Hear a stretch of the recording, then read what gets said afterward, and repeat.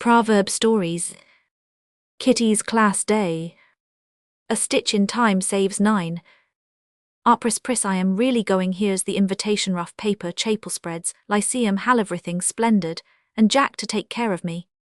As Kitty burst into the room and performed a rapturous parcelle waving the cards over her head, sister Priscilla looked up from her work with a smile of satisfaction on her quiet face. Who invites you, dear? Why, Jack, of course, dear old cousin Jack. Nobody else ever thinks of me, or cares whether I have a bit of pleasure now, and then isn't he kind, mayn't I go, and oh, Pris, what shall I wear? Kitty paused suddenly, as if the last all-important question had a solemnizing effect upon both mind and body. Why, your white muslin silk sack, and new hat, of course, began Pris with an air of surprise, but Kitty broke in impetuously. I'll never wear that old muslin again, it's full of darns up to my knees, and all out of fashion, so is my sack. And as for my hat, though it does well enough here, it would be absurd for Class Day. You don't expect an entirely new suit for this occasion, though? You asked Pris anxiously. Yes, I do, and I'll tell you how I mean to get it. I've planned everything, for though I hardly dreamed of going, I amused myself by thinking how I could manage if I did get invited. Let us hear, and Pris took up her work with an air of resignation. First, my dress, began Kitty, perching herself on the arm of the sofa and entering into the subject with enthusiasm. I've got the $10 Grandpa sent me, and with 8 of it I'm going to buy Lizzie King's organdy muslin. She got it in Paris, but her Aunt Providentialino unfortunately did, so she can't wear it, and wants to get rid of it. She is bigger than I am, you know, so there is enough for a little mantle or sack, for it isn't made up. The skirt is cut off and gored with a splendid train. My dear, you don't mean you are going to wear one of those absurd new-fashioned dresses? Exclaimed Pris, lifting hands and eyes. I do. Nothing would induce me to go to Class Day without a train. It's been the desire of my heart to have one, and now I will if I never have another gown to my back, returned Kitty, with immense decision. Pris shook her head and said, go on, as if prepared for any extravagance after that. We can make it ourselves, continued Kitty, and trim it with the same. It's white with blue stripes and daisies in the stripes, the loveliest thing you ever saw, and can't be got here, so simple yet distinct. I know you'll like it.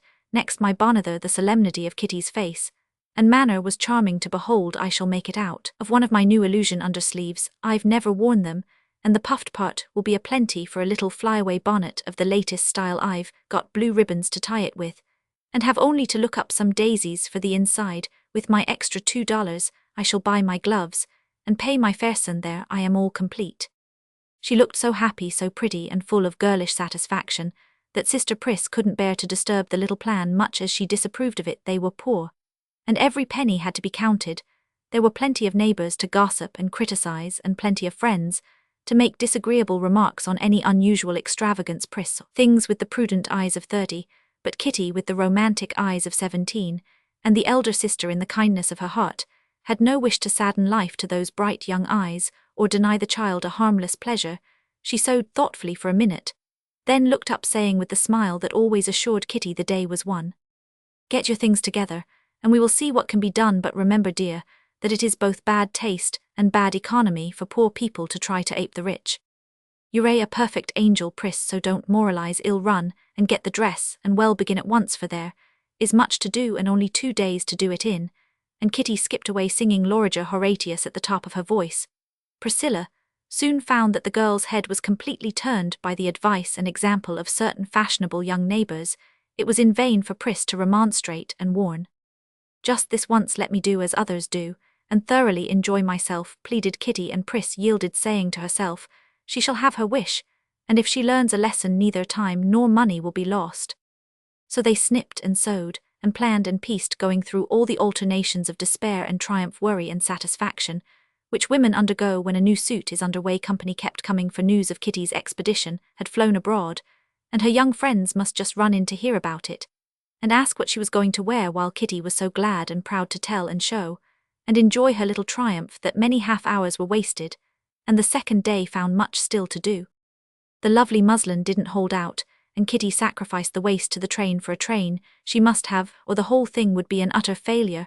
A little sack was eked out, however, and when the frills were on, it was ravishing, as Kitty said with a sigh of mingled delight and fatigue. The gored skirt was a fearful job, as anyone who has ever plunged into the mysteries will testify, and before the facing Even experienced Pris quailed. The barnet also was a trial, for when the lace was on it was discovered that the ribbons didn't match the dress. Here was a catastrophe. Kitty frantically rummaged the house, the shops, the stores of her friends, and rummaged in vain.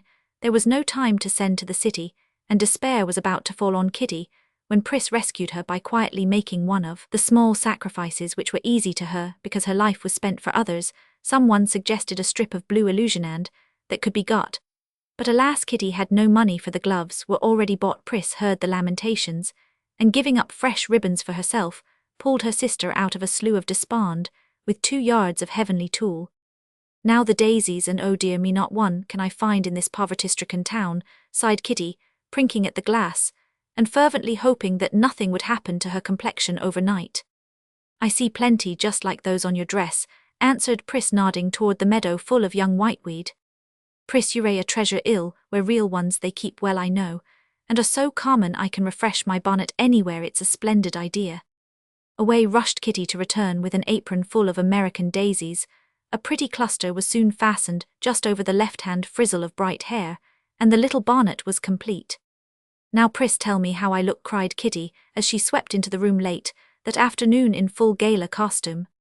It would have been impossible for the primmest, the sourest, or the most sensible creature in the world to say that it wasn't a pretty sight. The long train, the big chignon, the apology for a bonnet, were all ridiculous. No one could deny that but youth, beauty, and a happy heart made even those absurdities charming. The erect young figure gave an air to the crisp folds of the delicate dress. The bright eyes and fresh cheeks under the lace rosette made one forget its size, and the rippling brown hair won admiration in spite of the ugly bunch which disfigured the girl's head. The little jacket set divinely. The new gloves were as immaculate as white kids could be, and to crown all, Lizzie King, in a burst of generosity, lent Kitty the blue and white Paris sunshade, which she couldn't use herself. Now I could die content. I am perfect in all respects, and I know Jack won't be ashamed of me. I really owe it to him to look my best, you know, and that's why I am so particular, said Kitty in an apologetic tone, as she began to lay away her finery. I hope you will enjoy every minute of the time, dearie. Don't forget to finish running up the facing. I've basted it carefully, and would do it if my head didn't ache, so I really can't hold it up any longer, answered Pris, who had worked like a disinterested bee, while Kitty had flown about like a distracted butterfly. Go and lie down, you dear kind soul, and don't think of my nonsense again, said Kitty, feeling remorseful, till Pris was comfortably asleep when she went to her room and revelled in her finery, till bedtime. So absorbed was she in learning to manage her train gracefully that she forgot the facing till very late. Then, being worn out with work and worry, she did what girls are too apt to do, stuck a pin here and there, and trusting to Priscilla's careful bastings left it, as it was retiring, to dream of a certain Horace Fletcher, whose aristocratic elegance had made a deep impression upon her during the few evenings she had seen him. Nothing could have been lovelier than the morning, and few hearts happier than Kitty's, as she arrayed herself with the utmost care, and waited in solemn state for the carriage, for muslin trains and dewy roads were incompatible, and one luxury brought another. My goodness, where did she get that stylish suit, whispered Miss Smith to Miss Jones, as Kitty floated into the station, with all sail set, finding it impossible to resist the temptation to astonish certain young ladies who had snubbed her in times past, which snubs had rankled, and were now avenged. I looked everywhere for a muslin for today, and couldn't find any I liked, so I was forced to wear my mauve silk, observed Miss Smith, complacently settling the silvery folds of her dress. It's very pretty, but one ruins a silk at Class Day. You know, I thought this organdy would be more comfortable and appropriate this warm day. A friend brought it from Paris, and it's like one the Princess of Wales wore at the great flower show this year, returned Kitty with the air of a young lady who had all her dresses from Paris, and was intimately acquainted with the royal family. Those girls were entirely extinguished by this stroke, and hadn't a word to say for themselves, while Kitty casually mentioned Horace Fletcher, Lyceum Hall, and Cousin Jack, for they had only a little freshman brother to boast of, and were not going to Lyceum Hall. As she stepped out of the cars at Cambridge, Jack opened his honest blue eyes, and indulged in a low whistle of astonishment, for if there was anything he especially hated it was the train's chignons and tiny bonnets. Then in fashion he was very fond of Kitty, and prided himself on being able to show his friends a girl who was charming, and yet not overdressed. She has made a regular guy of herself, I won't tell her so, and the dear little soul shall have a jolly time in spite of her fuss and feathers, but I do wish she had let her hair alone, and worn that pretty hat of hers. As this thought passed through Jack's mind, he smiled and bowed, and made his way among the crowd, whispering as he drew his cousin's arm through his own. "Why, Kitty, you got up regardless of expense, aren't you? I am so glad you came. Well, have a rousing good time, and you shall see all the fun." "Oh, thank you, Jack. Do I look nice, really? I tried to be a credit to you and Pris, and I did have such a job of it. I'll make you laugh over it some time. A carriage for me, bless us, how fine we are." And Kitty stepped in, feeling that only one thing more was needed to make her cup overflow. That one thing was speedily vouchsafed, for before her skirts were smoothly settled, Jack called out in his hearty way, "How are you, Fletcher? If you are bound for chapel, I'll take you up." "Thanks, good morning, Miss Heath." It was all done in an instant, and the next thing Kitty knew, she was rolling away with the elegant Horace sitting opposite. How little it takes to make a young girl happy, a pretty dress, sunshine, and somebody opposite. And they are blessed. Kitty's face glowed and dimpled with pleasure as she glanced about her, especially when she, sitting in state with two gentlemen all to herself, passed those girls walking in the dust with a beardless boy. She felt that she could forgive past slights, and did so with a magnanimous smile and bow. Both Jack and Fletcher had graduated the year before, but still took an interest in their old haunts, and patronized the fellows who were not yet through the mill, at least the seniors and juniors of sophs and freshes. They were sublimely unconscious, greeted by frequent slaps on the shoulder, and hearty "How are you, old fellows?" They piloted Kitty to a seat in the chapel, an excellent place, but the girl's satisfaction was marred by Fletcher's desertion, and she could not see anything attractive about the dashing young lady in the pink bonnet to whom he devoted himself, because she was a stranger. Kitty said, "Everybody knows what goes on in the chapel after the fight and scramble are over, the rustle and buzz, the music, the oratory, and the poem during which the men cheer, and the girls simper, the professors yawn, and the poet's friends pronounce him a second Longfellow. Then the closing flourishes, the grand crush and general scattering. Then the fun really begins. As far as the young folks are concerned, they don't mind swarming up and down stairs in a solid phalanx. They can enjoy half a dozen courses of salad, ice, and strawberries, with stout gentlemen crushing their feet, anxious mammas sticking sharp elbows into their sides, and absent-minded tutors walking over them.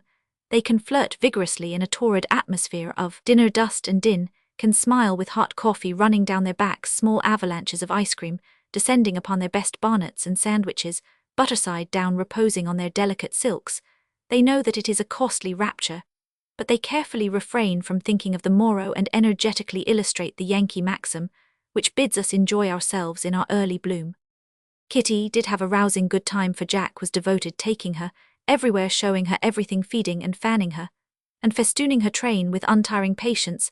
How many forcible expressions he mentally indulged in as he walked on that unlucky train, we will not record. He smiled and skipped and talked of treading on flowers in a way that would have charmed Kitty if someone else had not been hovering about the daisy, as Fletcher called her. After he returned, she neglected Jack, who took it coolly, and was never in the way unless she wanted him. For the first time in her life, Kitty deliberately flirted the little coquetries which are as natural to a gay young girl as her laughter were all in full play, and had she gone no further, no harm would have been done. But, excited by the example of those about her, Kitty tried to enact the fashionable young lady, and like most novices she overdid the part, quite forgetting her cousin. She tossed her head, twirled her fan, gave affected little shrieks at college jokes, and talked college slang in a way that convulsed Fletcher, who enjoyed the fun immensely. Jack saw it all, shook his head and said nothing, but his face grew rather sober as he watched Kitty, flushed, dishevelled, and breathless, whirling round Lyceum Hall on the arm of Fletcher, who danced divinely, as all the girls agreed Jack had proposed going, but Kitty had frowned, so he fell back, leaving her to listen and laugh, blush, and shrink a little at her partner's flowery compliments and admiring glances. "If she stands that long, she's not the girl I took her for," thought Jack, beginning to lose patience. "She doesn't look like my little Kitty, and somehow I don't feel half so fond and proud of her.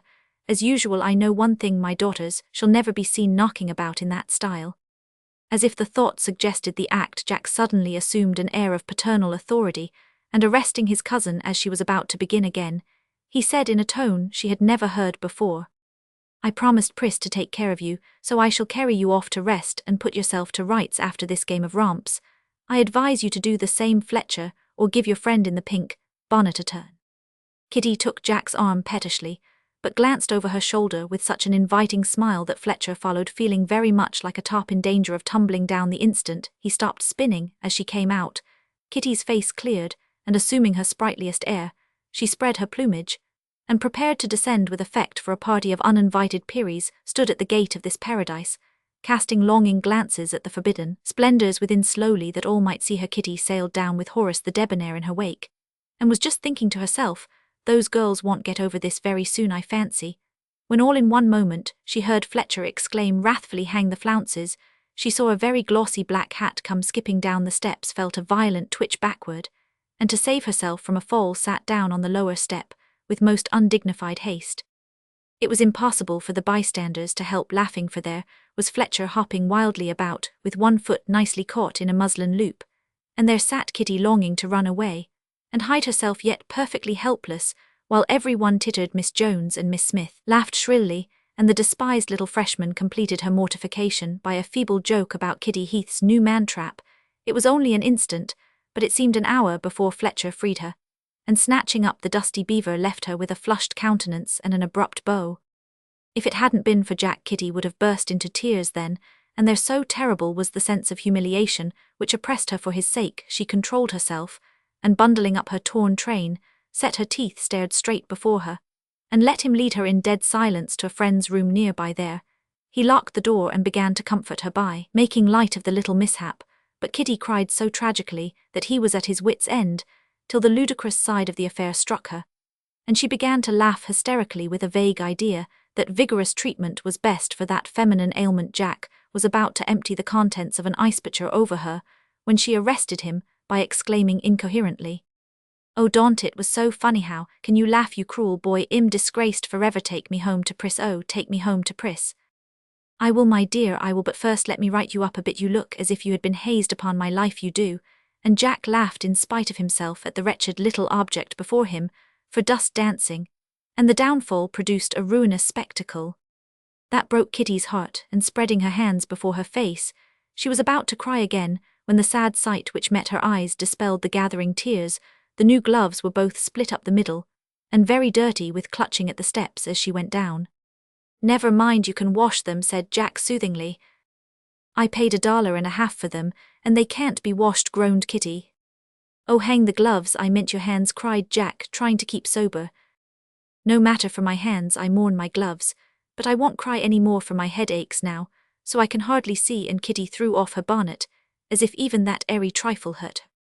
Seeing how pale she looked, Jack tenderly suggested a rest on the old sofa, and a wet handkerchief on her hot forehead, while he got the good landlady to send her up a cup of tea. As Kitty rose to comply, she glanced at her dress, and clasping her hands exclaimed tragically, the fatal facing that made all the mischief, for if I'd sewed it last night it wouldn't have ripped today, if it hadn't ripped Fletcher wouldn't have got his foot in it, I shouldn't have made an object of myself, he wouldn't have gone off in a rage, and who knows what might have happened." "Bless the what's-its-name if it has settled him," cried Jack, "he is a contemptible fellow not to stay and help you out of the scrape he got you in to follow his lead, and don't trouble yourself about him. Well, he was rather absurd today, I allow, but he has got handsome eyes and hands, and he does dance like an angel," sighed Kitty, as she pinned up the treacherous loop, which had brought destruction to her little castle in the "handsome eyes, white hands, and angelic feet, don't make a man wait till you can do better, Kit." With an odd grave look that rather startled Kitty, Jack vanished to return presently with a comfortable cup of tea, and a motherly old lady to help repair damages, and soothe her by the foolish little purrings and pattings so grateful to female nerves after a flurry. "I'll come back and take you out to see the dance round the tree, when you've had a bit of a rest," said Jack, vibrating between door and sofa, as if it wasn't easy to get away.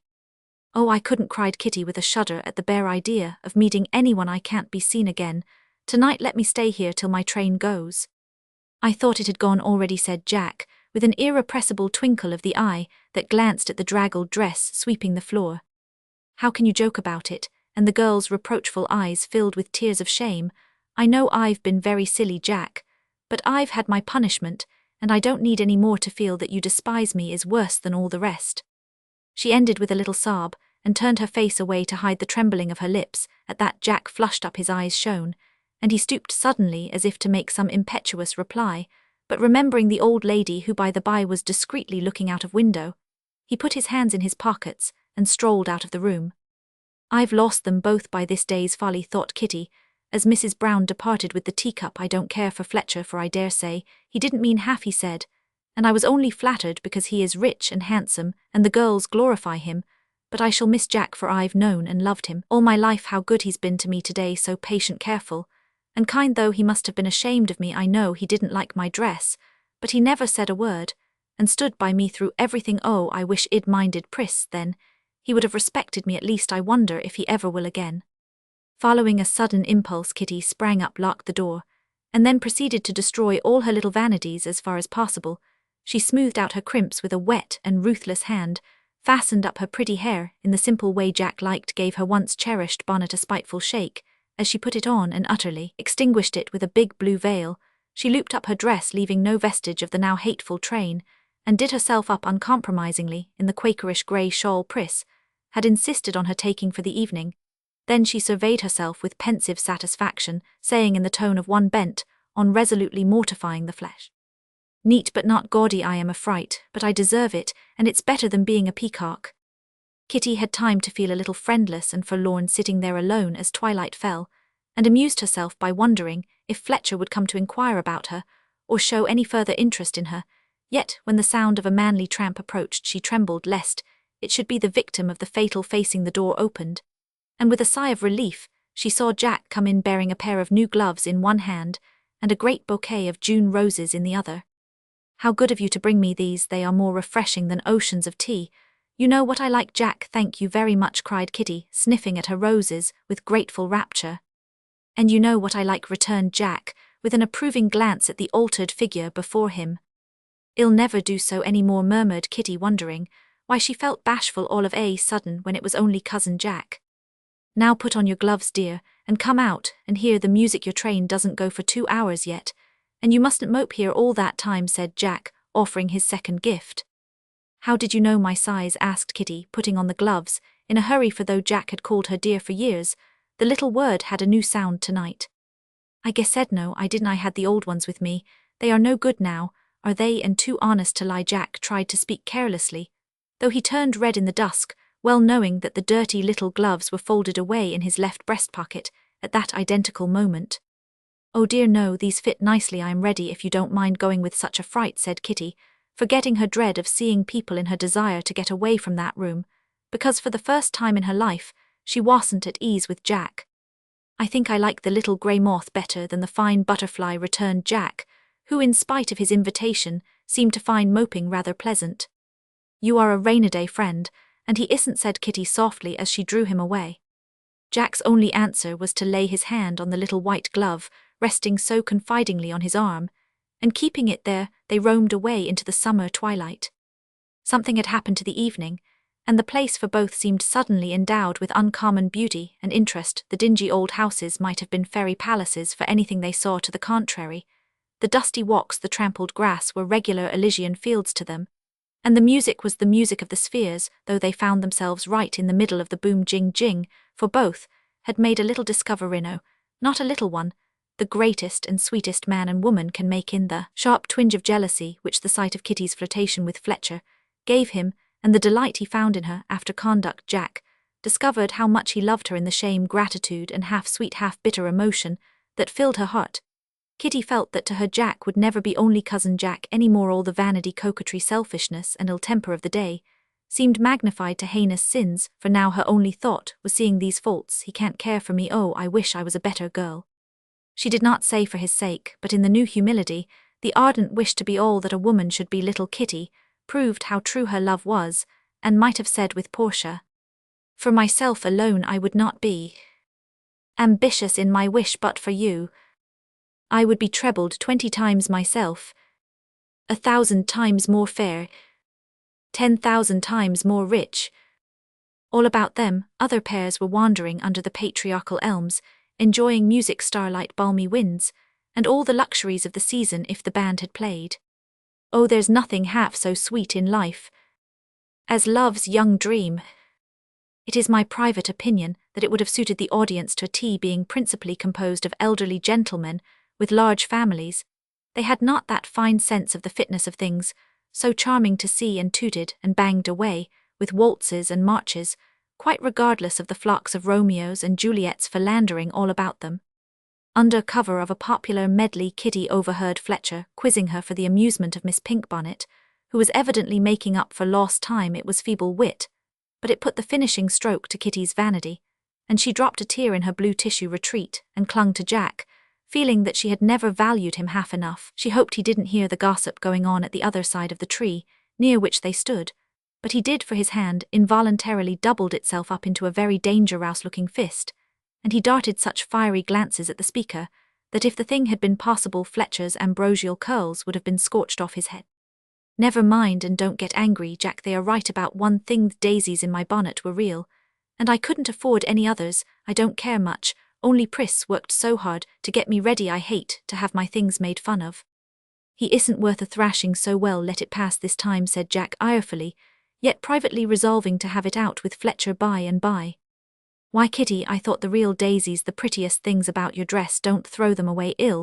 Wear them just to show that noodle that I prefer nature to art," and Jack gallantly stuck the faded posy in his buttonhole, while Kitty treasured up the hint, so kindly given for future use.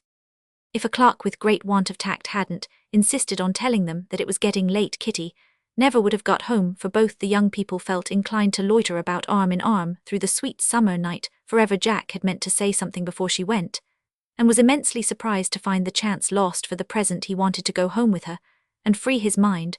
Neighborly old gentlemen having been engaged as escort, there would have been very little satisfaction in a travelling trio, so he gave it up. He was very silent as they walked to the station with Dr. Dodd trudging behind them. Kitty thought he was tired, perhaps glad to be rid of her, and meekly accepted her fate, but as the train approached, she gave his hand an impulsive squeeze, and said very gratefully, "Jack, I can't thank you enough for your kindness to your silly little cousin, but I never shall forget it, and if I ever can return it in any way, I will with all my heart." Jack looked down at the young face, almost pathetic now with weariness, humility, and pain, yet very sweet with that new shyness in the loving eyes, and stooping suddenly, he kissed it, whispering in a tone that made the girl's heart flutter, "I'll tell you how you may return it with all your heart by and by. Good night, my Kitty." "Have you had a good time, dear?" asked Pris, as her sister appeared an hour later. "Don't I look as if I had?" And throwing off her wraps, Kitty revolved slowly before her, that she might behold every portion of the wreck. "My gown is all dust crumple, and rags, my bonnet perfectly limp and flat, and my gloves are ruined. I've broken Liz's parasol, made a spectacle of myself, and wasted money, time, and temper. Yet my class day isn't a failure, for Jack is the dearest boy in the world, and I am very, very happy."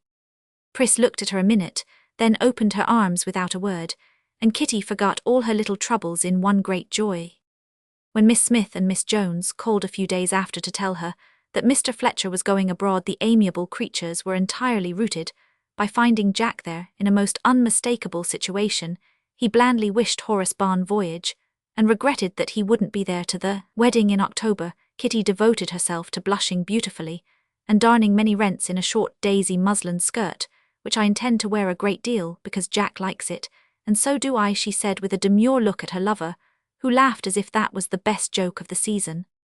"Aunt Kip, children and fools speak the truth. Roman 1, what's that cipher, Polly dear? I'm tired, mother, tired of working and waiting. If I'm ever going to have any fun, I want it now, while I can enjoy it. You shouldn't wait another hour if I could have my way, but you know how helpless I am," and poor Mrs. Snow sighed dolefully, as she glanced about the dingy room, and pretty Mary turning her faded gown for the second time. "If Aunt Kip would give us the money she is always talking about instead of waiting till she dies, we should be so comfortable. She is a dreadful bore, for she lives in such terror of dropping dead with her heart complaint that she doesn't take any pleasure in life herself, or let anyone else, so the sooner she goes the better for all of us," said Polly in a desperate tone, for things looked very black to her just then. "My dear, don't say that," began her mother, mildly shocked, but a bluff little voice broke in with the forcible remark, "She's everlastingly telling me never to put off till tomorrow what can be done today. Next time she comes ill, remind her of that, and ask her if she is going to die why she doesn't do it. Toady, you're a wicked, disrespectful boy. Never let me hear you say such a thing again about your dear Aunt Kip. She isn't, dear, you know we all hate her, and you are more afraid of her than you are of Spider. So now." The young personage, whose proper name had been corrupted into Toady, was a small boy of 10 or 11, apple-cheeked, rounded, and curly-headed, arrayed in well-worn grey knickerbockers, profusely adorned with paint glue, and shreds of cotton, perched on a high stool at an isolated table in a state of chaos. He was absorbed in making a boat entirely oblivious of the racking toothache, which had been his excuse for staying from school, as cool, saucy, hard-handed, and soft-hearted a little specimen of young America was Toady, as you would care to see a tyrant at home, a rebel at school, a sworn foe to law order, and Aunt Kipp. This young person was regarded as a reprobate by all but his mother, sister, and sister's sweetheart Van Bar Lamb, having been through much anguish of flesh and spirit taught that lying was a deadly sin. Toady rushed to the other extreme, and bolted out the truth, the whole truth, and nothing but the truth at all times and places, with a startling abruptness that brought wrath and dismay upon his friends and relatives. "It's wicked to fib, you've whipped that into me, and you can't rub it out," he was wont to say with vivid recollection of the past, tingling in the chubby portions of his frame. "Mind your chips, Toady, and take care what you say to Aunt Kipp, or you'll be as poor as a little rat all the days of your life," said Polly warningly. "I don't want her old money, and I'll tell her so if she bothers me about it. I shall go into business with Van, and take care of the whole lot, so don't you preach, Polly," returned Toady with as much dignity as was compatible with a great dab of glue on the end of his snub nose. "Mother, did Aunt say anything about coming this week?" asked Polly, after a pause of intense thought over a breadth with 3 darns, 2 spots, and a burn. "Yes, she wrote that she was too feeble to come at present, as she had such dreadful palpitations, she didn't dare stir from her room, so we are quite safe for the next week at least. Andy, bless my soul, there she is now."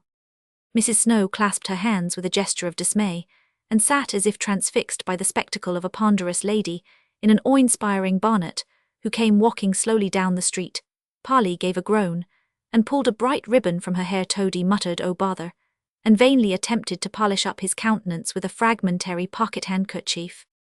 "Nothing but salt fish for dinner," wailed Mrs. Snow, as the shadow of the coming event fell upon her.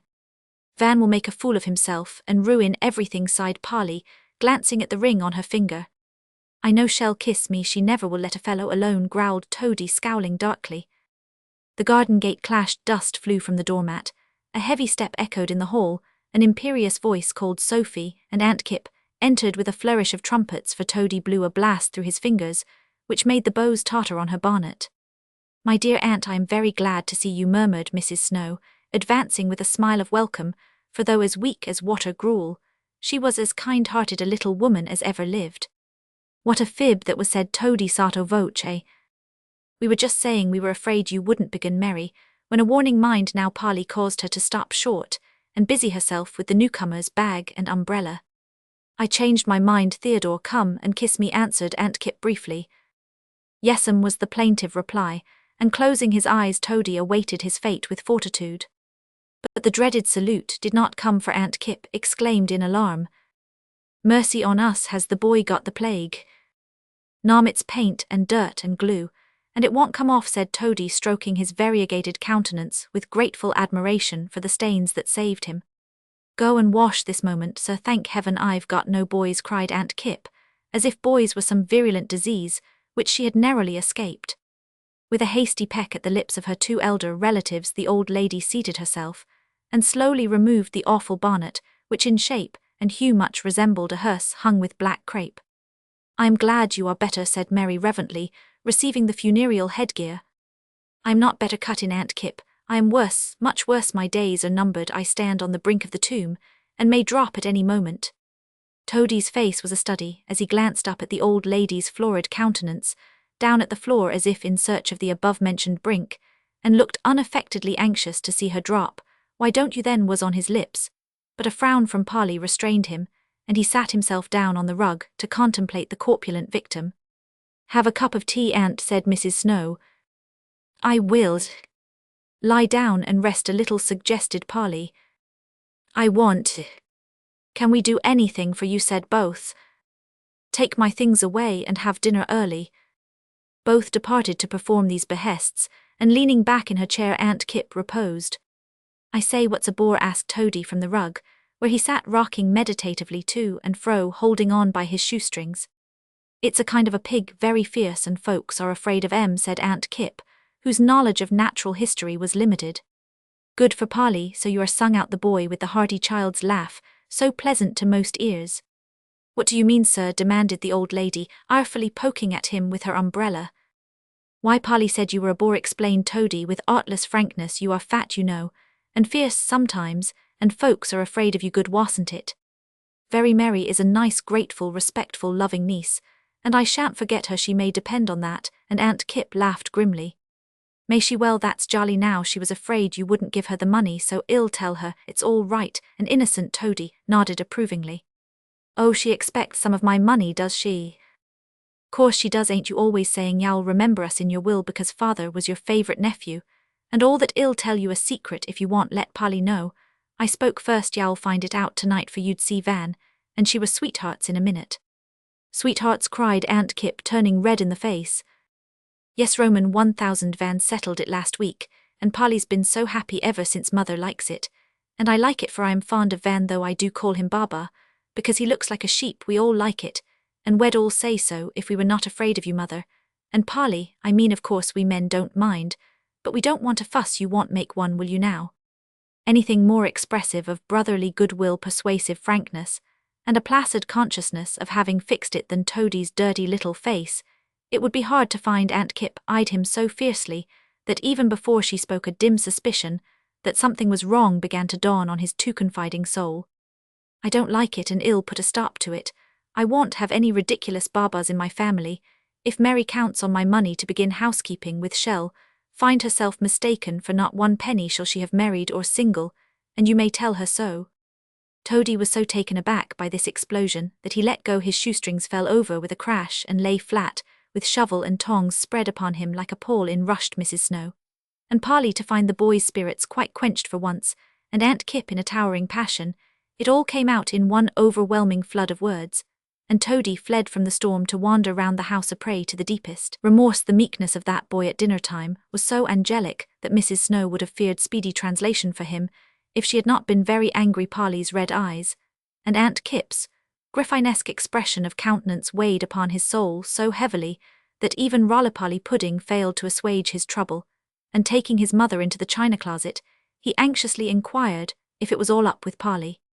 I am afraid so, for Aunt vows she will make a new will tomorrow and leave every penny to the charitable Ragbag Society, sighed Mrs. Snow. I didn't mean to do it, I truly didn't. I thought I'd just give her a hint, as you say. She looked all right and laughed when I told her about being a bore, and I thought she liked it. If she was a man, I'd thrash her for making Polly cry. And Toady shook his fist at Aunt Kipp's umbrella, which was an immense relief to his perturbed spirit. Bless the boy, I do believe he would, cried Mrs. Snow, watching the little turkeycock with maternal pride. You can't do that, so just be careful, and not make any more mischief, dear. I'll try, mother, but I am always getting into scrapes with Aunt Kipp. She's worse than measles any day. Such an old aggrawator. Van's coming this afternoon. Won't he make her pleasant again? Oh dear no, he will probably make things 10 times worse. He's so bashful and queer. I'm afraid our last chance is gone, dearie, and we must rub along as we have done. One sniff of emotion burst from Toady, and for a moment he laid his head in the knife tray, overcome with disappointment and regret, but scorning to yield to unmanly tears. He was soon himself again, thrusting his beloved jackknife with 3 blades and a file into Polly's hand. He whispered brokenly, "Keep it forever, never. I am awful sorry." Then, feeling that the magnitude of this sacrifice atoned for everything, he went to watch for Van's forlorn hope, to which he now clung. Roman 2 Sophie, I am surprised at your want of judgment. Do you really mean to let your girl marry this lamb? Why, the man's a fool, began Aunt Kipp after dinner, by way of opening a pleasant conversation with her relatives. Dear me, Aunt, how can you know that, when you never saw him? Mildly returned Mrs. Snow. I've heard of him, and that's enough for me. I've a deal of penetration in judging character, and I tell you Van Bar Lamb is a fool. The amiable old lady thought this would rouse Polly, against whom her anger still burned hotly, but Polly also possessed penetration, and well knowing that contradiction would delight Aunt Kipp, she completely took the wind out of her sails by coolly remarking, "I like fools." Bless my heart, what does the girl mean? Ejaculated Aunt Kipp. Just what I say. If Van is a fool, I prefer simpletons to wiseacres. I know he is shy and awkward, and does absurd things now and then, but I also know that he has the kindest heart that ever was, is unselfish, faithful and loving, that he took good care of his old parents till they died and never thought of himself while they needed him. He loves me dearly, will wait for me a dozen years if I say so, and work all his days to make me happy. He's a help and comfort to mother, a good friend to Toady, and I love and respect, and am proud of him, though you do say he is a fool," cried Polly heartily. "And you insist on marrying him?" demanded Aunt Kipp. "Yes, I do." "Then I wish a carriage immediately," was the somewhat irrelevant reply. "Why, Aunt, you don't mean to go so soon," cried Mrs. Snow, with a reproachful glance at the rebellious Polly. "Far from it, I wish to see Judge Banks about altering my will," was the awful answer. Polly's face fell. Her mother gave a despairing sigh. Toady, who had hovered about the door, uttered a suppressed whistle of dismay, and Mrs. Kipp looked about her with vengeful satisfaction. "Get the big carryall and old Bob so the boy can drive, and all of you come, the trip will do you good." It was like Aunt Kipp to invite her poor relations to go and nip their own noses off, as she elegantly expressed it. It was a party of pleasure that just suited her, for all the fun was on her side. She grew affable at once, was quite pressing in her invitation, regretted that Sophie was too busy to go, praised Polly's hat, and professed herself quite satisfied with that dear boy for a driver. The dear boy distorted his young countenance frightfully behind her back, but found a balm for every wound in the delight of being commander of the expedition.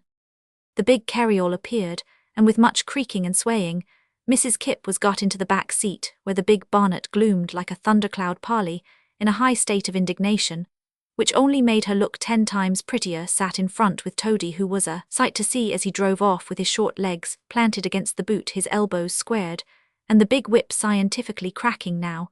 And then away they went, leaving poor Mrs. Snow to bewail herself dismally after she had smiled and nodded them out of sight. "Don't go over any bridges or railroad crossings, or by any sawmills," said the old lady, as if the town could be suddenly remodelled to suit her taste. "Yes'm," returned Toady with a crack which would have done honour to a French postilion. It was a fine day, and the young people would have enjoyed the ride in spite of the breakers ahead, if Aunt Kipp hadn't entertained the girl with a glowing account of the splendours of her own wedding, and aggravated the boy by frequent pokes and directions in the art of driving, of which she was of course profoundly ignorant. Polly couldn't restrain a tear or two in thinking of her own poor little prospects, and Toady was goaded to desperation. "I'll give her a regular shaking up, it'll make her hold her tongue, and do her good," he said to himself, as a stony hill sloped temptingly before him. A sly chuck and some mysterious manoeuvre with the reins, and Bob started off at a brisk trot, as if he objected to the old lady as much as her mischievous little nephew. "Hold him in, keep a taut rein, Lord a mercy, he's running away," shrieked Aunt Kipp, or tried to shriek, for the bouncing and bumping jerked the words out of her mouth with ludicrous incoherency. "I am holding him, but he will go," said Toady with a wicked triumph in his eye, as he glanced back at Polly.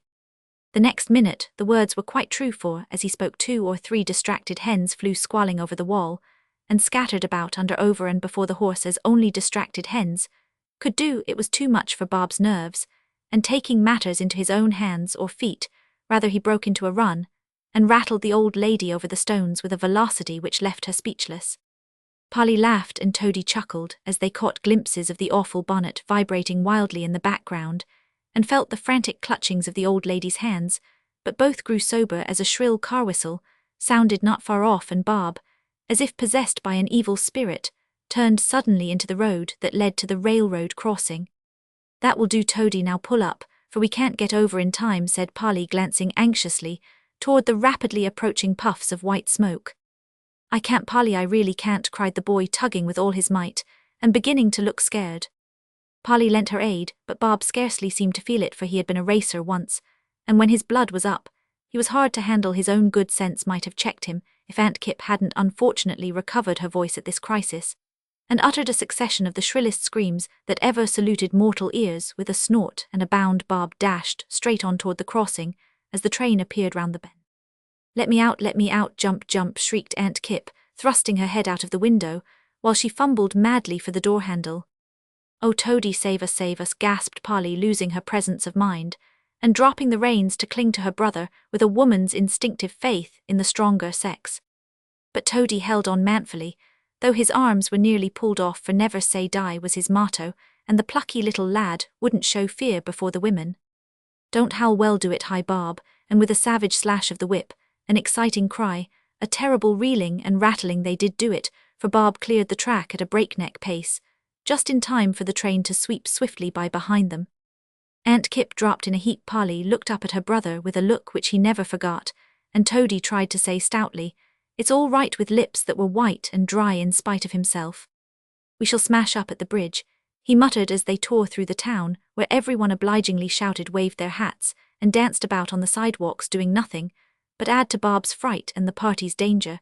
But Toady was wrong. They did not smash up at the bridge, for before they reached the perilous spot one man had the sense to fly straight at the horse's head and hold on till the momentary check enabled others to lend a hand.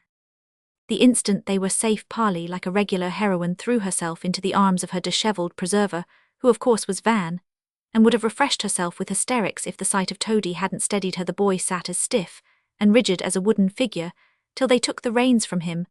Then all the strength seemed to go out of him, and he leaned against his sister as white and trembling as she, whispering with an irrepressible sob, "Oh, Polly, wasn't it horrid? Tell mother I stood by you like a man. Do tell her that."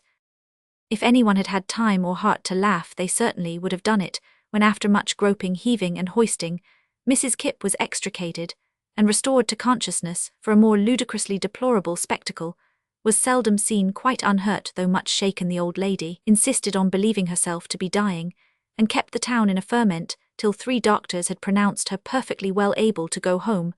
Then the perversity of her nature induced her to comply, that she might have the satisfaction of dying on the way, and proving herself in the right. Unfortunately she did not expire, but having safely arrived went to bed in high dudgeon, and led Polly and her mother a sad life of it. For 2 weary days, having heard of Toady's gallant behaviour, she solemnly ordered him up to receive her blessing, but the sight of Aunt Kipp's rubicund visage surrounded by the stiff frills of an immense nightcap caused the irreverent boy to explode with laughter in his handkerchief, and to be hustled away by his mother before Aunt Kipp discovered the true cause of his convulsed appearance. "Ah, poor dear, his feelings are too much for him. He sees my doom in my face, and is overcome by what you refuse to believe. I shan't forget that boy's devotion. Now leave me to the meditations befitting these solemn hours." Mrs. Snow retired, and Aunt Kipp tried to sleep, but the murmur of voices and the sound of stifled laughter in the next room disturbed her repose. "They are rejoicing over my approaching end, knowing that I haven't changed my will. Mercenary creatures, don't exult too soon, there's time." Yet she muttered, and presently, unable to control her curiosity, she crept out of bed to listen and peep through the keyhole. Van Bar Lamb did look rather like a sheep. He had a blonde curly head, a long face, pale mild eyes, a plaintive voice, and a general expression of innocent timidity, strongly suggestive of animated mutton.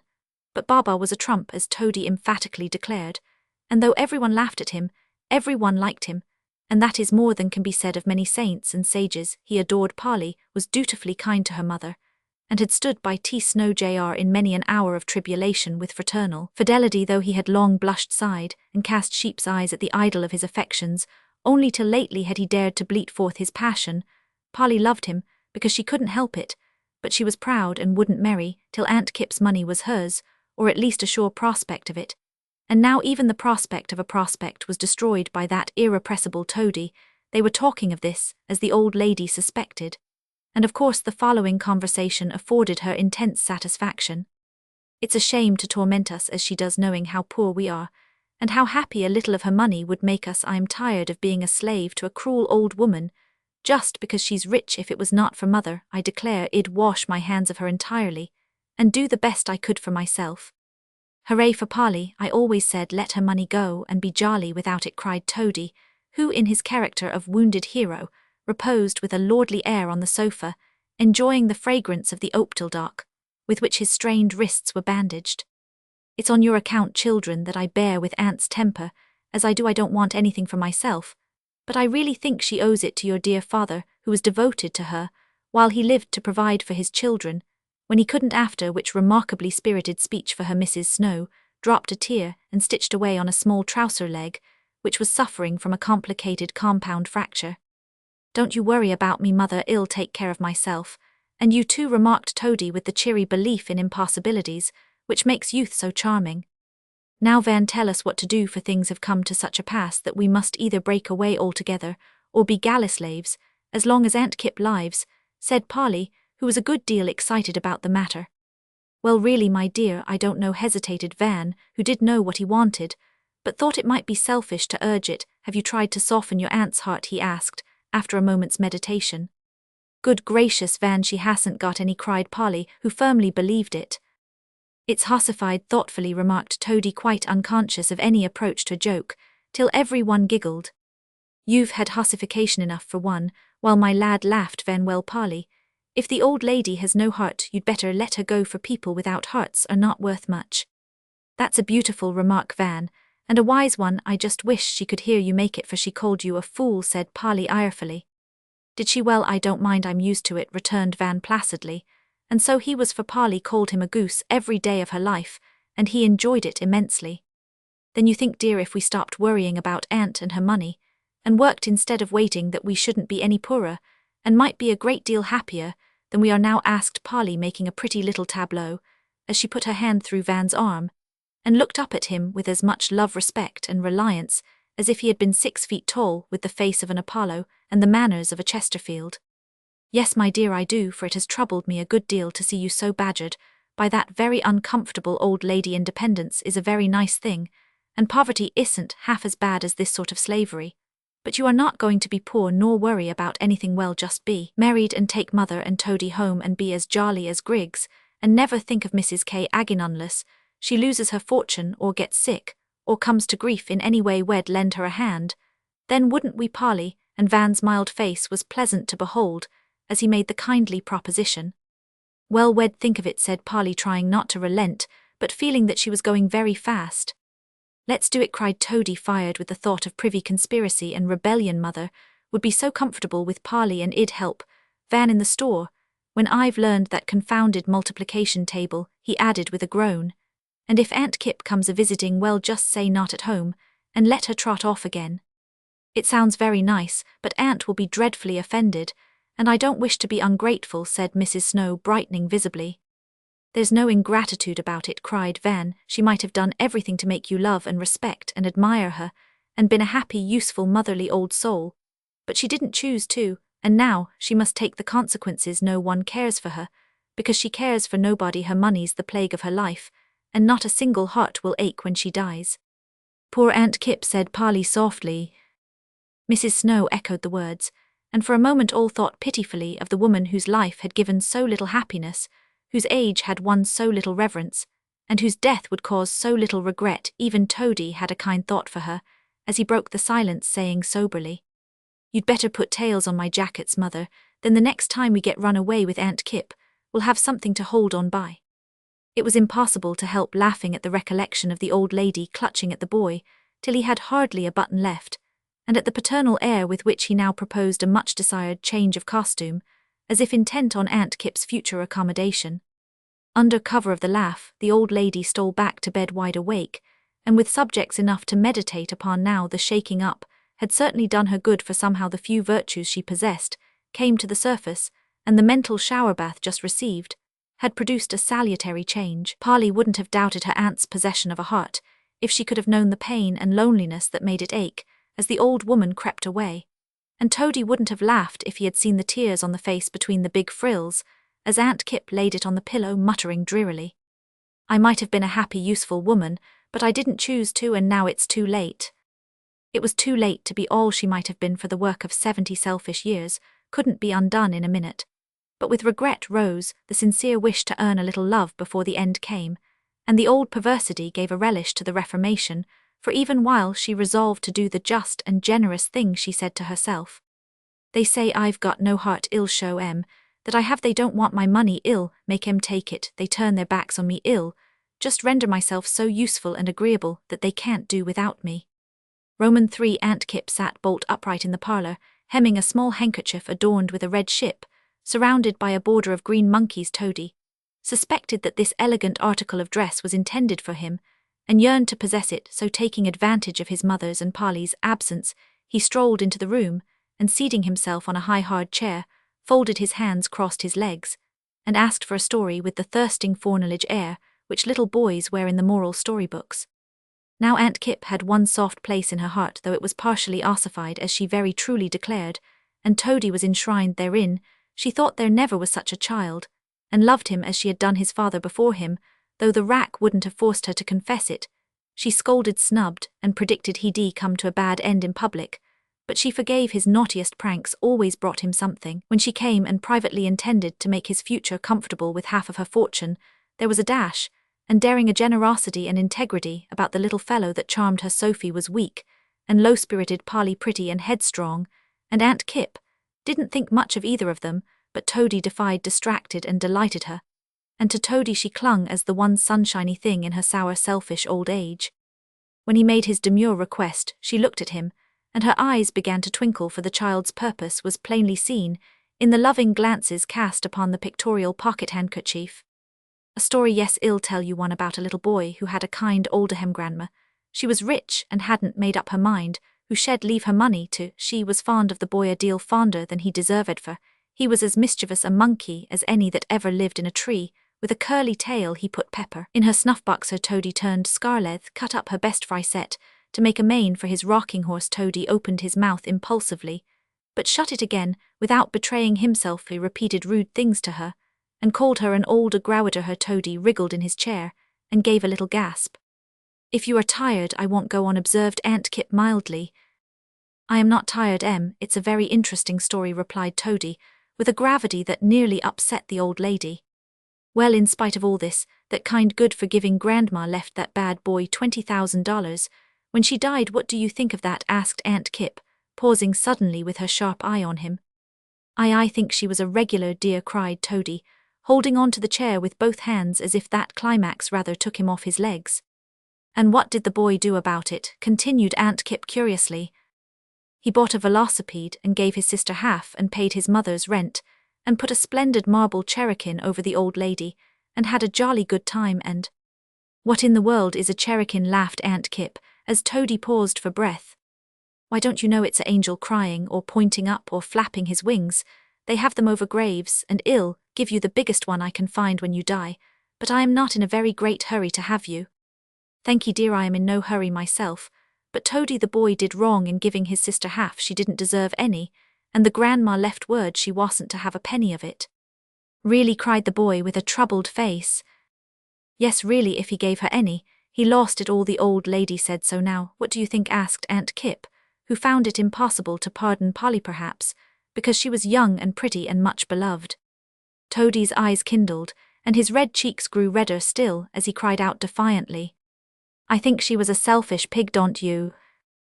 "No, I don't, sir, and I am sure that little boy wasn't such a fool as to lose the money. He minded his grandma's wishes, and kept it all." "No, he didn't," roared Toady, tumbling off his chair in great excitement. "He just threw it out a winder, and smashed the old cherubin all to bits."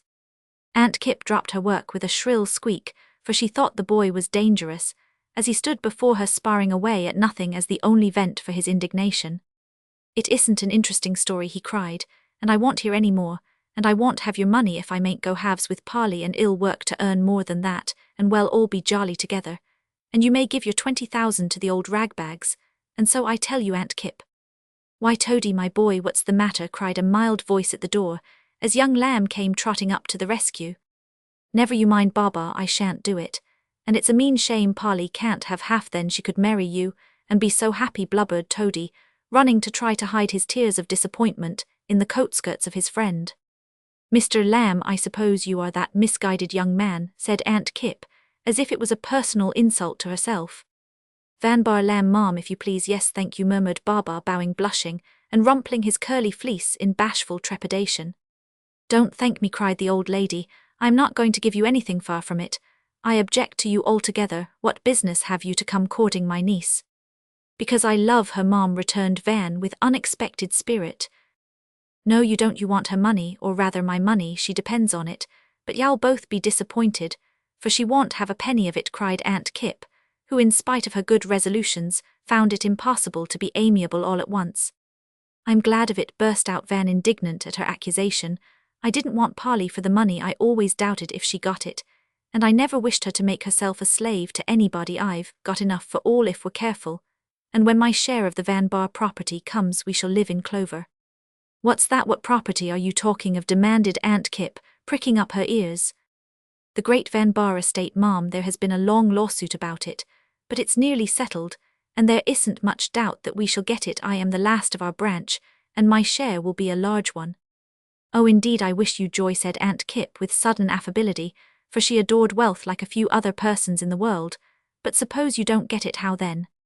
Then I shall try to be contented with my salary of 2,000, and make Polly as happy as I can. Money doesn't always make people happy or agreeable, I find. And Van looked at Aunt Kipp in a way that would have made her hair stand erect. If she had possessed any, she stared at him a moment, then obeying one of the odd whims that made an irascible weathercock of her, she said abruptly, "If you had capital, should you go into business for yourself, Mr. Lambkin?" "Yes, ma'am," at once replied Van promptly. "Suppose you lost the Van bar money, and someone offered you a tidy little sum to start with, would you take it?" "It would depend upon who made the offer, ma'am," said Van, looking more like a sheep than ever as he stood staring in blank surprise. "Suppose it was me, wouldn't you take it?" asked Aunt Kipp blandly, for the new fancy pleased her. "No thank you, ma'am," said Van decidedly. "And why not, pray?" cried the old lady, with a shrillness that made him jump, and toady back to the door precipitately. "Because if you'll excuse my speaking plainly, I think you owe anything you may have to spare to your niece, Mrs. Snow." And having freed his mind, Van joined Toady, ready to fly if necessary. "You're an idiot, sir," began Aunt Kipp in a rage again. "Thank you, ma'am," and Van actually laughed and bowed in return for the compliment. "Hold your tongue, sir," snapped the old lady. "You're a fool, and Sophie is another. She's no strength of mind, no sense about anything, and would make ducks and drakes of my money in less than no time, if I gave it to her as I've thought of doing. Mrs. Kipp, you forget who you are speaking to. Mrs. Snow's sons love and respect her if you don't, and they won't hear anything untrue or unkind said of a good woman, a devoted mother, and an almost friendless widow."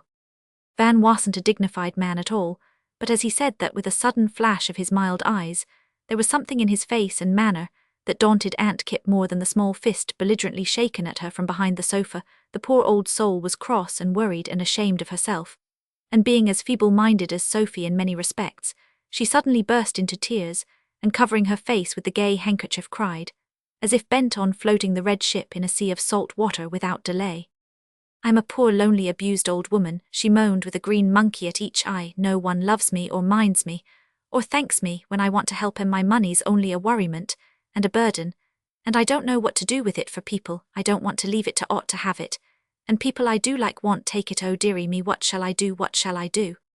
"Shall I tell you, ma'am?" asked Van gently, for though she was a very provoking old lady, he pitied and wished to help her.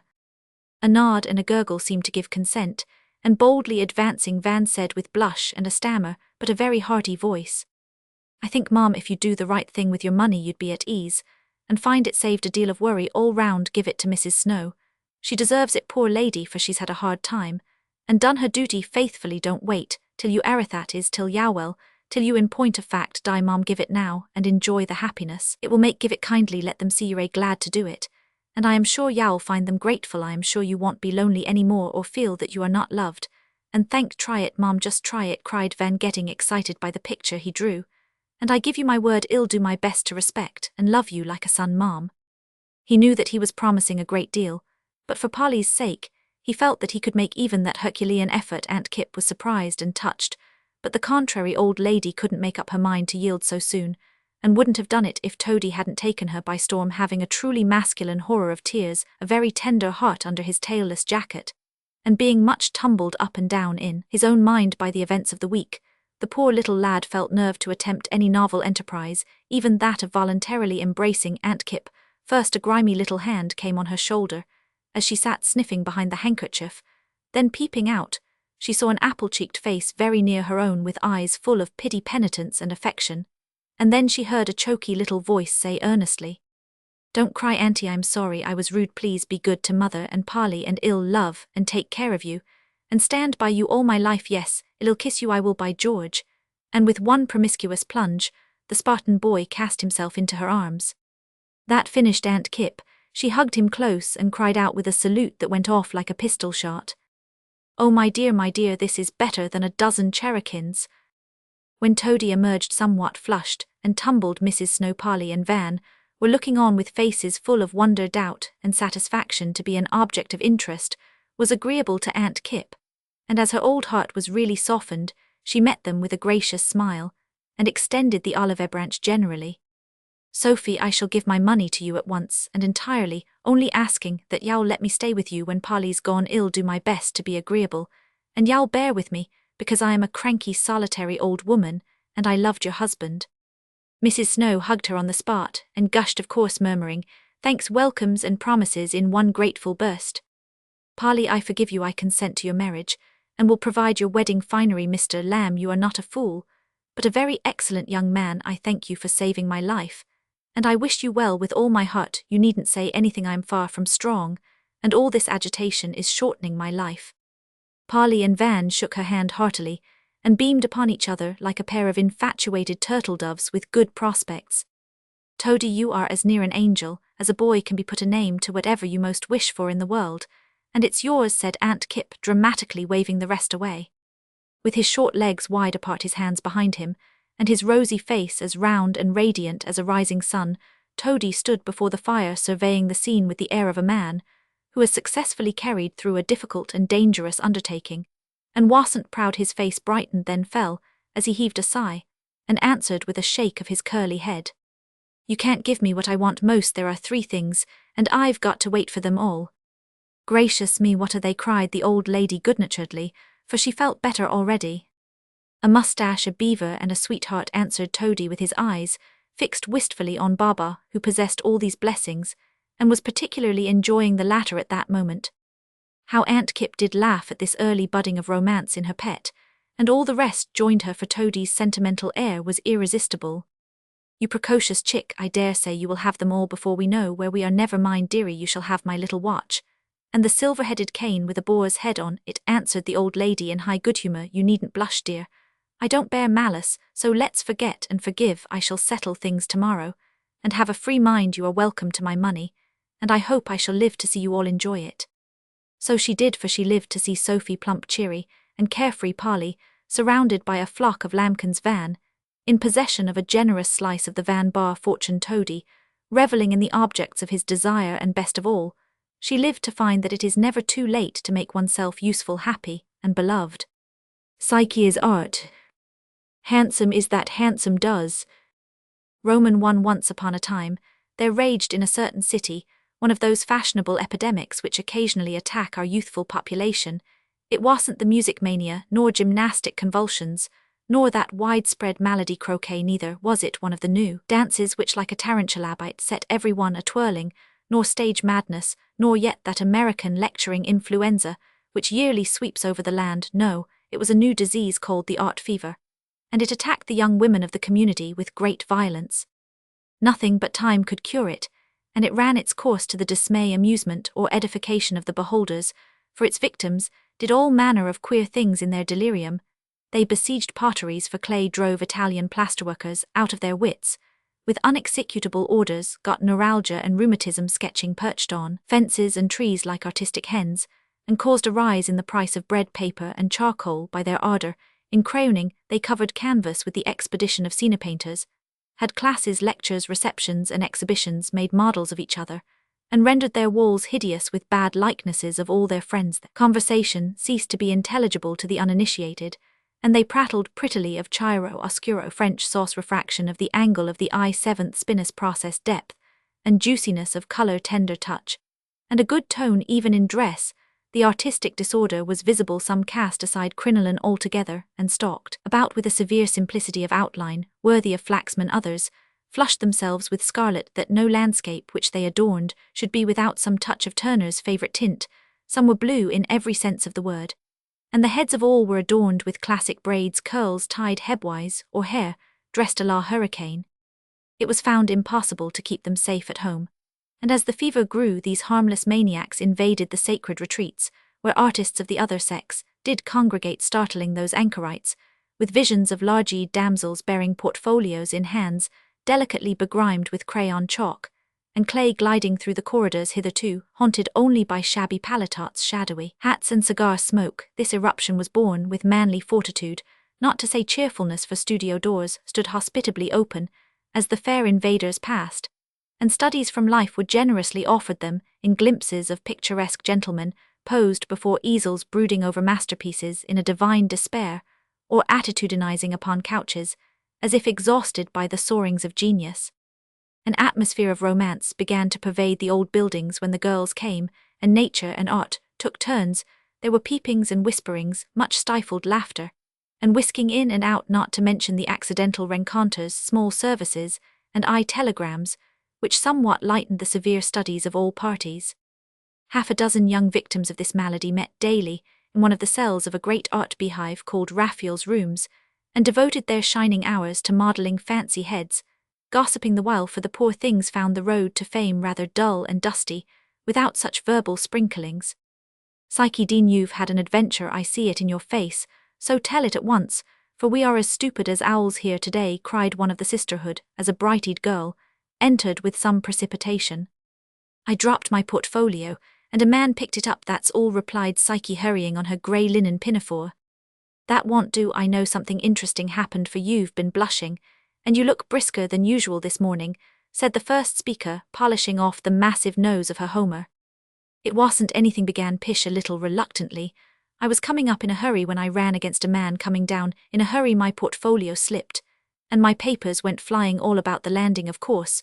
We both laughed and begged pardon, and I began to pick them up, but he wouldn't let me, so I held the book while he collected the sketches. I saw him glance at them as he did so, and that made me blush, for they are wretched things, you know. Not a bit of it, they are capital, and you are a regular genius, as we all agree, cut in the Homeric Miss Cutter. Never tell people they are geniuses unless you wish to spoil them, returned Psyche severely. Well, when the portfolio was put to rights I was going on, but he fell to picking up a little bunch of violets. I had dropped, you know, I always wear a posy into town to give me inspiration. I didn't care for the dusty flowers, and told him so, and hurried away before anyone came at the top of the stairs. I peeped over the railing, and there he was gathering up every one of those half-dead violets as carefully as if they had been roses. Psyche Dean, you have met your fate this day, exclaimed a third damsel with straw-coloured tresses, and a good deal of weedy shrubbery in her hat, which gave an Ophelia-like expression to her sentimental countenance. Psyche frowned and shook her head, as if half sorry she had told her little story. Was he handsome? asked Miss Larkins, the believer in fate. I didn't particularly observe. It was the red-headed man, whom we call Titian, he's always on the stairs. No, it wasn't, his hair was brown and curly, cried Psyche, innocently falling into the trap. Like Peerybingle's baby, when its cap was taken off, quoted Miss Dickinson, who pined to drop the last two letters of her name. Was it Murillo, the black-eyed one? asked the fair cutter, for the girls had a name for all the attitudinizers and promenaders whom they oftenest met. No, he had grey eyes, and very fine ones they were too, answered Psyche, adding, as if to herself, he looked as I imagine Michelangelo might have looked when young. Had he a broken nose like the great Mike? asked an irreverent damsel. If he had, no one would mind it, for his head is splendid. He took his hat off, so I had a fine view. He isn't handsome, but he'll do something, said Psyche prophetically, as she recalled the strong, ambitious face which she had often observed, but never mentioned before. Well, dear, considering that you didn't particularly look at the man, you've given us a very good idea of his appearance. Well, call him Michelangelo, and he shall be your idol. I prefer stout old Rembrandt myself, and Larky adores that dandified Raphael, said the lively cutter, slapping away at Homer's bald pate energetically as she spoke. Raphael is a dear, but Rubens is more to my taste now, returned Miss Larkins. He was in the hall yesterday talking with Sir Joshua, who had his inevitable umbrella like a true Englishman. Just as I came up, the umbrella fell right before me. I started back. Sir Joshua laughed, but Rubens said, "Deuce take it," and caught up the umbrella, giving me a never-to-be-forgotten look. It was perfectly thrilling. Which umbrella, the speech or the look? asked Psyche, who was not sentimental. Ah, you have no soul for art in nature, and nature in art, sighed the ambitress Larkins. I have, for I feed upon a glance, a tint, a curve with exquisite delight. Rubens is adorable as a study, that lustrous eye, that night of hair, that sumptuous cheek are perfect. He only needs a cloak, lace collar, and slouching hat to be the genuine thing. This isn't the genuine thing by any means. What does it need? said Psyche, looking with a despondent air at the head on her stand. Many would have pronounced it a clever thing. The nose was strictly Greek, the chin curved upward gracefully, the mouth was sweetly haughty, the brow classically smooth and low, and the breezy hair well done, but something was wanting. Psyche felt that, and could have taken her Venus by the dimpled shoulders and given her a hearty shake if that would have put strength and spirit into the lifeless face. Now I am perfectly satisfied with my Apollo, though you all insist that it is the image of Theodore Smythe. He says so himself and assures me it will make a sensation when we exhibit, remarked Miss Larkins. complacently caressing the ambrosial locks of her smithified Phoebus. "What shall you do if it does not?" asked Miss Cutter with elegance. "I shall feel that I have mistaken my sphere, shall drop my tools, veil my bust, and cast myself into the arms of nature, since art rejects me," replied Miss Larkins with a tragic gesture, and an expression which strongly suggested that in her eyes nature meant Theodore. "She must have capacious arms if she is to receive all art's rejected admirers. Shall I be one of them?" Psyche put the question to herself as she turned to work, but somehow ambitious aspirations were not in a flourishing condition, that morning her heart was not in tune, and head and hands sympathized. Nothing went well, for certain neglected home duties had dogged her into town, and now worried her more than dust or heat or the ceaseless clatter of tongues. Tom, Dick, and Harry's unmended hose persisted in dancing a spectral jig before her mental eye. Mother's querulous complaints spoilt the song she hummed to cheer herself, and little May's wistful face put the goddess of beauty entirely out of countenance. "It's no use, I can't work till the clay is wet again. Where is Giovanni?" she asked, throwing down her tools with a petulant gesture and a dejected air. "He is probably playing truant in the empty upper rooms. As usual, I can't wait for him any longer, so I am doing his work myself," answered Miss Dickinson, who was tenderly winding a wet bandage round her Juno's face, one side of which was so much plumper than the other that it looked as if the Queen of Olympus was being hydropathically treated for a severe fit of ague. "I'll go and find the little scamp. A run will do me good, so will a breath of air, and a view of the park from the upper windows." Doffing her apron, Psyche strolled away up an unfrequented staircase to the empty apartments, which seemed to be too high even for the lovers of high art on the western side. They were shady and cool, and leaning from one of the windows, Psyche watched the feathery treetops ruffled by the balmy wind that brought spring odors from the lying green and sunny faraway. Silence and solitude were such pleasant companions that the girl forgot herself, till a shrill whistle disturbed her daydreams and reminded her what she came for. Following the sound, she found the little Italian errand boy busily uncovering a clay model, which stood in the middle of a scantily furnished room nearby. "He is not here, come and look, it is greatly beautiful," cried Giovanni, beckoning with an air of importance. Psyche did look, and speedily forgot both her errand and herself. It was the figure of a man standing erect and looking straight before him with a wonderfully lifelike expression. It was neither a mythological nor a historical character, Psyche thought, and was glad of it. Being tired to death of gods and heroes, she soon ceased to wonder what it was, feeling only the indescribable charm of something higher than beauty. Small as her knowledge was, she could see and enjoy the power visible in every part of it, the accurate anatomy of the vigorous limbs, the grace of the pose, the strength and spirit in the countenance. Clay, though it was a majestic figure, but the spell lay in the face, which, while it suggested the divine, was full of human truth and tenderness for pain and passion, seemed to have passed over it, and a humility half pathetic, a courage half heroic, seemed to have been born from some great loss or woe.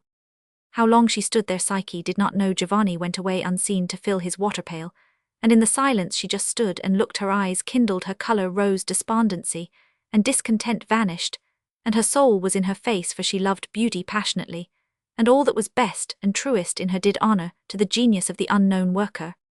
"If I could do a thing like that, I'd die happy," she exclaimed impetuously, as a feeling of despair came over her at the thought of her own poor attempts. "Who did it, Giovanni?" she asked, still looking up at the grand face with unsatisfied eyes. "Paul Gage." It was not the boy's voice, and with a start Psyche turned to see her Michelangelo standing in the doorway, attentively observing her, being too full of artless admiration to think of herself just. Yet she neither blushed nor apologized, but looked straight at him, saying heartily, "You have done a wonderful piece of work, and I envy you more than I can tell." The enthusiasm in her face, the frankness of her manner seemed to please him, for there was no affectation about either. He gave her a keen, kind glance out of the fine grey eyes, a little bow, and a grateful smile, saying quietly, "Then my Adam is not a failure in spite of his fall." Psyche turned from the sculptor to his model with increased admiration in her face and earnestness in her voice, as she exclaimed, delighted, "Adam, I might have known it was he. Oh, so you have indeed succeeded, for you have given that figure the power and pathos of the first man who sinned and suffered and began again." "Then I am satisfied," that was all he said, but the look he gave his work was a very eloquent one, for it betrayed that he had paid the price of success in patience and privation, labor and hope. "What can one do to learn your secret?" asked the girl wistfully, for there was nothing in the man's manner to disturb her self-forgetful mood, but much to foster it, because to the solitary worker, this confiding guest was as welcome as the doves who often hopped in at his window. Work and wait, and meantime, feed heart, soul, and imagination with the best food one can get, he answered, slowly, finding it impossible to give a receipt for genius. I can work and wait a long time to gain my end, but I don't know where to find the food you speak of, she answered, looking at him like a hungry child. I wish I could tell you, but each needs different fare, and each must look for it in different places. The kindly tone and the sympathizing look, as well as the lines in his forehead, and a few grey hairs among the brown, gave Psyche courage to say more. I love beauty so much that I not only want to possess it myself, but to gain the power of seeing it in all things, and the art of reproducing it with truth. I have tried very hard to do it, but something is wanting, and in spite of my intense desire I never get on. As she spoke, the girl's eyes filled and fell in spite of herself, and turning a little with sudden shamefacedness, she saw lying on the table beside her, among other scraps in manuscript and print, the well-known lines. I slept and dreamed that life was beauty. I woke and found that life was duty. Was thy dream then a shadowy lie? Toil on, sad heart, courageously, and thou shalt find thy dream to be a noonday light and truth to thee. She knew them at a glance, had read them many times, but now they came home to her with sudden force, and seeing that his eye had followed hers, she said in her impulsive fashion, "Is doing one's duty a good way to feed heart, soul, and imagination?" As if he had caught a glimpse of what was going on in her mind, Paul answered emphatically, "Excellent, for if one is good one is happy, and if happy one can work well. Moulding character is the highest sort of sculpture, and all of us should learn that art before we touch clay or marble." He spoke with the energy of a man who believed what he said, and did his best to be worthy of the rich gift bestowed upon him. The sight of her violets in a glass of water, and Giovanni staring at her with round eyes, suddenly recalled Psyche to a sense of the proprieties which she had been innocently outraging for the last 10 minutes. A sort of panic seized her, she blushed deeply, retreated precipitately to the door, and vanished, murmuring thanks and apologies as she went. "Did you find him? I thought you had forgotten," said Miss Dickinson, now hard at work.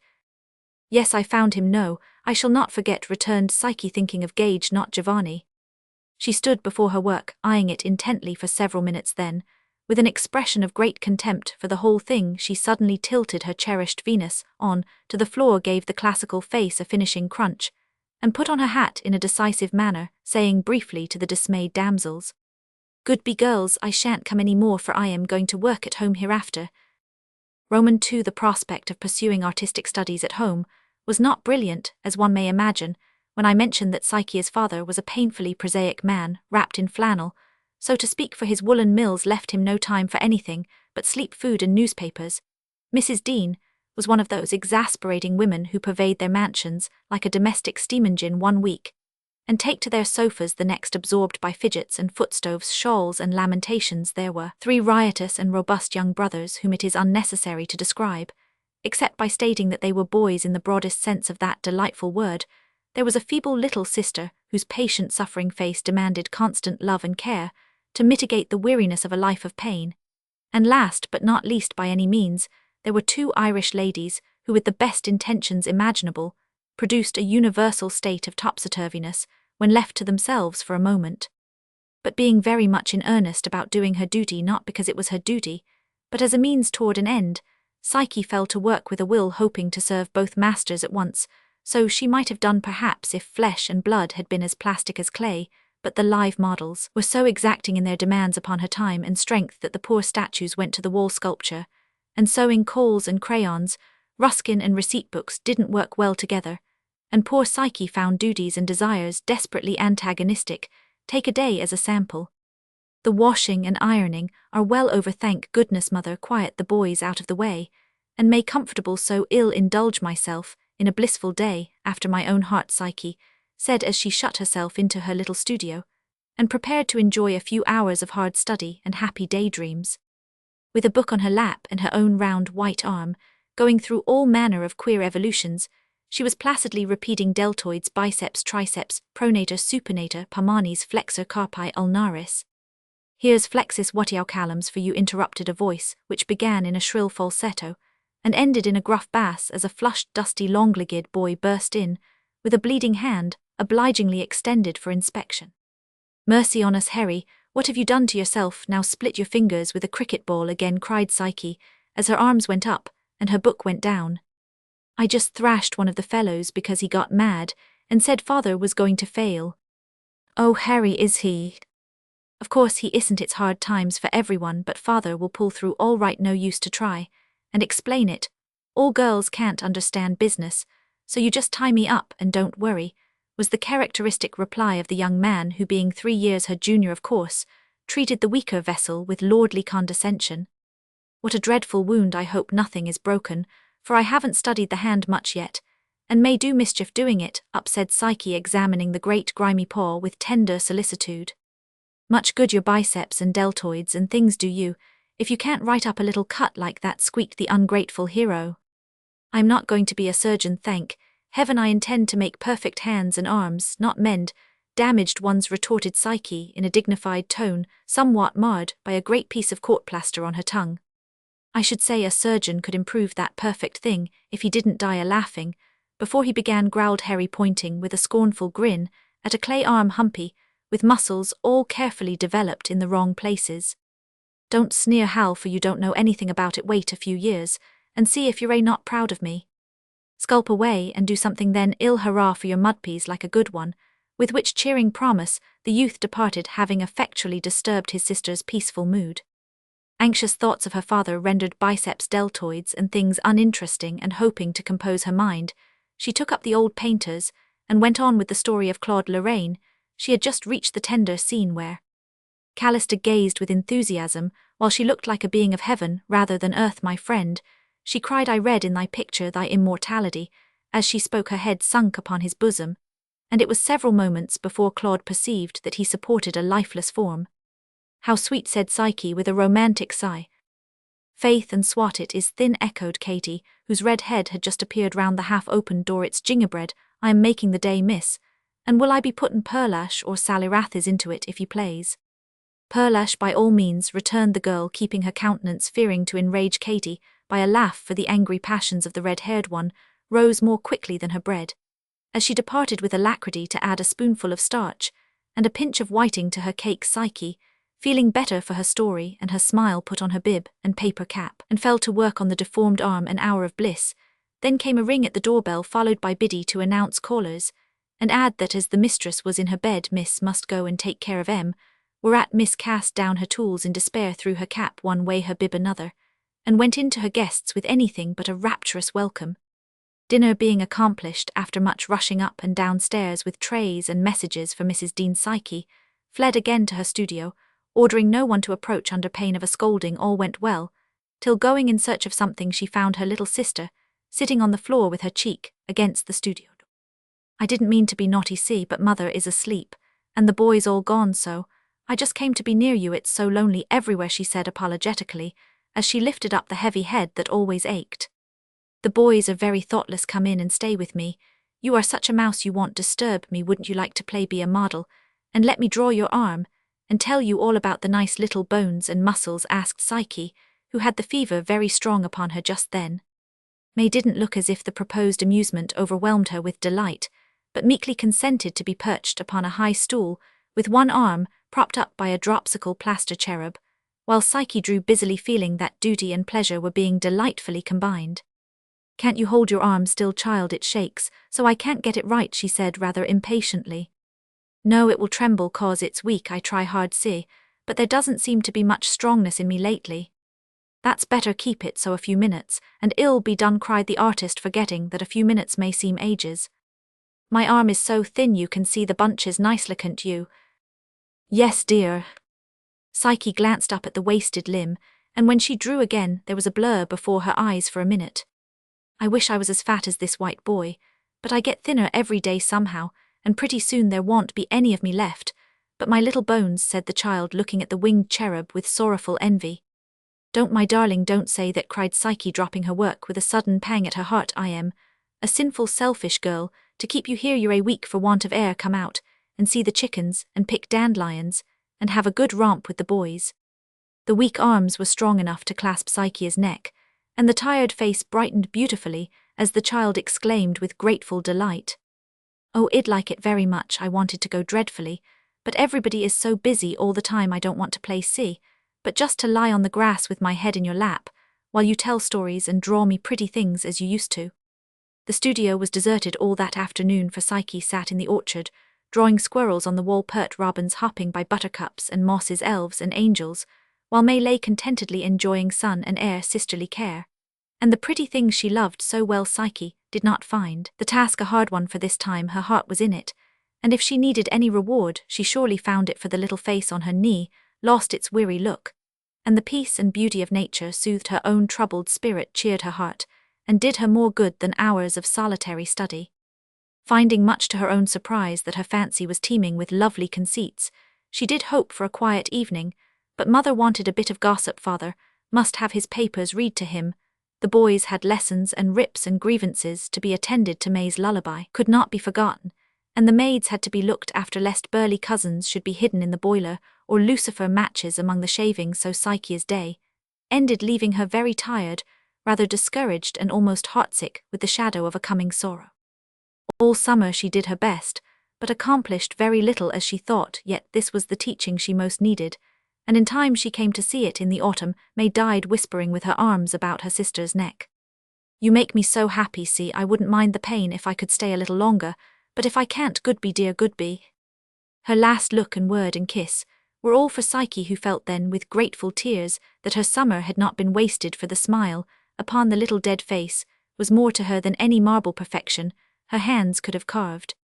In the solemn pause which death makes in every family, Psyche said, with the sweet self-forgetfulness of a strong yet tender nature, I must not think of myself but try to comfort them, and with this resolution she gave herself heart and soul to duty, never thinking of reward.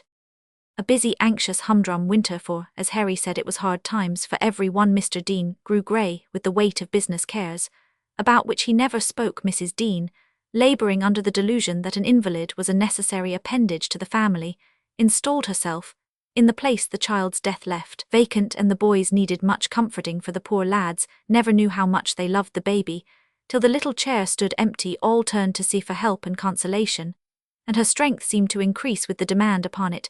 Patience and cheerfulness, courage and skill came at her call like good fairies who had bided their time. Housekeeping ceased to be hateful, and peace reigned in parlour and kitchen, while Mrs. Dean, shrouded in shawls, read Hahnemann's lesser writings on her sofa. Mr. Dean sometimes forgot his mills, when a bright face came to meet him, a gentle hand smoothed the wrinkles out of his anxious forehead, and a daughterly heart sympathized with all his cares. The boys found home very pleasant with C, always there ready to lend a hand, whether it was to make fancy ties, help conjugate a confounded verb, pull candy, or sing sweetly in the twilight, when all thought of little May and grew quiet. The studio door remained locked till her brothers begged Psyche to open it and make a bust of the child. A flush of joy swept over her face at the request, and her patient eyes grew bright and eager as a thirsty traveller's might at the sight or sound of water. Then it faded as she shook her head, saying with a regretful sigh, I'm afraid I've lost the little skill I ever had.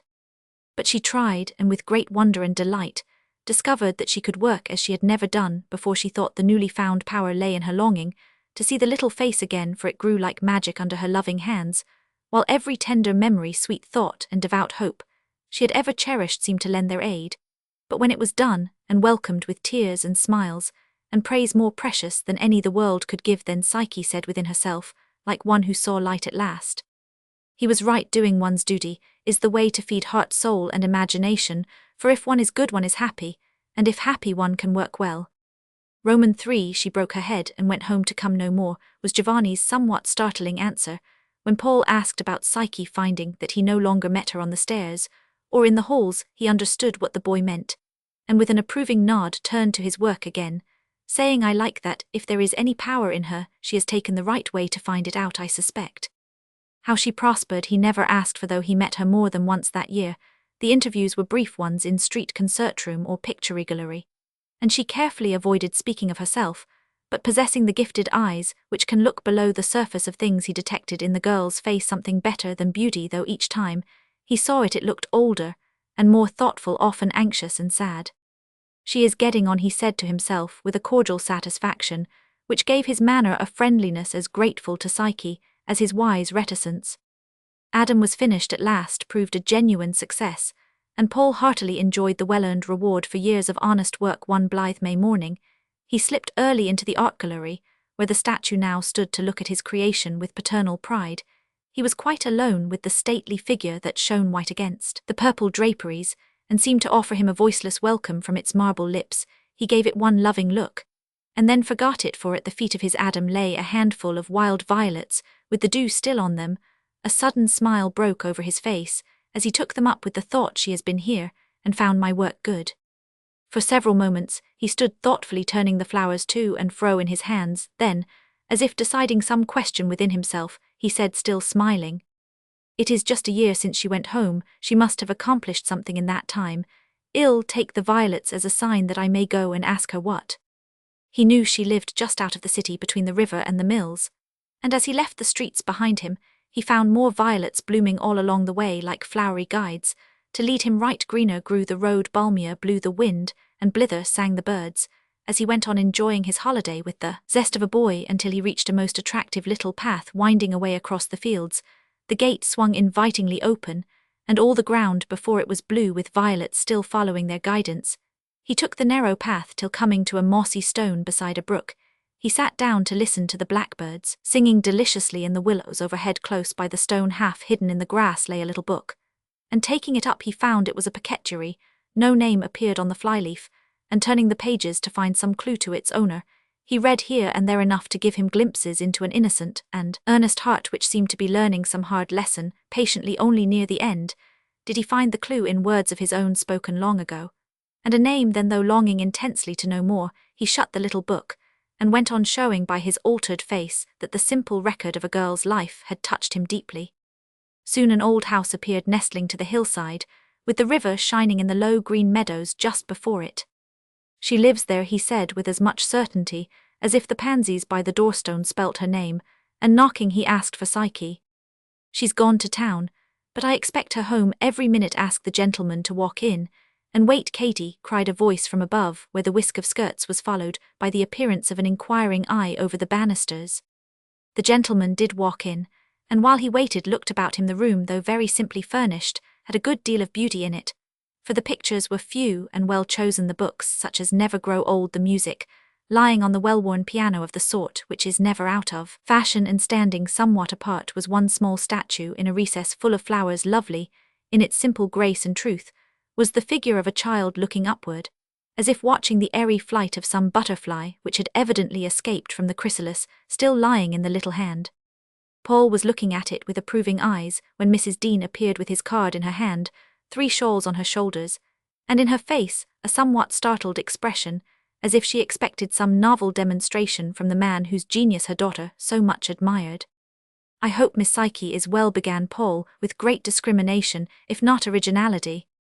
The delightfully commonplace remark tranquilized Mrs. Dean at once, and taking off the upper shawl with a fussy gesture, she settled herself for a chat. "Yes, thank heaven she is well. I don't know what would become of us if she wasn't. It has been a hard and sorrowful year for us, with Mr. Dean's business embarrassments, my feeble health, and May's death. I don't know that you were aware of our loss, sir," and unaffected maternal grief gave sudden dignity to the faded, fretful face of the speaker. Paul murmured his regrets, understanding better now the pathetic words on a certain tear-stained page of the little book still in his pocket. Poor dear, she suffered everything, and it came very hard upon C, for the child wasn't happy with anyone else, and almost lived in her arms, continued Mrs. Dean, dropping the second shawl to get her handkerchief. "Miss Psyche has not had much time for art studies this year, I suppose," said Paul, hoping to arrest the shower, natural as it was. How could she, with 2 invalids, the housekeeping, her father, and the boys to attend to? No, she gave that up last spring, and though it was a great disappointment to her at the time, she has got over it. Now, I hope," added her mother, remembering, as she spoke, that Psyche even now went about the house sometimes pale and silent with a hungry look in her eyes. "I am glad to hear it," though a little shadow passed over his face as Paul spoke, for he was too true an artist to believe that any work could be as happy as that which he loved and lived for. "I thought there was much promise in Miss Psyche, and I sincerely believe that time will prove me a true prophet," he said with mingled regret and hope in his voice, as he glanced about the room which betrayed the tastes still cherished by the girl. "I'm afraid ambition isn't good for women. I mean the sort that makes them known by coming before the public in any way, but C deserves some reward I'm sure, and I know shall have it for a better daughter never lived. Here the third shawl was cast off as if the thought of Psyche, or the presence of a genial guest, had touched Mrs. Dean's chilly nature with a comfortable warmth. Further conversation was interrupted by the avalanche of boys, which came tumbling down the front stairs, as Tom, Dick and Harry shouted in a sort of chorus. See, my balloon has got away, lend us a hand at catching him. See, I want a lot of paste made right off. See, I've split my jacket down the back, come sew me up, there's a dear. On beholding a stranger, the young gentlemen suddenly lost their voices, found their manners, and with nods and grins took themselves away as quietly as could be expected of 6 clumping boots, and an unlimited quantity of animal spirits in a high state of effervescence. As they trooped off, an unmistakable odour of burnt milk pervaded the air, and the crash of china, followed by an Irish wail, caused Mrs. Dean to clap on her 3 shawls again, and excuse herself in visible trepidation. Paul laughed quietly to himself, then turned sober and said, "Poor Psyche," with a sympathetic sigh. He roamed about the room impatiently, till the sound of voices drew him to the window to behold the girl coming up the walk, with her tired old father, leaning on one arm, the other loaded with baskets and bundles, and her hands occupied by a remarkably ugly turtle.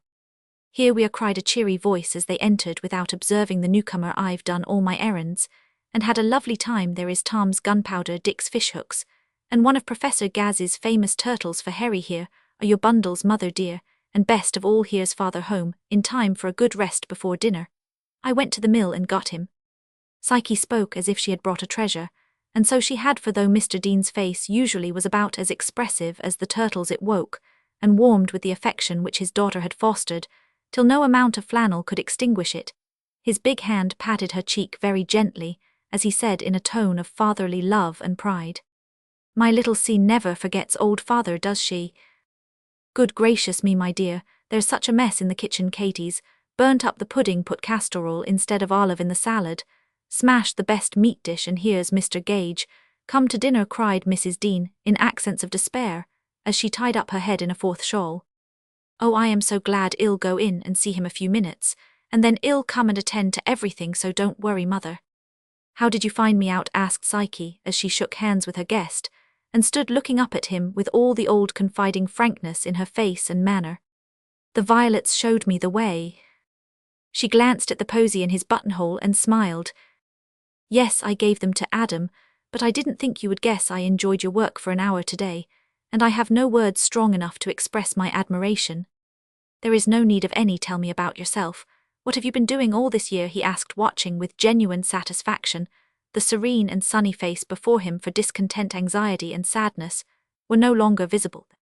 "I've been working and waiting," she began, "and succeeding, if I may believe what I see and hear and read," he said with an expressive little wave of the book, as he laid it down before her. "My diary, I didn't know I had lost it. Where did you find it?" "By the brook, where I stopped to rest the moment I saw your name. I shut it up, forgive me, but I can't ask pardon for reading a few pages of that little gospel of patience, love and self-denial." She gave him a reproachful look, and hurried the telltale book out of sight, as she said with a momentary shadow on her face, "It has been a hard task, but I think I have learned it, and am just beginning to find that my dream is a noonday light and truth to me." "Then you do not relinquish your hopes, and lay down your tools?" he asked with some eagerness. "Never. I thought at first that I could not serve 2 masters, but in trying to be faithful to one, I find I am nearer and dearer to the other. My cares and duties are growing lighter every day, or I have learned to bear them better, and when my leisure does come, I shall know how to use it, for my head is full of ambitious plans, and I feel that I can do something now." All the old enthusiasm shone in her eyes, and a sense of power betrayed itself in voice and gesture as she spoke. "I believe it," he said heartily. "You have learned the secret, as that proves." Psyche looked at the childish image as he pointed to it, and into her face there came a motherly expression that made it very sweet. "That little sister was so dear to me, I could not fail to make her lovely, for I put my heart into my work. The year has gone, but I don't regret it, though this is all I have done." "You forget your 3 wishes. I think the year has granted them." "What were they?" "To possess beauty in yourself, the power of seeing it in all things, and the art of reproducing it with truth." She coloured deeply under the glance, which accompanied the threefold compliment, and answered with grateful humility. "You are very kind to say so. I wish I could believe it." Then, as if anxious to forget herself, she added rather abruptly, "I hear you think of giving your Adam a mate. Have you begun yet?" "Yes, my design is finished, all but the face. I should think you could image Eve's beauty, since you have succeeded so well with Adam's. The features perhaps, but not the expression that is the charm of feminine. Face is a charm so subtle that few can catch and keep it. I want a truly womanly face, one that shall be sweet and strong, without being either weak or hard, a hopeful, loving, earnest face, with a tender touch of motherliness in it, and perhaps the shadow of a grief that has softened but not saddened it. It will be hard to find a face like that. I don't expect to find it in perfection, but one sometimes sees faces which suggest all this and in rare moments give glimpses of a lovely possibility." "I sincerely hope you will find one," then said Psyche, thinking of the dinner. "Thank you, I think I have. Now, in order that everyone may be suited, we will stop here and leave our readers to finish the story, as they, like those who prefer the good old fashion, may believe that the hero and heroine fell in love, were married, and lived happily ever afterward. But those who can conceive of a world outside of a wedding ring may believe that the friends remained faithful friends all their lives, while Paul won fame and fortune, and Psyche grew beautiful with the beauty of a serene and sunny nature, happy in duties, which became pleasures, rich in the art, which made life lovely to herself and others, and brought rewards in time. A country Christmas. A handful of good life is worth a bushel of learning. Dear Emily, I have a brilliant idea, and at once hastened to share it with you. 3 weeks ago, I came up here to the wilds of Vermont to visit my old aunt, also to get a little quiet and distance in which to survey certain new prospects which have opened before me, and to decide whether I will marry a millionaire and become a queen of society, or remain the charming Miss Vaughan and wait till the conquering hero comes. Aunt Plumie begs me to stay over Christmas, and I have consented, as I always dread the formal dinner with which my guardian celebrates the day.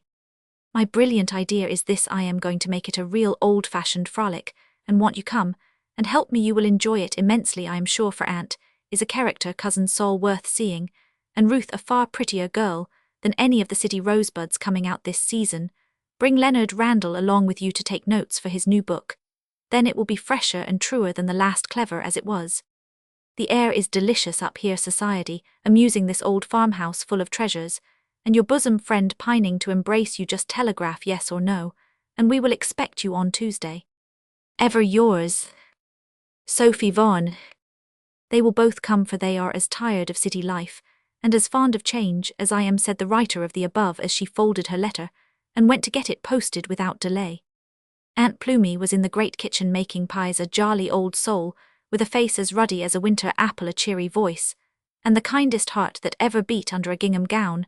Pretty Ruth was chopping the mince and singing so gaily as she worked that the 24 immortal blackbirds could not have put more music into a pie than she. Roman 999 Sol was piling wood into the big oven, and Sophie paused a moment on the threshold to look at him, for she always enjoyed the sight of this stalwart cousin, whom she likened to a Norse Viking with his fair hair and beard, keen blue eyes, and 6 feet of manly height, with shoulders that looked broad and strong enough to bear any burden.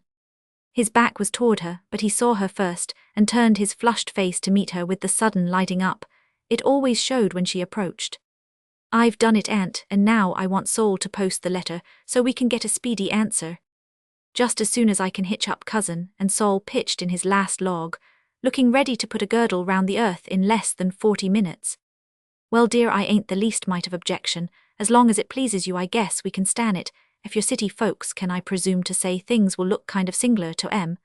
But I suppose that's what they come for. Idle folks do dreadful queer things to amuse 'em." And Aunt Plumie leaned on the rolling pin to smile and nod with a shrewd twinkle of her eye, as if she enjoyed the prospect as much as Sophie. Roman 999.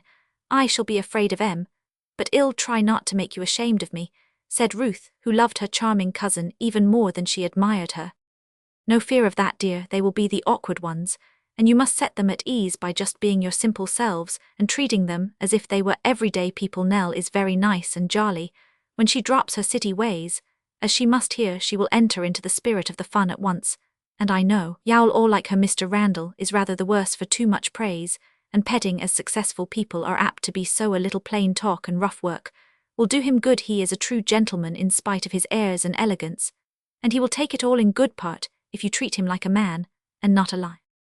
"I'll see to him," said Saul, who had listened with great interest to the latter part of Sophy's speech, evidently suspecting a lover, and enjoying the idea of supplying him with a liberal amount of plain talk and rough work. "I'll keep him busy if that's what they need, for there will be a sight to do, and we can't get help easy up here. Our daughters don't hire out much work to home, till they marry, and don't go gadding round getting their heads full of foolish notions, and forgetting all the useful things their mothers taught 'em." Aunt Plumy glanced at Ruth as she spoke, and a sudden colour in the girl's cheeks proved that the words hit certain ambitious fancies of this pretty daughter of the house of Basset. "They shall do their parts, and not be a trouble. I'll see to that, for you certainly are the dearest aunt in the world, to let me take possession of you and yours in this way," cried Sophie, embracing the old lady with warmth. Saul wished the embrace could be returned by proxy, as his mother's hands were too floury to do more than hover affectionately round the delicate face that looked so fresh and young beside her wrinkled one. As it could not be done, he fled temptation and hitched up without delay. The three women laid their heads together in his absence, and Sophie's plan grew apace, for Ruth longed to see a real novelist and a fine lady, and Aunt Plumy, having plans of her own to further, said yes, dear, to every suggestion. Great was the arranging and adorning that went on that day in the old farmhouse, for Sophie wanted her friends to enjoy this taste of country pleasures, and knew just what additions would be indispensable to their comfort, what simple ornaments would be in keeping with the rustic stage on which she meant to play the part of prima donna. Next day a telegram arrived accepting the invitation for both the lady and the lion. They would arrive that afternoon, as little preparation was needed for this impromptu journey, the novelty of which was its chief charm to these blasé people. Saul wanted to get out the double sleigh and span, for he prided himself on his horses, and a fall of snow came most opportunely to beautify the landscape and add a new pleasure to Christmas festivities. But Sophie declared that the old yellow sleigh with Punch the farm horse must be used, as she wished everything to be in keeping, and Saul obeyed, thinking he had never seen anything prettier than his cousin, when she appeared in his mother's old-fashioned camlet cloak and blue silk pumpkin hood. He looked remarkably well himself in his fur coat, with hair and beard brushed till they shone like spun gold, a fresh colour in his cheek, and the sparkle of amusement in his eyes, while excitement gave his usually grave face the animation it needed to be handsome. Away they jogged in the creaking old sleigh, leaving Ruth to make herself pretty with a fluttering heart, and Aunt Plumy to dish up a late dinner fit to tempt the most fastidious appetite. "She has not come for us, and there is not even a stage to take us up. There must be some mistake," said Emily Herrick, as she looked about the shabby little station where they were set down. "That is the never-to-be-forgotten face of our fair friend, but the bonnet of her grandmother, if my eyes do not deceive me," answered Randall, turning to survey the couple approaching in the rear. "Sophie Vaughan, what do you mean by making such a guy of yourself?" exclaimed Emily, as she kissed the smiling face in the hood and stared at the quaint cloak. "I'm dressed for my part, and I intend to keep it up. This is our host, my cousin Saul Basset, come to the sleigh. At once he will see to your luggage," said Sophie, painfully conscious of the antiquity of her array, as her eyes rested on Emily's pretty hat and mantle, and the masculine elegance of Randall's wraps.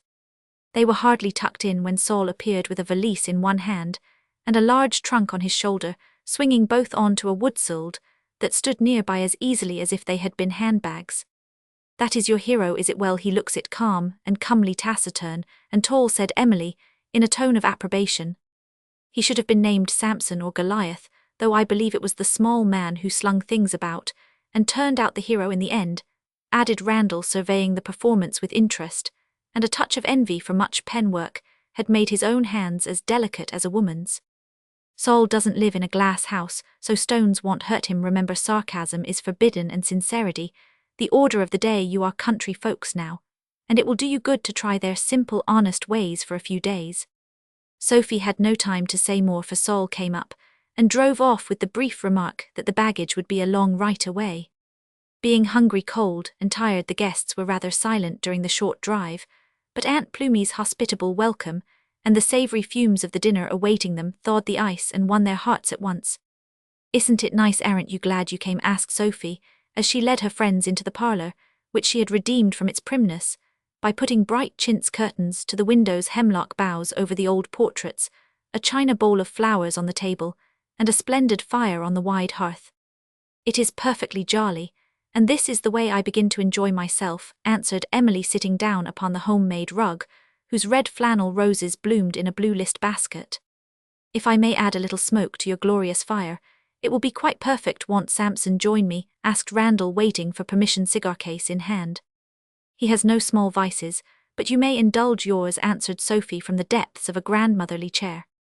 Emily glanced up at her friend, as if she caught a new tone in her voice, then turned to the fire again with a wise little nod, as if confiding some secret to the reflection of herself in the bright brass andiron. His Delilah does not take this form. I wait with interest to discover. If he has one, what a daisy the sister is. Does she ever speak? Asked Randall, trying to lounge on the haircloth sofa, where he was slipping uncomfortably about.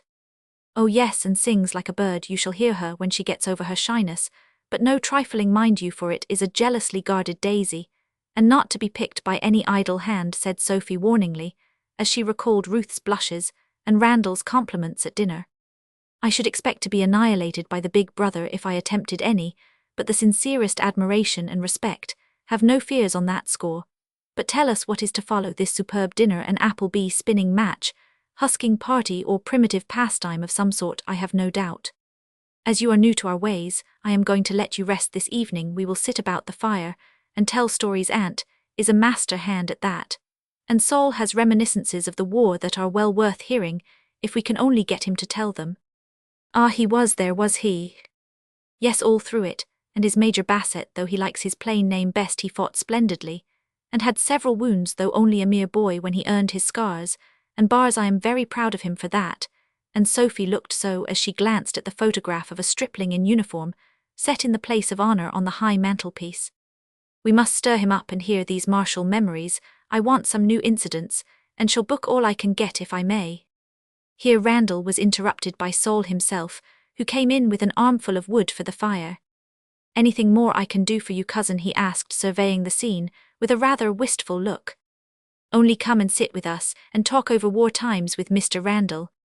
When I've foddered the cattle and done my chores, I'd be pleased to. What regiment were you in? Asked Saul, looking down from his lofty height upon the slender gentleman, who answered briefly. In none. I was abroad at the time. Sick. No, busy with a novel. Took 4 years to write it. I was obliged to travel and study before I could finish it. These things take more time to work up than outsiders would believe. Seems to me our war was a finer story than any you could find in Europe, and the best way to study it would be to fight it out. If you want heroes and heroines, you'd have found plenty of them there. I have no doubt of it, and shall be glad to atone for my seeming neglect of them by hearing about your own exploits, Major. Randall hoped to turn the conversation gracefully, but Saul was not to be caught, and left the room saying with a gleam of fun in his eye, I can't stop now. Heroes can wait, pigs can't. The girls laughed at this sudden descent from the sublime to the ridiculous, and Randall joined them, feeling his condescension had not been unobserved. As if drawn by the merry sound, Aunt Plumy appeared, and being established in the rocking chair, fell to talking as easily as if she had known her guests for years. Laugh away, young folks, that's better for digestion than any of the messes people use. Are you troubled with dyspepsy, dear?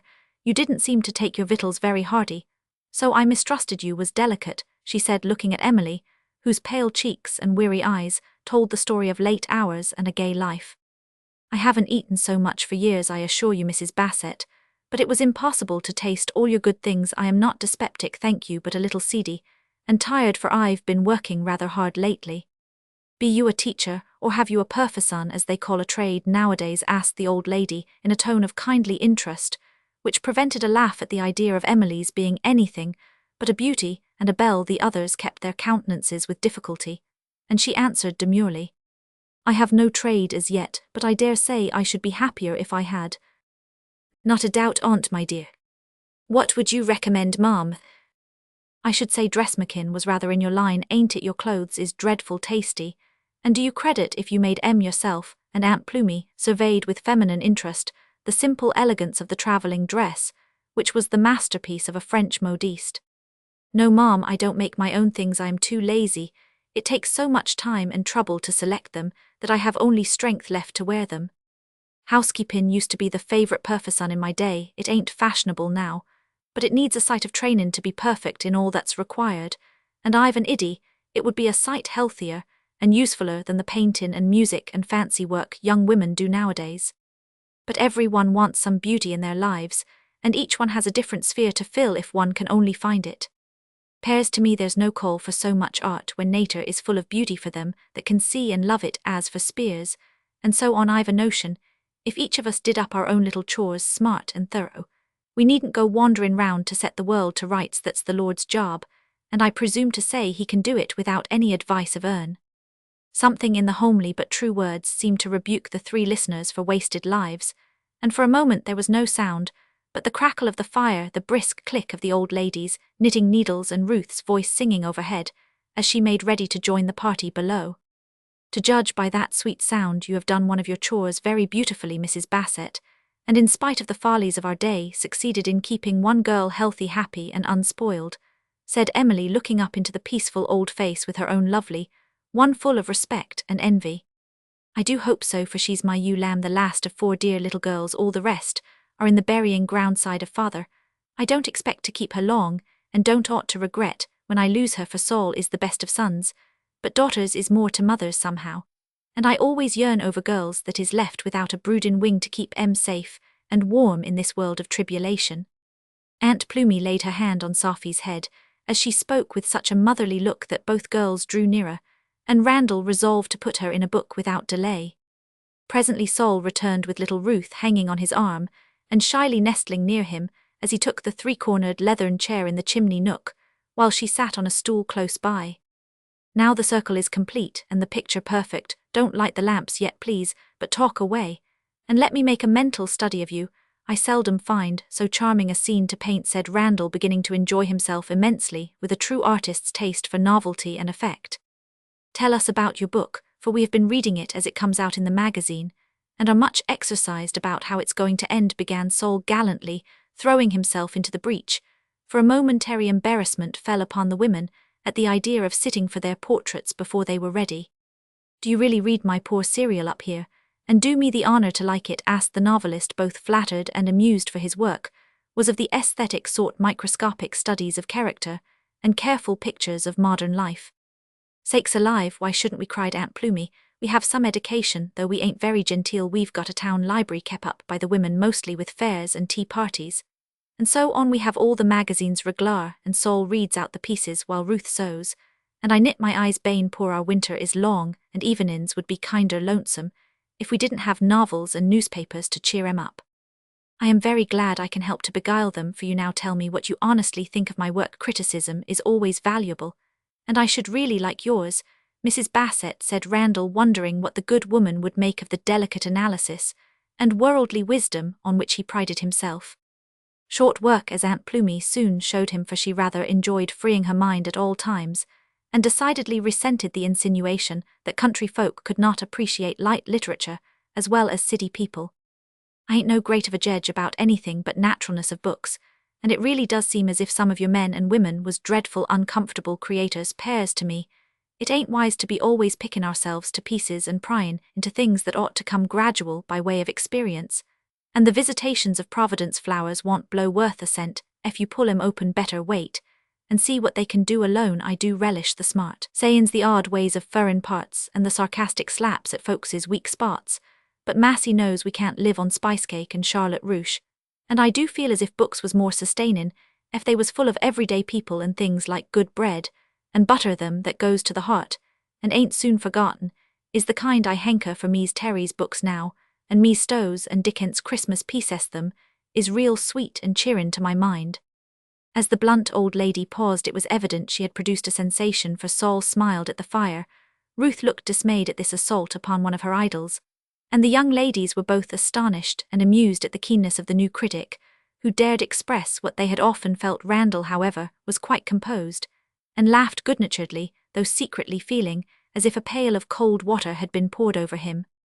Many thanks, madam, you have discovered my weak point with surprising accuracy, but you see I cannot help picking folks to pieces, as you have expressed it. That is my gift, and it has its attractions, as the sale of my books will testify. People like the spice bread, and as that is the only sort my oven will bake, I must keep on in order to make my living. So rumsellers say, but it ain't a good trade to faller and id chop. Would for id earn my livin' harmin my feller man pairs to me id let my oven cool a spell, and hunt up some homely happy folks to write about folks that don't bore a trouble, and go lookin' for holes in their neighbours' coats, but take their lives brave and cheerful and rememberin' we are all human have pity on the weak, and try to be as full of mercy patience and lovin' kindness as him who made us that sort of a book would do a heap of good be real warmin' and strengthenin', and make them that read it love the man that wrote it and remember him when he was dead and gone. I wish I could, and Randall meant what he said, for he was as tired of his own style as a watchmaker might be of the magnifying glass through which he strains his eyes all day. He knew that the heart was left out of his work, and that both mind and soul were growing morbid with dwelling on the faulty, absurd and metaphysical phases of life and character. He often threw down his pen and vowed he would write no more, but he loved ease, and the books brought money readily. He was accustomed to the stimulant of praise, and missed it as the toper misses his wine, so that which had once been a pleasure to himself and others was fast becoming a burden and a disappointment. The brief pause which followed his involuntary betrayal of discontent was broken by Ruth, who exclaimed with a girlish enthusiasm that overpowered girlish bashfulness, "I think all the novels are splendid. I hope you will write hundreds more, and I shall live to read 'em. Bravo, my gentle champion. I promise that I will write one more at least, and have a heroine in it whom your mother will both admire and love," answered Randall, surprised to find how grateful he was for the girl's approval, and how rapidly his trained fancy began to paint the background on which he hoped to copy this fresh human daisy. Abashed by her involuntary outburst, Ruth tried to efface herself behind Saul's broad shoulder, and he brought the conversation back to its starting point by saying in a tone of the most sincere interest, "Speaking of the serial, I am very anxious to know how your hero comes out. He is a fine fellow, and I can't decide whether he is going to spoil his life marrying that silly woman or do something grand and generous, and not be made a fool of. Upon my soul, I don't know myself. It is very hard to find new finales. Can't you suggest something major? Then I shall not be obliged to leave my story without an end, as people complain I am rather fond of doing." "Well, no, I don't think I've anything to offer. Seems to me it isn't the sensational exploits that show the hero best, but some great sacrifice quietly made by a common sort of man, who is noble without knowing it. I saw a good many such during the war, and often wish I could write them down, for it is surprising how much courage, goodness, and real piety is stowed away in common folks ready to show when the right time comes. Tell us one of them, and ill bless you for a hint. No one knows the anguish of an author's spirit when he can't ring down the curtain on an effective tableau," said Randall with a glance at his friends, to ask their aid in eliciting an anecdote or reminiscence. "Tell about the splendid fellow who held the bridge like Horatius, till help came up. That was a thrilling story, I assure you," answered Sophie, with an inviting smile. But Saul would not be his own hero, and said briefly, "Any man can be brave when the battle fever is on him, and it only takes a little physical courage to dash ahead." He paused a moment with his eyes on the snowy landscape, without where twilight was deepening, then, as if constrained by the memory that winter scene evoked, he slowly continued, "One of the bravest things I ever knew was done by a poor fellow, who has been a hero to me ever since, though I only met him that night. It was after one of the big battles of that last winter, and I was knocked over with a broken leg, and 2 or 3 bullets here and there. Night was coming on, snow falling, and a sharp wind blew over the field where a lot of us lay dead and alive waiting for the ambulance to come and pick us up. There was skirmishing going on not far off, and our prospects were rather poor between frost and fire. I was calculating how I'd manage when I found 2 poor chaps close by who were worse off, so I braced up and did what I could for them. One had an arm blown away and kept up a dreadful groaning, the other was shot bad and bleeding to death for want of help, but never complained. He was nearest, and I liked his pluck, for he spoke cheerful, and made me ashamed to growl. Such times make dreadful brutes of men if they haven't something to hold on to, and all 3 of us were most wild with pain and cold and hunger, for we'd fought all day fasting, when we heard a rumble in the road below, and saw lanterns bobbing round that meant life to us, and we all tried to holler. 2 of us were pretty faint, but I managed a good yell, and they heard it. Room for one more, hard luck, old boys, but we are full, and must save the worst wounded first. Take a drink, and hold on till we come back," says one of them with the stretcher. "Here's the one to go," I says, pointing out my man, for I saw by the light that he was hard hit. "No, that one he's got more chances than I, or this one he's young, and got a mother ill wait," said the good feller touchin' my arm, for he'd heard me mutterin' to myself about this dear old lady. "We always want mother when we are down, you know." Sol's eyes turned to the beloved face with a glance of tenderest affection, and Aunt Plumie answered with a dismal groan at the recollection of his need that night and her absence. Well, to be short, the groaning chap was taken, and my man left. I was mad, but there was no time for talk, and the selfish one went off, and left that poor feller to run his one chance. I had my rifle, and guessed I could hobble up to use it if need be, so we settled back to wait without much hope of help, everything being in a muddle, and wait we did, till morning, for that ambulance did not come back, till next day when most of us were past needing it. I'll never forget that night. I dream it all over again, as plain as if it was real: snow, cold, darkness, hunger, thirst, pain, and all round us cries and cursing growing less and less, till at last only the wind went moaning over that meadow. It was awful, so lonesome, helpless, and seemingly God-forsaken. Hour after hour we lay there side by side under one coat, waiting to be saved or die, for the wind grew strong, and we grew weak. Sol drew a long breath, and held his hands to the fire as if he felt again the sharp suffering of that night. And the man asked Emily softly, as if reluctant to break the silence. He was a man in times like that. Men talk like brothers, and show what they are, lying there slowly freezing. Joe Cummings told me about his wife and babies, his old folks waiting for him, all depending on him, yet all ready to give him up when he was needed. A plain man, but honest and true and loving as a woman. I soon saw that as he went on talking, half to me and half to himself, for sometimes he wandered a little toward the end. I've read books, heard sermons, and seen good folks, but nothing ever came so close or did me so much good as seeing this man die. He had one chance, and gave it cheerfully. He longed for those he loved, and let him go with a good-be. They couldn't hear. He suffered all the pains we most shrink from without a murmur, and kept my heart warm while his own was growing cold. It's no use trying to tell that part of it, but I heard prayers that night that meant something, and I saw how faith could hold a soul up when everything was gone but God. Sol stopped there with a sudden huskiness in his deep voice, and when he went on it was in the tone of one who speaks of a dear friend.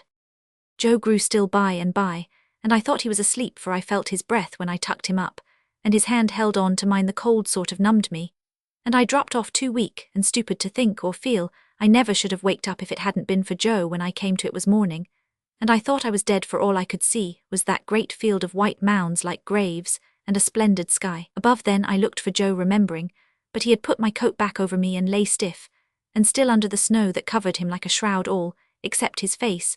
A bit of my cape had blown over it, and when I took it off and the sun shone on his dead face, I declare to you, it was so full of heavenly peace I felt as if that common man had been glorified by God's light and rewarded by God's well done. That's all.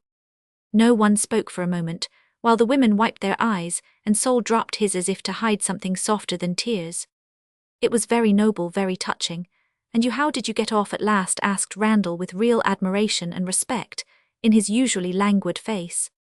"Crawled off," answered Sol, relapsing into his former brevity of speech. "Why not before and save yourself all that misery?" "Couldn't leave Joe." "I see, there were two heroes that night." "Dozens, I've no doubt. Those were times that made heroes of men and women too." "Tell us more," begged Emily, looking up with an expression none of her admirers ever brought to her face by their softest compliments or wiliest gossip. "I've done my part. It's Mr. Randall's turn now," and Sol drew himself out of the ruddy circle of firelight, as if ashamed of the prominent part he was playing. Sophie and her friend had often heard Randall talk, for he was an accomplished raconteur, but that night he exerted himself, and was unusually brilliant and entertaining. As if upon his mettle the Bassets were charmed. They sat late, and were very merry, for Aunt Plumie got up a little supper for them, and her cider was as exhilarating as champagne when they parted for the night, and Sophie kissed her Aunt Emily, did the same, saying heartily, "It seems as if I'd known you all my life, and this is certainly the most enchanting old place that ever was. Glad you like it, dear, but it ain't all fun, as you'll find out tomorrow when you go to work, for Sophie says you must," answered Mrs. Bassett, as her guests trooped away, rashly promising to like everything. They found it difficult to keep their word when they were called at 6:30 next morning. Their rooms were warm, however, and they managed to scramble down in time for breakfast, guided by the fragrance of coffee and Aunt Plumie's shrill voice singing the good old hymn, "Lord, in the morning thou shalt hear my voice ascending high." An open fire blazed on the hearth, for the cooking was done in the lean-to, and the spacious sunny kitchen was kept in all its old-fashioned perfection, with the wooden settle in a warm nook, the tall clock behind the door copper and pewter utensils, shining on the dresser old china in the corner closet, and a little spinning wheel rescued from the garret by Sophie, to adorn the deep window full of scarlet geraniums, Christmas roses, and white chrysanthemums. The young lady in a checked apron and mob cap greeted her friends with a dish of buckwheats in one hand, and a pair of cheeks that proved she had been learning to fry these delectable cakes. "You do keep it up in earnest, upon my word, and very becoming it is, dear, but won't you ruin your complexion, and roughen your hands if you do so much of this new fancy work?" asked Emily, much amazed at this novel freak.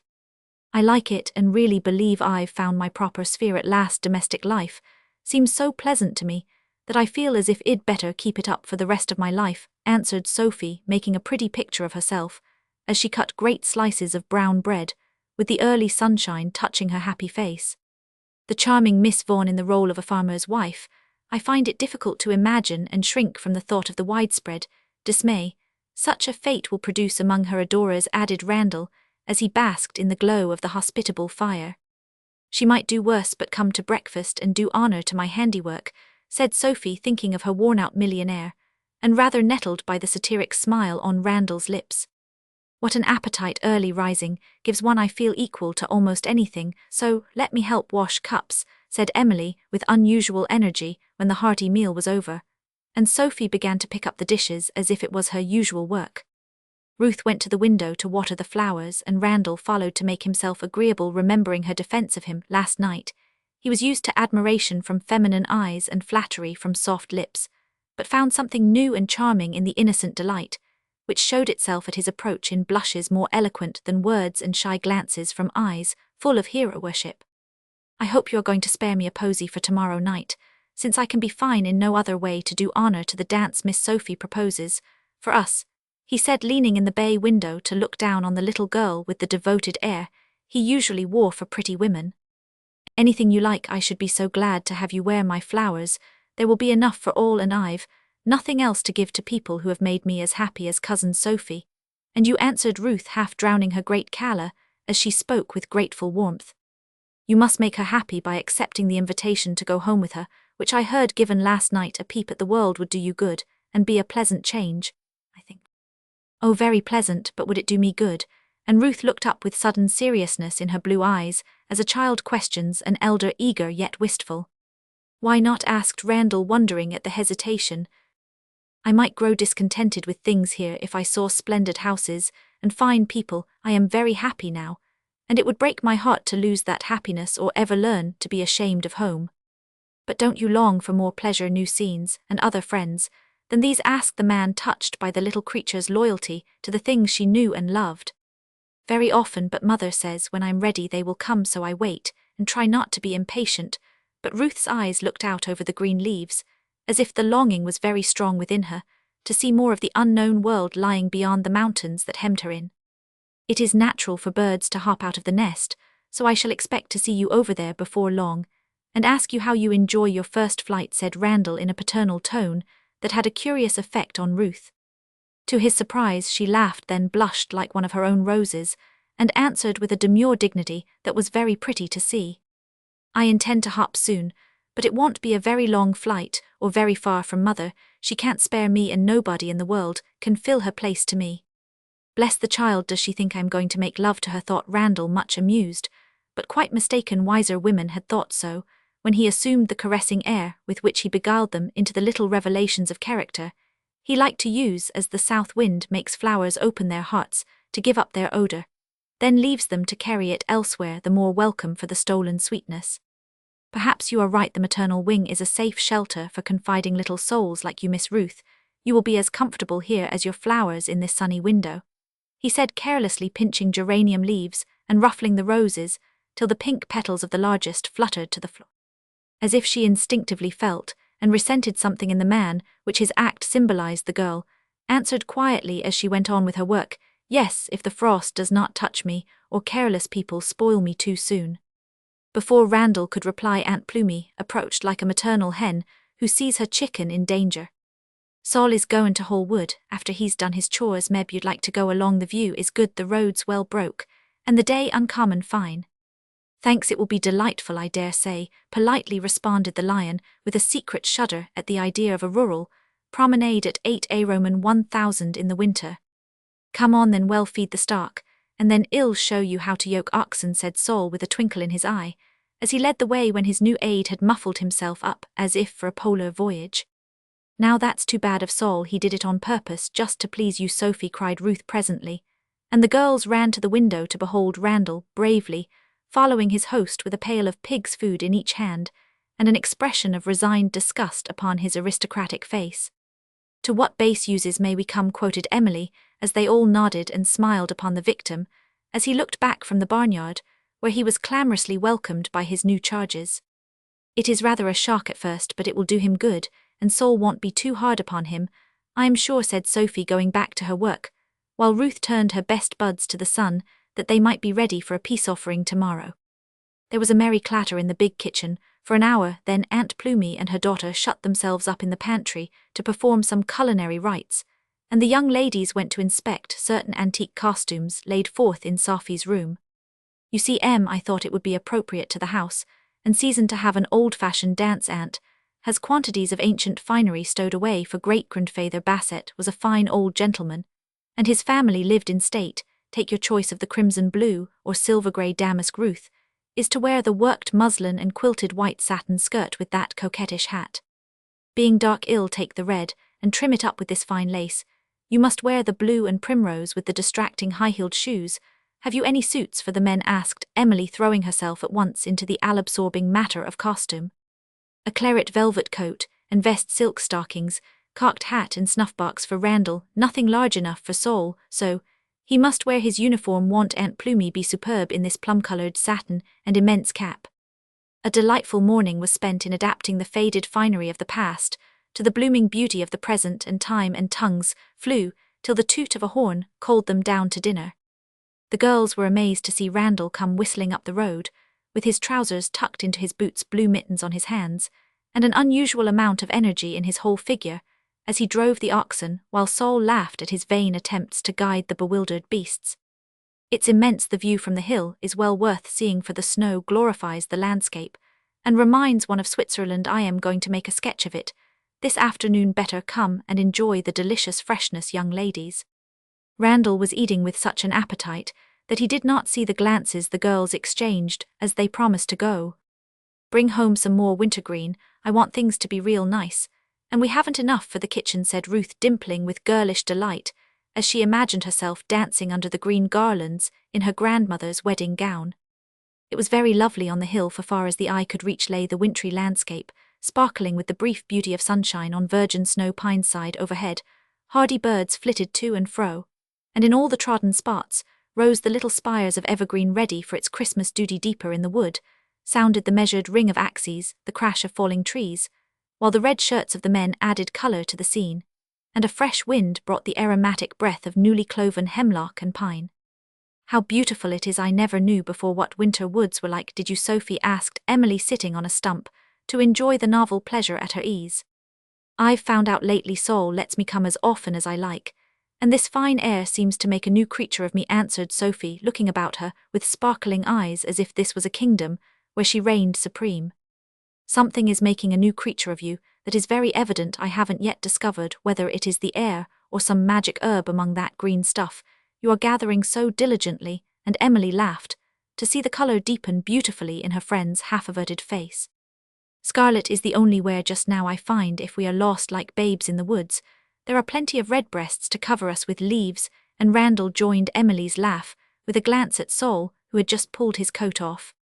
You wanted to see this tree go down, so stand from under, and I'll show you how it's done, said the farmer, taking up his axe, not unwilling to gratify his guests, and display his manly accomplishments at the same time. It was a fine sight, the stalwart man swinging his axe with magnificent strength and skill, each blow sending a thrill through the stately tree, till its heart was reached, and it tottered to its fall, never pausing for breath. Sol shook his yellow mane out of his eyes and hewed away while the drops stood on his forehead, and his arm ached as bent on distinguishing himself as if he had been a knight tilting against his rival for his lady's favour. I don't know which to admire most, the man or his muscle. One doesn't often see such vigor, size, and comeliness in these degenerate days, said Randall, mentally booking the fine figure in the red shirt. I think we have discovered a rough diamond. I only wonder if Sophie is going to try and polish it, answered Emily, glancing at her friend, who stood a little apart watching the rise and fall of the axe as intently as if her fate depended on it. Down rushed the tree at last, and leaving them to examine a crow's nest in its branches, Saul went off to his men, as if he found the praises of his prowess rather too much for him. Randall fell to sketching the girls to their garland making, and for a little while the sunny woodland nook was full of lively chat and pleasant laughter, for the air exhilarated them all like wine. Suddenly, a man came running from the wood pale, and anxious saying, as he hastened by for help, "Blasted tree fell on him, bleed to death before the doctor comes." Who cried the startled trio. But the man ran on with some breathless reply, in which only a name was audible: Bassett. "The deuce it is," and Randall dropped his pencil while the girls sprang up in dismay. Then, with one impulse, they hastened to the distant group, half visible behind the fallen trees and corded wood. Sophie was there first, and forcing her way through the little crowd of men, saw a red-shirted figure on the ground, crushed and bleeding, and threw herself down beside it. With a cry that pierced the hearts of those who heard it in the act, she saw it was not Saul, and covered her bewildered face as if to hide its joy. A strong arm lifted her, and the familiar voice said cheeringly, "I'm all right, dear. Poor Bruce is hurt, but we've sent for help. Better go right home and forget all about it." "Yes, I will if I can do nothing," and Sophie meekly returned to her friends, who stood outside the circle over which Saul's head towered, assuring them of his safety. Hoping they had not seen her agitation, she led Emily away, leaving Randall to give what aid he could, and bring them news of the poor woodchopper's state. Aunt Plumie produced the camphor the moment she saw Sophie's pale face, and made her lie down while the brave old lady trudged briskly off with bandages and brandy to the scene of action. On her return, she brought comfortable news of the man, so the little flurry blew over, and was forgotten by all but Sophie, who remained pale and quiet all the evening, tying evergreen, as if her life depended on it. "A good night's sleep will set her up. She ain't used to such things, dear child, and needs quercetin," said Aunt Plumie, purring over her, until she was in her bed with a hot stone at her feet and a bowl of herb tea to quiet her nerves. An hour later, when Emily went up, she peeped in to see if Sophie was sleeping nicely, and was surprised to find the invalid wrapped in a dressing gown, writing busily.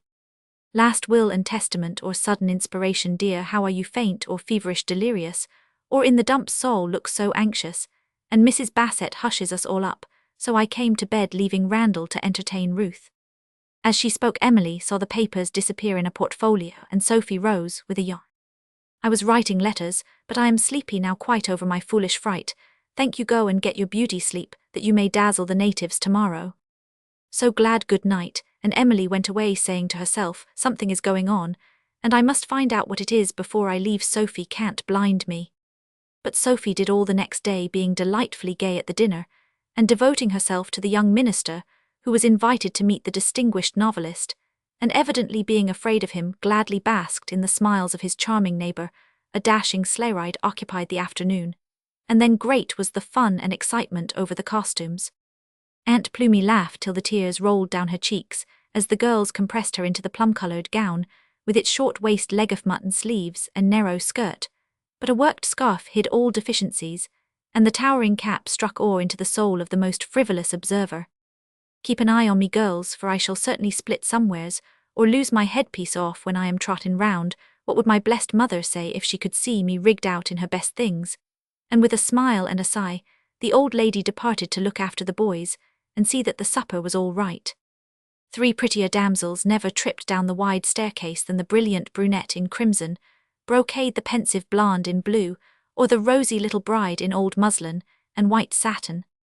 A gallant court gentleman met them in the hall with a superb bow, and escorted them to the parlour, where Grandma Bassett's ghost was discovered, dancing with a modern major in full uniform.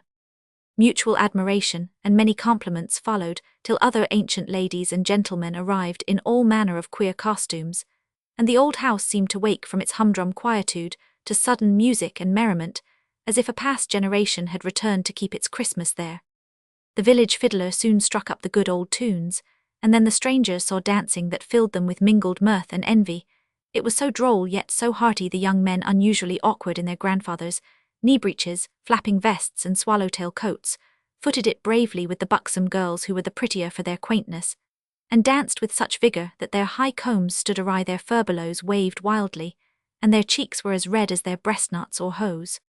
It was impossible to stand still, and one after the other the city folk yielded to the spell, Randall leading off with Ruth, Sophie swept away by Saul, and Emily being taken possession of by a young giant of 18 who spun her around with a boyish impetuosity that took her breath away.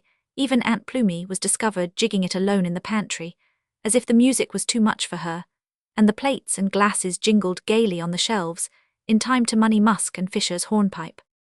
A pause came at last, however, and fans fluttered, heated brows were wiped, jokes were made, lovers exchanged confidences, and every nook and corner held a man and maid carrying on the sweet game which is never out of fashion. There was a glitter of gold lace in the back entry, and a train of blue and primrose shone in the dim light. There was a richer crimson than that of the geraniums in the deep window, and a dainty shoe tapped the bare floor impatiently, as the brilliant black eyes looked everywhere for the court gentleman, while their owner listened to the gruff prattle of an enamoured boy. But in the upper hall walked a little white ghost, as if waiting for some shadowy companion, and when a dark form appeared ran to take its arm, saying in a tone of soft satisfaction, "I was so afraid you wouldn't come." "Why did you leave me, Ruth?" answered a manly voice in a tone of surprise, though the small hand slipping from the velvet coat sleeve was replaced, as if it was pleasant to feel it there. A pause, and then the other voice answered demurely, "Because I was afraid my head would be turned by the fine things you were saying." It is impossible to help saying what one feels to such an artless little creature as you are. It does me good to admire anything so fresh and sweet, and won't harm you. It might if what, my daisy? I believed it, and a laugh seemed to finish the broken sentence better than the words. "You may, Ruth, for I do sincerely admire the most genuine girl I have seen for a long time, and walking here with you in your bridal white, I was just asking myself if I should not be a happier man with a home of my own, and a little wife hanging on my arm, than drifting about the world as I do now with only myself to care for." "I know you would," and Ruth spoke so earnestly that Randall was both touched and startled, fearing he had ventured too far in a mood of unwanted sentiment, born of the romance of the hour and the sweet frankness of his companion. "Then you don't think it would be rash for some sweet woman to take me in hand and make me happy, since fame is a failure?" "Oh no, it would be easy work if she loved you. I know someone, if I only dared to tell her name." "Upon my soul, this is cool," and Randall looked down, wondering if the audacious lady on his arm could be shy Ruth. If he had seen the malicious merriment in her eyes, he would have been more humiliated still, but they were modestly averted, and the face under the little hat was full of a soft agitation, rather dangerous even to a man of the world. "She is a captivating little creature, but it is too soon for anything but a mild flirtation. I must delay further innocent revelations, or I shall do something rash." While making this excellent resolution, Randall had been pressing the hand upon his arm, and gently pacing down the dimly lighted hall with the sound of music in his ears, Ruth's sweetest roses in his buttonhole, and a loving little girl beside him as he thought, "You shall tell me by and by when we are in town. I am sure you will come, and meanwhile don't forget me." "I am going in the spring, but I shall not be with Sophie," answered Ruth in a whisper. "With whom then? I shall long to see you." "With my husband. I am to be married in May." "The deuce you are!" escaped Randall as he stopped short to stare at his companion, sure she was not in earnest.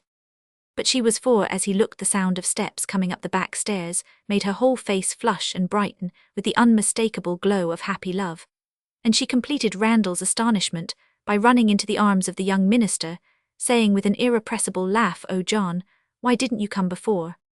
The court gentleman was all right in a moment, and the coolest of the three as he offered his congratulations, and gracefully retired, leaving the lovers to enjoy the tryst he had delayed. But as he went downstairs his brows were knit, and he slapped the broad railing smartly with his cocked hat, as if some irritation must find vent in a more energetic way than merely saying "confound the little baggage" under his breath. Such an amazing supper came from Aunt Plumy's big pantry that the city guests could not eat for laughing at the queer dishes circulating through the rooms and copiously partaken of by the hardy young folks. Doughnuts and cheese pie and pickles, cider and tea, baked beans, and custards, cake and cold turkey bread and butter plum pudding, and French bonbons Safi's contribution. May I offer you the native delicacies, and share your plate? Both are very good, but the china has run short, and after such vigorous exercise as you have had you must need refreshment. I am sure I do, said Randall, bowing before Emily, with a great blue platter, laden with 2 doughnuts, 2 wedges of pumpkin pie, and 2 spoons. The smile with which she welcomed him, the alacrity with which she made room beside her, and seemed to enjoy the supper he brought, was so soothing to his ruffled spirit, that he soon began to feel that there is no friend like an old friend, that it would not be difficult to name a sweet woman who would take him in hand, and would make him happy if he cared to ask her. And he began to think he would buy it was so pleasant to sit in that green corner, with waves of crimson brocade flowing over his feet, and a fine face softening beautifully under his eyes. The supper was not romantic, but the situation was, and Emily found that pie ambrosial food eaten with the man she loved, whose eyes talked more eloquently than the tongue, just then busy with a doughnut. Ruth kept away, but glanced at them as she served her company, and her own happy experience helped her to see that all was going well in that quarter. Saul and Sophie emerged from the back entry with shining countenances, but carefully avoided each other for the rest of the evening. No one observed this, but Aunt Plumie from the recesses of her pantry, and she folded her hands, as if well content, as she murmured fervently over a pan full of crullers, "Bless the dears, now I can die happy." Everyone thought Safi's old-fashioned dress immensely becoming, and several of his former men said to Saul with blunt admiration, "Major, you look tonight as you used to after we'd gained a big battle." I feel as if I had answered the splendid Major, with eyes much brighter than his buttons, and a heart under them infinitely prouder than when he was promoted on the field of honor for his Waterloo was won. There was more dancing, followed by games in which Aunt Plumie shone preeminent, for the supper was off her mind, and she could enjoy herself. There were shouts of merriment, as the blithe old lady twirled the platter, hunted the squirrel, and went to Jerusalem like a girl of 16, her cap in a ruinous condition, and every seam of the purple dress straining like sails in a gale. It was great fun, but at midnight it came to an end, and the young folks, still bubbling over with innocent jollity, went jingling away along the snowy hills, unanimously pronouncing Mrs. Bassett's party the best of the season. "Never had such a good time in my life," exclaimed Sophie, as the family stood together in the kitchen, where the candles among the wreaths were going out, and the floor was strewn with wrecks of past joy. "I'm proper glad, dear, now you all go to bed, and lay as late as you like tomorrow. I am so kinder worked up, I couldn't sleep so. Saul and me will put things to rights without a mite of noise to disturb you." And Aunt Plumie sent them off with a smile that was a benediction. Sophie thought, "The dear old soul speaks as if midnight was an unheard-of hour for Christians to be up. What would she say if she knew how we seldom go to bed till dawn in the ball season? I am so wide awake I've half a mind to pack a little. Randall must go at 2, he says, and we shall want his escort," said Emily, as the girls laid away their brocades in the great press in Safi's room. "I'm not going, Aunt can't spare me, and there is nothing to go for yet," answered Sophie, beginning to take the white chrysanthemums out of her pretty hair. "My dear child, you will die of ennui up here. Very nice for a week or so, but frightful for a winter.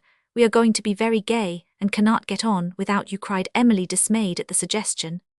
"You will have to, for I am not coming. I am very happy here, and so tired of the frivolous life I lead in town that I have decided to try a better one." And Safi's mirror reflected a face full of the sweetest content.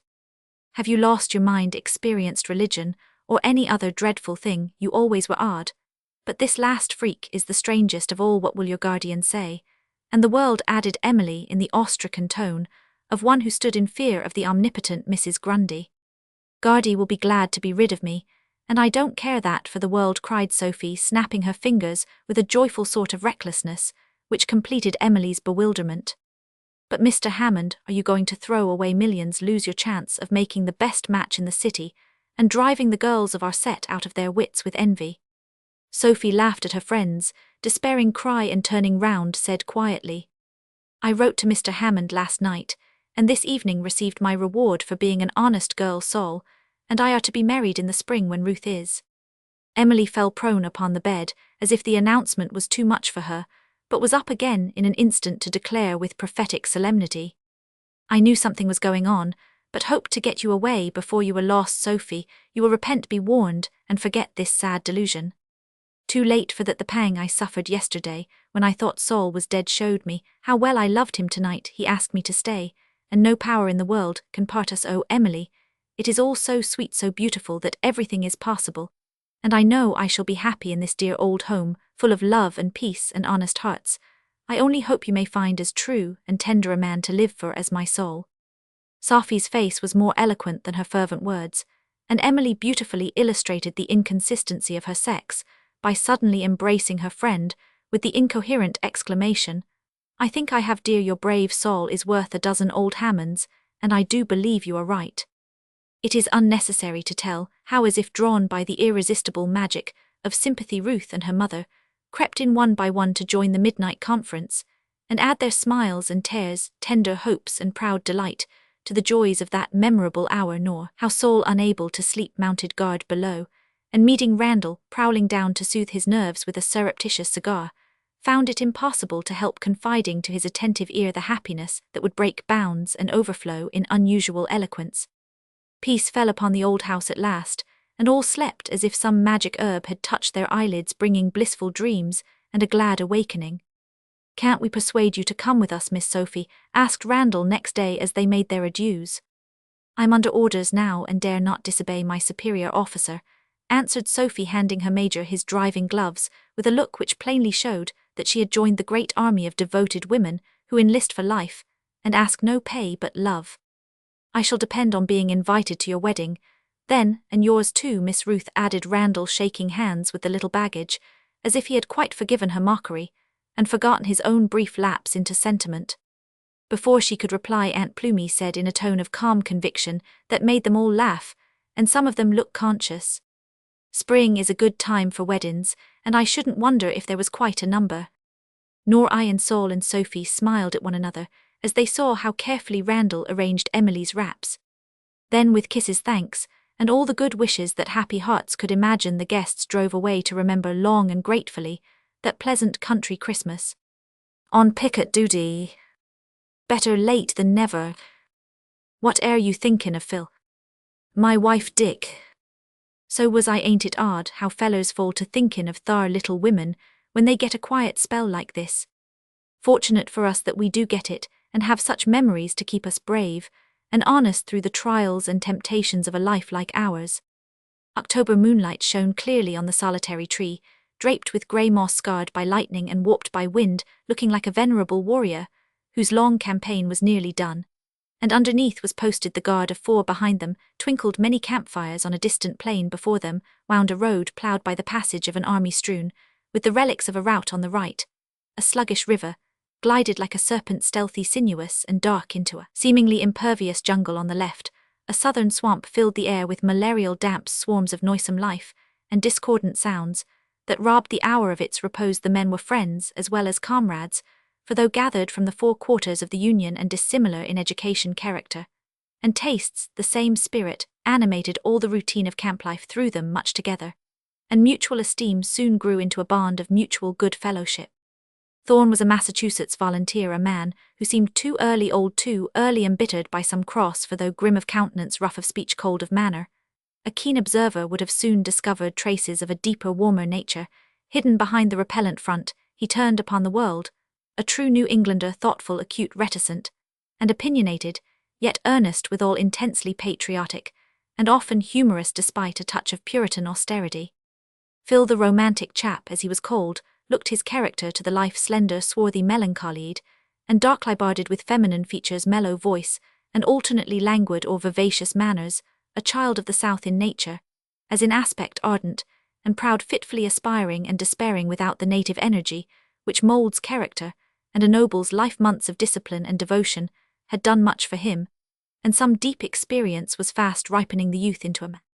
Flint, the long-limbed lumberman from the wilds of Maine, was a conscript who, when government demanded his money or his life, calculated the cost and decided that the cash would be a dead loss, and the claim might be repeated, whereas the conscript would get both pay and plunder out of government, while taking excellent care that government got very little out of him. A shrewd, slow-spoken, self-reliant specimen was Flint, yet something of the fresh flavor of the backwoods lingered in him still, as if nature were loath to give him up, and left the mark of her motherly hand upon him, as she leaves it in a dry, pale lichen on the bosom of the roughest stone. Dick hailed from Illinois, and was a comely young fellow, full of dash and daring, rough and rowdy, generous and jolly, overflowing with spirits, and ready for a free fight with all the world. Silence followed the last words, while the friendly moon climbed up the sky. Each man's eye followed it, and each man's heart was busy with remembrances of other eyes and hearts that might be watching and wishing as theirs watched and wished in the silence, each shaped for himself that vision of home that brightens so many campfires, haunts so many dreamers under canvas roofs, and keeps so many turbulent natures tender by memories which often are both solace and salvation. Thorn paced to and fro, his rifle on his shoulder, vigilant, and soldierly. However soft his heart might be, Phil leaned against the tree, one hand in the breast of his blue jacket, on the painted presentment of the face his fancy was picturing, in the golden circle of the moon. Flint lounged on the sward, whistling softly, as he whittled at a fallen bough. Dick was flat on his back heels in air, cigar in mouth, and some hilarious notion in his mind, for suddenly he broke into a laugh. "What is it, lad?" asked Thorn, pausing in his tramp, as if willing to be drawn from the disturbing thought that made his black brows lower and his mouth look grim. "Thinkin' of my wife and wishin' she was here, bless her heart, set me rememberin' how I see her fust, and so I roared as I always do when it comes into my head." "How was it? Come, reel off a yarn, and let's hear how you hitched teams," said Flint, always glad to get information concerning his neighbors, if it could be cheaply done. "Tellin' how we found our wives wouldn't be a bad game, would it, Phil?" "I am agreeable, but let's have your romance first." "Devilish little of that about me or any of my doin's. I hate sentimental bosh as much as you hate slang, and should have been a bachelor to this day if I hadn't seen Kitty jest, as I Roman 999. You see, I'd been too busy larkin' round to get time for marryin', till a couple of years ago when I did up the job double quick, as I'd like to do this thunderin' slow one, hang it all. Halt a minute till I give a look, for this picket isn't going to be driven in or taken while I am on guard." Down his beat went Thorn, reconnoitring river, road, and swamp as thoroughly as one pair of keen eyes could do it, and came back satisfied, but still growling like a faithful mastiff on the watch, performances which he repeated at intervals till his own turn came. "I didn't have to go out of my own state for a wife, you'd better believe," began Dick, with a boast as usual, "for we raise as fine a crop of girls thar as any state in or out of the Union, and don't mind raisin' Cain with any man who denies it. I was out on a gunnin' tramp with Joe Partridge, a cousin of mine, poor old chap. He fired his last shot at Gettysburg, and died game in a way he didn't dream of the day. We popped off the birds together. It ain't right to joke that way, I want if I can help it, but a feller gets awfully kind of heathenish these times, don't he? Settle up, them scores by maybe fightin' Christians is scarce rare, and here fire away, Dick." "Well, we got as hungry as hounds 6 mile from home, and when a farmhouse hove in sight, Joe said he'd ask for a bite, and leave some of the plunder for pay. I was visitin'. Joe didn't know folks round, and backed out of the beggin' part of the job, so he went ahead alone. We'd come out of the woods behind the house, and while Joe was foragin', I took a reconnaissance. The view was frustrate, for the main part of it was a girl airin' beds on the roof of a stoop. Now just about that time, havin' a leisure spell, I'd begun to think of marryin', and took a look at all the girls. I met with an eye to business, I s'pose. Every man has some sort of an iddy or pattern of the wife he wants, pretty and plucky, good and gay was mine, but I'd never found it till I see Kitty, and as she didn't see me, I had the advantage and took an extra long stare." "What was her good pints, hey?"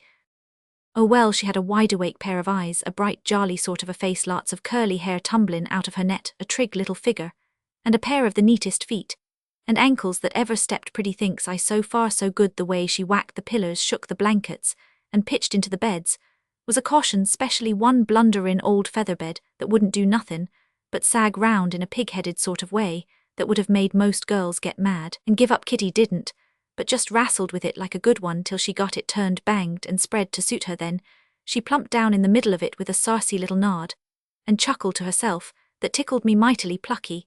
Thinks I better and better jest. Then an old woman came flyin' out the back door, callin', 'Kitty, Kitty, Squire Partridge's son's here, long with a friend, been gunnin', want luncheon, and I am all in the suds, do come down and see to 'em.' 'Where are they?' says Kitty, scrambling up her hair and settlin' her gown in a jiffy, as women have a knack of doin', you know. 'Mr. Joe's in the front entry, the other man's somewheres round,' Billy says, waitin' till I send word whether they can stop. 'I darsn't till I'd seen you, for I can't do nothin', I am in such a mess,' says the old lady. 'So am I, for I can't get in except by the entry window, and hell see me,' says Kitty, gigglin' at the thoughts of Joe. 'Come down the ladder, there's a dear, I'll pull it round, and keep it stiddy,' says her mother.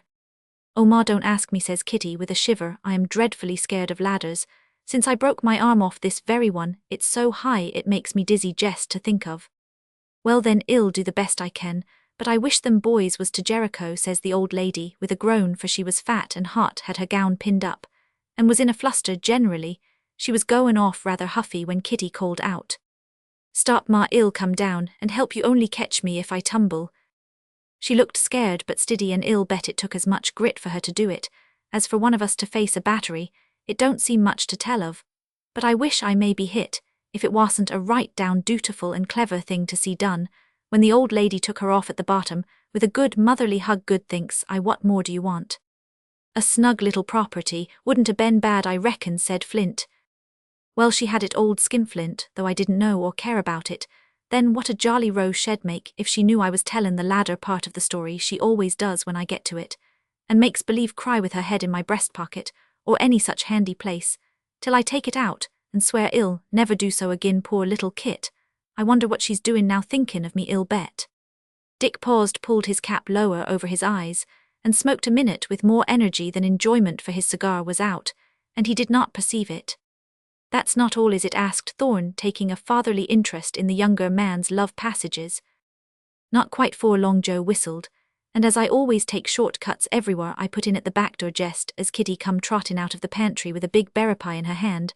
I startled her, she tripped over the sill, and down she come. The dish flew one way, the pie flopped into her lap, the juice spatter in my boots, and her clean gown I thought she'd cry, scold, have hysterics or some confounded thing or other, but she just sat still a minute, then looked up at me with a great blue splash on her face, and went off into the good-naturedest gale of laughin' you ever heard in your life, that finished me gay.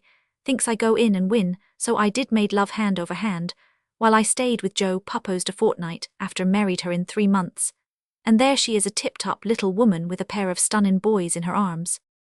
Out came a well-worn case, and Dick proudly displayed the likeness of a stout, much bejewelled young woman with 2 staring infants on her knee in his sight. The poor picture was a more perfect work of art than any of Sir Joshua's Baby-Botties or Raphael's Madonnas, and the little story needed no better sequel than the young father's praises of his twins, the covert kiss he gave their mother when he turned as if to get a clearer light upon the face. Ashamed to show the tenderness that filled his honest heart, he hummed Kingdom Coming while relighting his cigar, and presently began to talk again. Now then, Flint, it's your turn to keep guard, and Thorne's to tell his romance. Come, don't try to shirk. It does a man good to talk of such things, and we're all mates here. In some cases, it don't do any good to talk of such things. Better let 'em alone, muttered Thorne, as he reluctantly sat down, while Flint as reluctantly departed. With a glance and gesture of real affection, Phil laid his hand upon his comrade's knee, saying in his persuasive voice, "Old fellow, it will do you good, because I know you often long to speak of something that weighs upon you. You've kept us steady many a time, and done us no end of kindnesses. Why be too proud to let us give our sympathy in return, if nothing more?" Thorne's big hand closed over the slender one upon his knee, and the mild expression so rarely seen upon his face passed over it as he replied, "I think I could tell you almost anything if you asked me that way, my boy. It isn't that I am too proud, and you're right about my sometimes wanting to free my mind, but it's because a man of 40 don't just like to open out to young fellows if there is any danger of their laughing at him, though he may deserve it. I guess there isn't now, and I'll tell you how I found my wife." Dick sat up, and Phil drew nearer, for the earnestness that was in the man dignified his plain speech, and inspired an interest in his history, even before it was begun, looking gravely at the river, and never at his hearers, as if still a little shy of confidence, yet grateful for the relief of words. Thorne began abruptly, "I never hear the number 84 without clapping my hand to my left breast, and missing my badge. You know, I was on the police in New York before the war, and that's about all you do know. Yet one bitter cold night, I was going my rounds for the last time when, as I turned a corner, I saw there was a trifle of work to be done. It was a bad part of the city, full of dirt and deviltry. One of the streets led to a ferry, and at the corner an old woman had an apple stall. The poor soul had dropped asleep, worn out with the cold, and there were her goods left with no one to watch 'em. Somebody was watching 'em. However, a girl with a ragged shawl over her head stood at the mouth of an alley close by, waiting for a chance to grab something. I'd seen her there when I went by before, and mistrusted she was up to some mischief. As I turned the corner, she put out her hand and cribbed an apple. She saw me the minute she did it, but neither dropped it nor ran, only stood stark still with the apple in her hand till I came up. "This won't do, my girl," said Roman, One I never could be harsh with poor things, she laid it back, and looked up at me with a miserable sort of a smile that made me put my hand in my pocket to fish for a ninepence before she spoke. I know it won't, she says, I didn't want to do it, it's so mean, but I'm awful hungry, sir. Better run home and get your supper then. I've got no homes. Where do you live? In the street. Where do you sleep? Anywhere last night in the lockup, and I thought I'd get in there again if I did that. When you saw me, I like to go there, it's warm and safe. If I don't take you there, what will you do? Don't know, I could go over there and dance again as I used to, but being sick has made me ugly, so they won't have me, and no one else will take me because I have been there once. I looked where she pointed and thanked the Lord that they wouldn't take her. It was one of those low theatres that do so much damage to the like of her. There was a gambling place one side of it, an eating saloon the other. I was new to the work then, but though I'd heard about hunger and homelessness often enough, I'd never had this sort of thing nor seen that look on a girl's face, a white pinched face. Hers was with frightened tired-looking eyes, but so innocent she wasn't more than 16, had been pretty once. I saw looked sick and starved now, and seemed just the most helpless, hopeless little thing that ever was. You'd better come to the station for tonight, and well see to you tomorrow, says Roman 1. Thank you, sir, says she, looking as grateful as if I'd asked her home. I suppose I did speak kind of fatherly.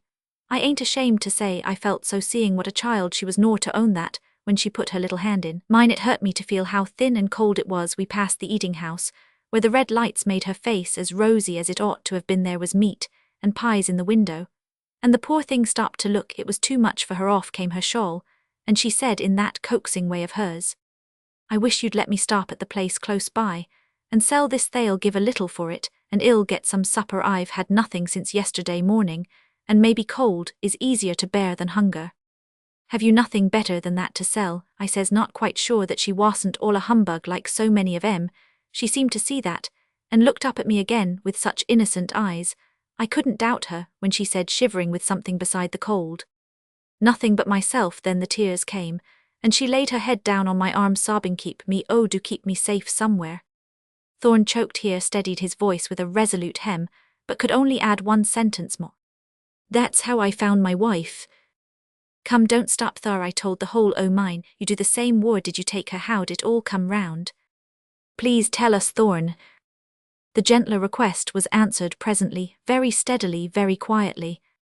I was always a soft-hearted fellow, though you wouldn't think it now, and when that little girl asked me to keep her safe, I just did it. I took her to a good woman, whom I knew, for I hadn't any women folks belonging to me nor any place but that to put her in. She stayed there till spring, working for her keep, growing brighter, prettier every day, and fonder of me. I thought if I believed in witchcraft I shouldn't think myself such a fool as I do now, but I don't believe in it, and to this day I can't understand how I came to do it. To be sure, I was a lonely man without kith or kin, had never had a sweetheart in my life, or been much with women since my mother died. Maybe that's why I was so bewitched with Mary, for she had little ways with her that took your fancy, and made you love her whether you would or no. I found her father was an honest fellow enough, a fiddler in some theatre, that he'd taken good care of Mary till he died, leaving precious little but advice for her to live on. She'd tried to get work, failed, spent all she had got, sick, and was going to the bad, as the poor souls can hardly help doing with so many ready to give them a shove. It's no use trying to make a bad job better. So the long and short of it was, I thought she loved me. God knows I loved her, and I married her before the year was out. Show us her picture. I know you've got one. All the fellows have, though half of 'em won't own up. I've only got part of one. I once saved my little girl, and her picture once saved me. From an inner pocket Thorn produced a woman's housewife, carefully untied it, though all its implements were missing but a little thimble, and from one of its compartments took a flattened bullet and the remnants of a picture. I gave her that the first Christmas after I found her. She wasn't as tidy about her clothes as I liked to see, and I thought if I gave her a handy thing like this, she'd be willing to sew. But she only made one shirt for me, and then got tired, so I keep it like an old fool as I am. Yes, that's the bit of lead that would have done for me if Mary's likeness hadn't been just where it was. You'll like to show her this when you go home, won't you? Said Dick, as he took up the bullet while Phil examined the marred picture, and Thorn poised the little thimble on his big finger with a sigh. How can I when I don't know where she is, and Kemp is all the home I've got? The words broke from him like a sudden groan. When some old wound is rudely touched, both of the young men started, both laid back the relics they had taken up, and turned their eyes from Thorn's face, across which swept a look of shame and sorrow too significant to be misunderstood. Their silence assured him of their sympathy, and as if that touch of friendliness unlocked his heavy heart, he eased it by a full confession. When he spoke again, it was with the calmness of repressed emotion, a calmness more touching to his mates than the most passionate outbreak. The most pathetic lamentation, for the coarse camp phrases seemed to drop from his vocabulary. More than once his softened voice grew tremulous, and to the words "my little girl" there went a tenderness that proved how dear a place she still retained in that deep heart of his. "Boys, I've gone so far I may as well finish, and y'all see I am not without some cause for my stern looks and ways. Y'all pity me, and from you ill take the comfort of it. It's only the old story. I married her, worked for her, lived for her, and kept my little girl like a lady. I should have known that I was too old and sober for a young thing like that, for the life she led before the pinch came just suited her. She liked to be admired, to dress and dance, and make herself pretty for all the world to see, not to keep house for a quiet man like me. Idleness wasn't good for her, it bred discontent. Then some of her old friends who'd left her in her trouble found her out when better times came round, and tried to get her back again. I was away all day, I didn't know how things were going, and she wasn't open with me, afraid.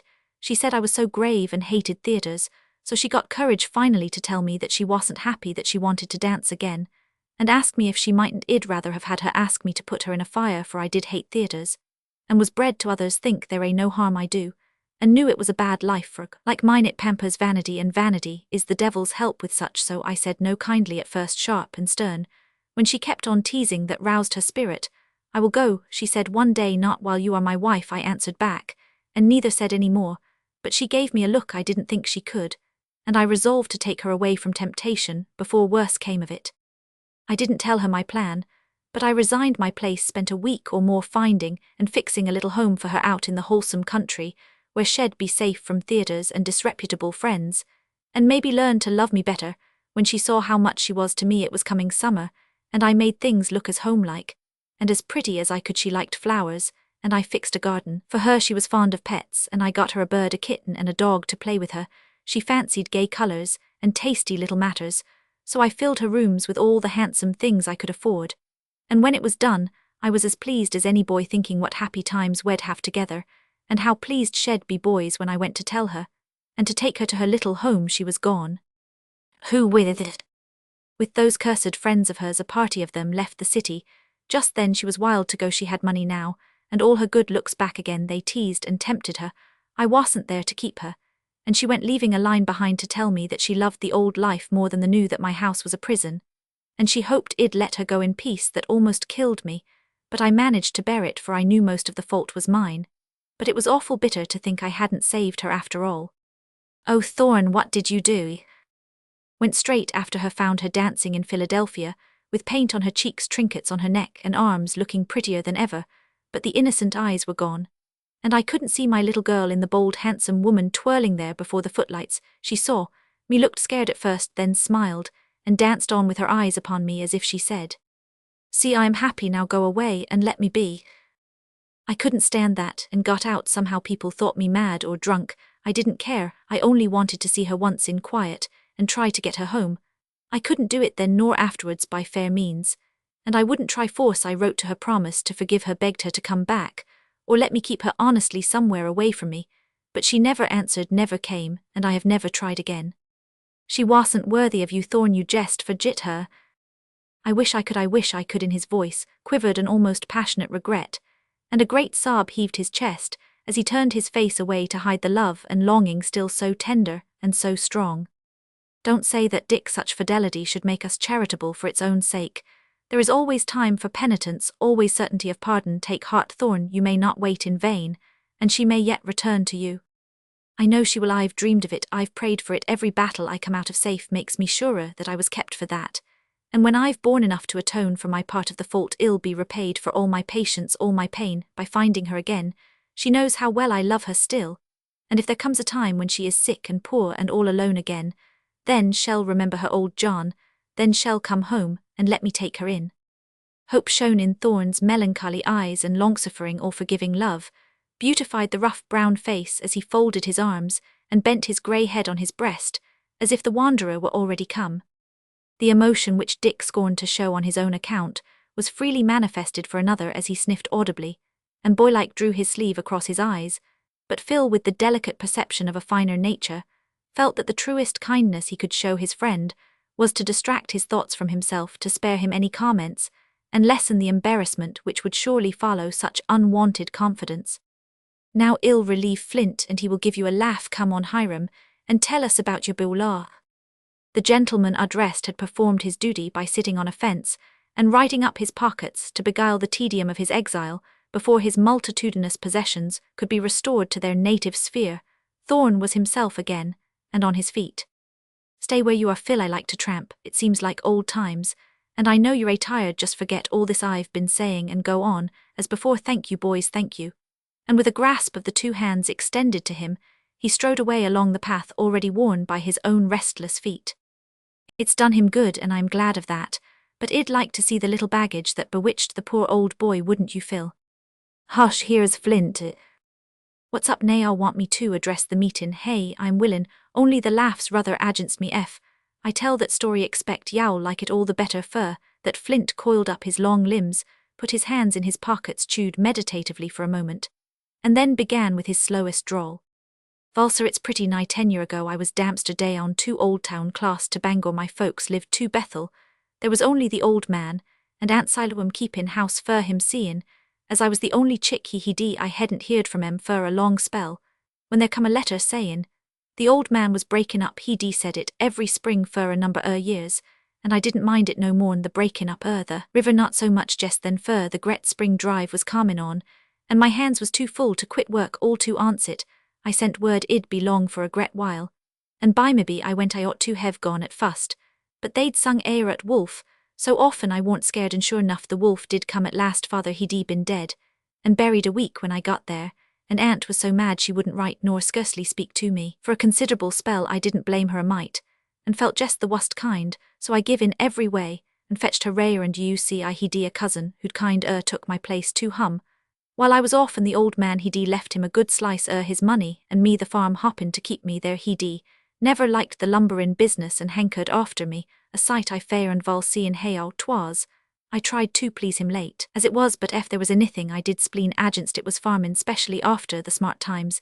It'd been heaven up Old Town way. You don't know nothin' about it. But ef you want to see high doin's, jest hitch onto a timber drive, and go it down along them lakes and rivers, say from Comptonungamuth to Penobscot Bay. Guess y'ow'd see a thing or two, and find livin' on a log come as handy as ef you was born a turtle. While I stood it one summer, but it was the longest kind of a job. Come fall, I turned contride on the farm, and vowed I'd go back to loggin'. Aunt he'd got fond me by that time, and felt dreadful bad about my leavin' on her cousin Sire, as we called Josiah. Didn't cotton to the old woman, though he did to her cash, but we hitched along fustrate. She was tacked too, the place hated too, have it let or sold, thought it'd go to everlastin' ruin ef I took to lumberin' agin, and heaven a tidy little summer money all her own. She took a notion to buy me off Hiram.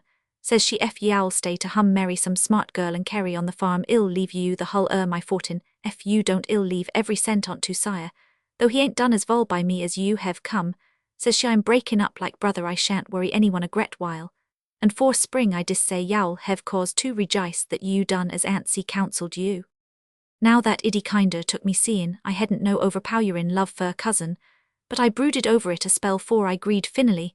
I said I'd do it, as it warn't a hard nor a bad trade, and begun to look rare and fur me's Flint. Jr. Aunt was dreadful pleased, but Maz in particular, as to who was goin' to stan in her shoes when she was fetched up against the eternal boom. There was a sight likely women folks rare in town, but Aunt she set her foot down that me's Flint must be smart, pious, and good-natured harnsome. She didn't say nothin' about bein' the humbliest woman in the state Maine.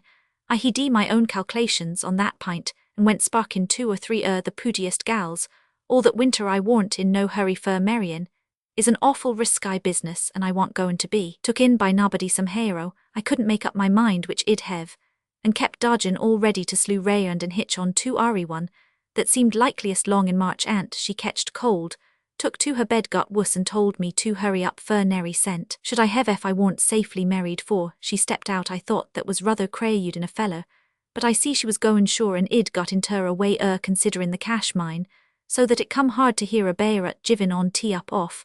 I went that evenin' and asked all Mary Nash ef shed have me know she wouldn't id shillisheed so long shed got tired waitin', and took to keeping company with a doctor down to Bangor, where shed been visitin'. A spell I didn't find that as hard a nub to swaller as I'd a thought. I would though Almary was the richest, pootiest and good-naturest of the lot. Aunt laughed Val, and told me to try again, so a couple nights after, I spruced up and went over to Caroline Milas. She was as smart as old cheese and Val off into the bargain. I was just as sure shed hev me as I be that I'm gittin' the rheumatis a set in this mash. But that minx Almary he dee ben, and let on a bear at her own saucy way servin' on me, and Caroline jest up and said, she won't goin' to hev anybody's leavin's, so down I come again. Things was gettin' dispert by that time, for Aunt was failin' rapid, and the story he dee leaked at some way, so the whole town was gigglin' over it. I thought I'd better quit them parts. But Aunt she showed me her, will all done complete skeptin, the fust name the legatee. There says she it all depends on you whether that place is took by Hiram or Josiah. It's easy done, and so it's goin' to stand till the last minute. That riled me considerable, and I streaked off to May Jane Simlins. She warn't very val off nor extra handsome, but she was pious the worst kind and dreadful clever to them, she fancied. But I was down on my luck agin, for at the fust word I spoke of marryin', she showed me the door and give me to understand that she couldn't think heaven a man that warn't a church member that hadn't experienced religion, or even struck with conviction and all the rest on tf anyone he dear wanted to have seen a walk in hornet's nest. They could have done it cheap that night. As I went hum I jest bounced into the kitchen, chucked my hat into one corner my coat, into another kicked the cat, cussed the fire, drawed up a chair, and set scareling like 60 bane too mad fur talkin' the young woman that was nussin' Aunt Bolar blish by. Name was a cooking grewel on the coals, and pared to understand the mess I was in, but she didn't say nothin', only blowed up the fire, fetched me a mug cider, and went rayrund so kinder quiet and sympathizin', that I found the wrinkles in my temper gettin' smoothed at mazin' quick, and 'fore long, I made a clean breast the whole thing. Bolar laughed, but I didn't mind her doin' Aunt, for she says she real sort o' cunnin'. Poor Hiram, they didn't use you val you ought to have tried some the poor and humly girls. They'd have been glad and grateful for such a sweetheart as you be. I was good-natured agin by that time, and I says laughin' along with her, Val, I've got 3 mittens, but I guess I might's val hev 'nother, and that will make 2 pair complete. Say, Bolar, will you hev me? Yes, I will, says she. Really, says Roman, one solemn true, says she. F shed up and slapped me in the face. I shouldn't have been more throwed aback, fur I never mistrusted she cared 2 chips for me. I jest set and gawped, fur she was solemn true. I see that with half an eye in it, kinder took my breath away. Bolar drawed the grewel off the fire, wiped her hands, and stood lookin' at me a minute. Then she says, slow and quiet, but tremblin' a little, as women hev a way doin' when they've considerable steam aboard. Hiram, other folks think lumberin' has spilt to you. I don't they call you rough and rowd. I know you've got a real kind heart for them, as knows how to find it. Them girls give you up so easy, cause they never loved you, and you give them up cause you only thought about their looks and money. I am humly and I am poor, but I've loved you ever since we went Anatin years ago, and you shook down for me, carried my bag, and kissed me to the gate, when all the others shunned me cause my father drank, and I was shabby, dressed, ugly and shy. You asked me in sport, I answered in earnest. But I don't expect nothin', unless you mean as I mean, like me, Hiram, or leave me. It won't make no odds in my lovin' of you, nor helpin' of you, ef I kin.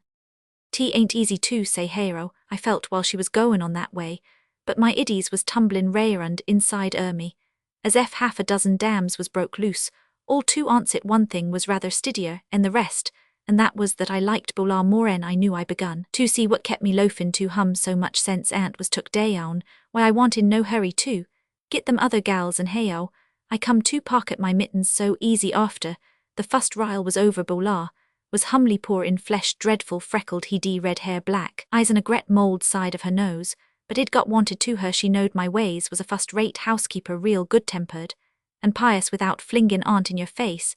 She was a lonely creetur, her folks bane all dead, but one sister who didn't use her somehow I kinder yearned over her, as they say in scripter. For all I set and gawped, I was coming rare and fast, though I felt as I used to when I was goin' to shoot the rapids, kinder breathless, and answertin whether it'd come at right side up or not. Queer, warn't it? Love Flint, that was a sure symptom of it. Val guessed he was anyway. I jumped up all of a sudden, ketched Bolar rayrund the neck, give her a hearty kiss, and sung at ill do it sure as my name's High Flint. The words was scarcely out of my mouth, 'fore down come Dr. Parr, he dee ben up to see Aunt, and said she wouldn't last the night through, probably that give me a scare the wust kind, and when I told Doctor how things was, he says kinder jockin'. Better git married right away, then Parson Dill is to come and see the old lady in hell, do both jobs to ans't. Will you, Beulah, says Roman 1. Yes, Hiram, to 'blige you, says she. With that I put it fur, the license got it and was back in less en half an haira, most tuckered airut, with the flurry of the whole concern quick as id, bin Beulah he de fay on time to whip on her best gayrun fix up her hair, and put a couple white chrysanthemums into her handkerchief pin fur the first time in her life she looked harnsome leastways. I thought so'ith a pretty colour in her cheeks, something brighter and a laugh shinin' in her eyes, and her lips smilin' and tremblin', as she come to me and whispered, so st none the rest could hear. Hiram, don't you do it ye out ruther not. I've stood it a gret while alone, and I guess I can agin.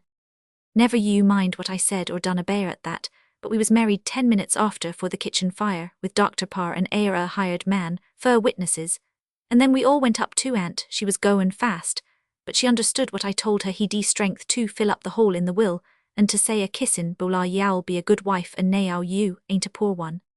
I couldn't help givin' a peek to the will, and there I see not Hiram Flint nor Josiah Flint, but Beulah Flint wrote every which way, but as plain as the nose on your face it won't make no odds, dear, whispered my wife peekin' over my shoulder. Guess it won't, says I, layered, I'm glad, aunt, and it ain't a cent more'n you deserve. That pleased Aunt Risme Hiram, says she, and when id got her easy she put her old arms on my neck and tried to say God bless you, dear, but died a doin' of it, and I ain't ashamed to say I boohooed real hearty. When I laid her down fur, she was dreadful good to me, and I don't forget her in a hurry. How's Beulah, asked Dick after the little tribute of respect, all paid to Aunt Siloam's memory by a momentary silence.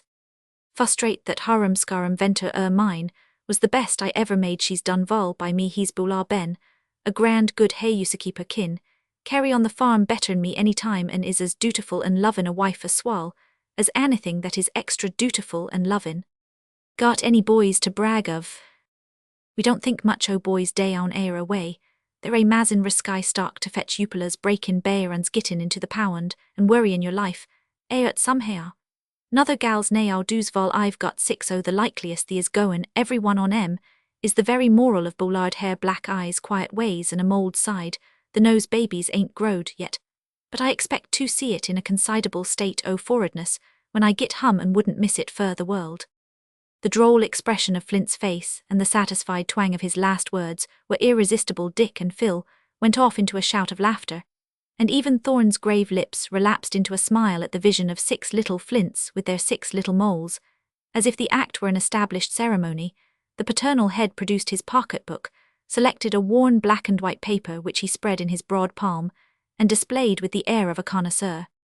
There thets Beulah, we call it a cut-in, but the proper name's a silly hoot. I believe I've got a handsome big daguerreotype to hum, but the heft aunt makes it bad to carry rayrund, so I took this. I don't tote it about inside my shirt as some do, it ain't my way, but I keep it in my wallet long with my other valuables, and guess I set as much store by it as if it was all painted up and done off to kill. The silly hoot was examined with interest and carefully stowed away again in the old brown wallet, which was settled in its place with a satisfied slap. Then Flint said briskly, "Now I'll Phil, you close this interestin' and instructive meeting, and be spry fur times most up. I haven't much to tell, but must begin with a confession which I have often longed, but never dared to make before because I am a coward. Show who's goin' to believe that a man who fit like a wildcat was offered promotion on the field, and reported to headquarters after his first scrimmage try again. Physical courage is as plentiful as brass buttons nowadays, but moral courage is a rarer virtue, and I am lacking in it, as ill prove you think me a Virginian. I am an Alabamian by birth, and was a rebel 3 months ago." This confession startled his hearers, as he knew it would, for he had kept his secret well. Thorne laid his hand involuntarily upon his rifle. Dick drew off a little, and Flint illustrated one of his own expressions, for he gawped. Phil laughed that musical laugh of his, and looked up at them with his dark face waking into sudden life as he went on. "There's no treason in the camp, for I am as fierce a Federalist as any of you now, and you may thank a woman for it. When Lee made his raid into Pennsylvania, I was a lieutenant in Thewel, never mind what regiment. It hasn't signalized itself since, and I'd rather not hit my old neighbors when they are down in one of the skirmishes. During our retreat I got a wound and was left for dead. A kind old Quaker found and took me home, But though I was too weak to talk, I had my senses by that time, and knew what went on about me. Everything was in confusion, even in that well-ordered place. No surgeon could be got at first, and a flock of frightened women thee'd and thou'd one another over me, but hadn't wit enough to see that I was bleeding to death. Among the faces that danced before my dizzy eyes was one that seemed familiar, probably because no cap surrounded it. I was glad to have it bending over me, to hear a steady voice say, "Give me a bandage, quick," and when none was instantly forthcoming to me, the young lady stripped up a little white apron she wore, and staunched the wound in my shoulder. I was not as badly hurt as I supposed, but so worn out and faint from loss of blood, they believed me to be dying, and so did I when the old man took off his hat and said, "Friend, if thee has anything to say, thee had better say it, for thee probably has not long to live." I thought of my little sister far away in Alabama, fancied she came to me, and muttered, "Amy, kiss me good." The women sobbed at that, but the girl bent her sweet, compassionate face to mine, and kissed me on the forehead. That was my wife. "So you seceded from secession right away to pay for that lip service, hey?" "No, Thorn, not right away, to my shame be it spoken. I'll tell you how it came about. Margaret was not old Bent's daughter, but a Massachusetts girl on a visit, and a long one it proved, for she couldn't go till things were quieter. While she waited, she helped take care of me, for the good souls petted me like a baby. When they found that a rebel could be a gentleman, I held my tongue, and behaved my best to prove my gratitude. You know, of course, I loved Margaret very soon. How could I help it? She was the sweetest woman I had ever seen, tender, frank, and spirited, all I had ever dreamed of, and longed for. I did not speak of this nor hope for a return, because I knew she was a hearty Unionist, and thought she only tended me from pity. But suddenly she decided to go home, and when I ventured to wish she would stay longer, she would not listen, and said I must not stay. I should have gone before. The words were nothing, but as she uttered them, the color came up beautifully over all her face, and her eyes filled as they looked away from mine. Then I knew that she loved me, and my secret broke out against my will. Margaret was forced to listen, for I would not let her go, but she seemed to harden herself against me, growing colder, stiller, statelier, as I went on, and when I said in my desperate way, "You should love me, for we are bid to love our enemies," she flashed an indignant look at me, and said, "I will not love what I cannot respect. Come to me, a loyal man, and see what answer I shall give you." Then she went away. It was the wisest thing she could have done, for absence did more to change me than an ocean of tears, a year of exhortations lying there. I missed her every hour of the day, recalled every gentle act, kind word, and fair example she had given me. I contrasted my own belief with hers, and found a new significance in the words honesty and honor, and remembering her fidelity to principle, was ashamed of my own treason to God, and to herself. Education, prejudice, and interest are difficult things to overcome, and that was the hottest fight I ever passed through, for, as I tell you, I was a coward, but love and loyalty won the day, and asking no quarter, the rebel surrendered. "Phil Beaufoot, you're a brick," cried Dick, with a sounding slap on his comrade's shoulder. "A brand snatched from the burnin' hallelujah," chanted Flint, seesawing with excitement. "Then you went to find your wife. How, where?" asked Thorn, forgetting vigilance in interest.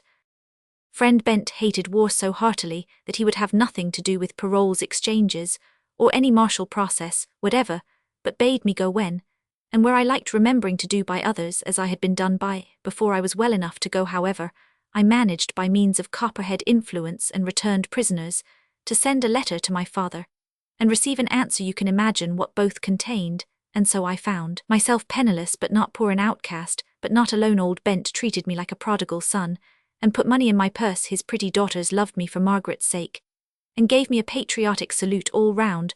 When I left them, the humblest, happiest man in Pennsylvania, Margaret once said to me that this was the time for deeds, not words, that no man should stand idle, but serve the good cause with head, heart, and hand. No matter in what rank, for in her eyes, a private fighting for liberty was nobler than a dozen generals defending slavery.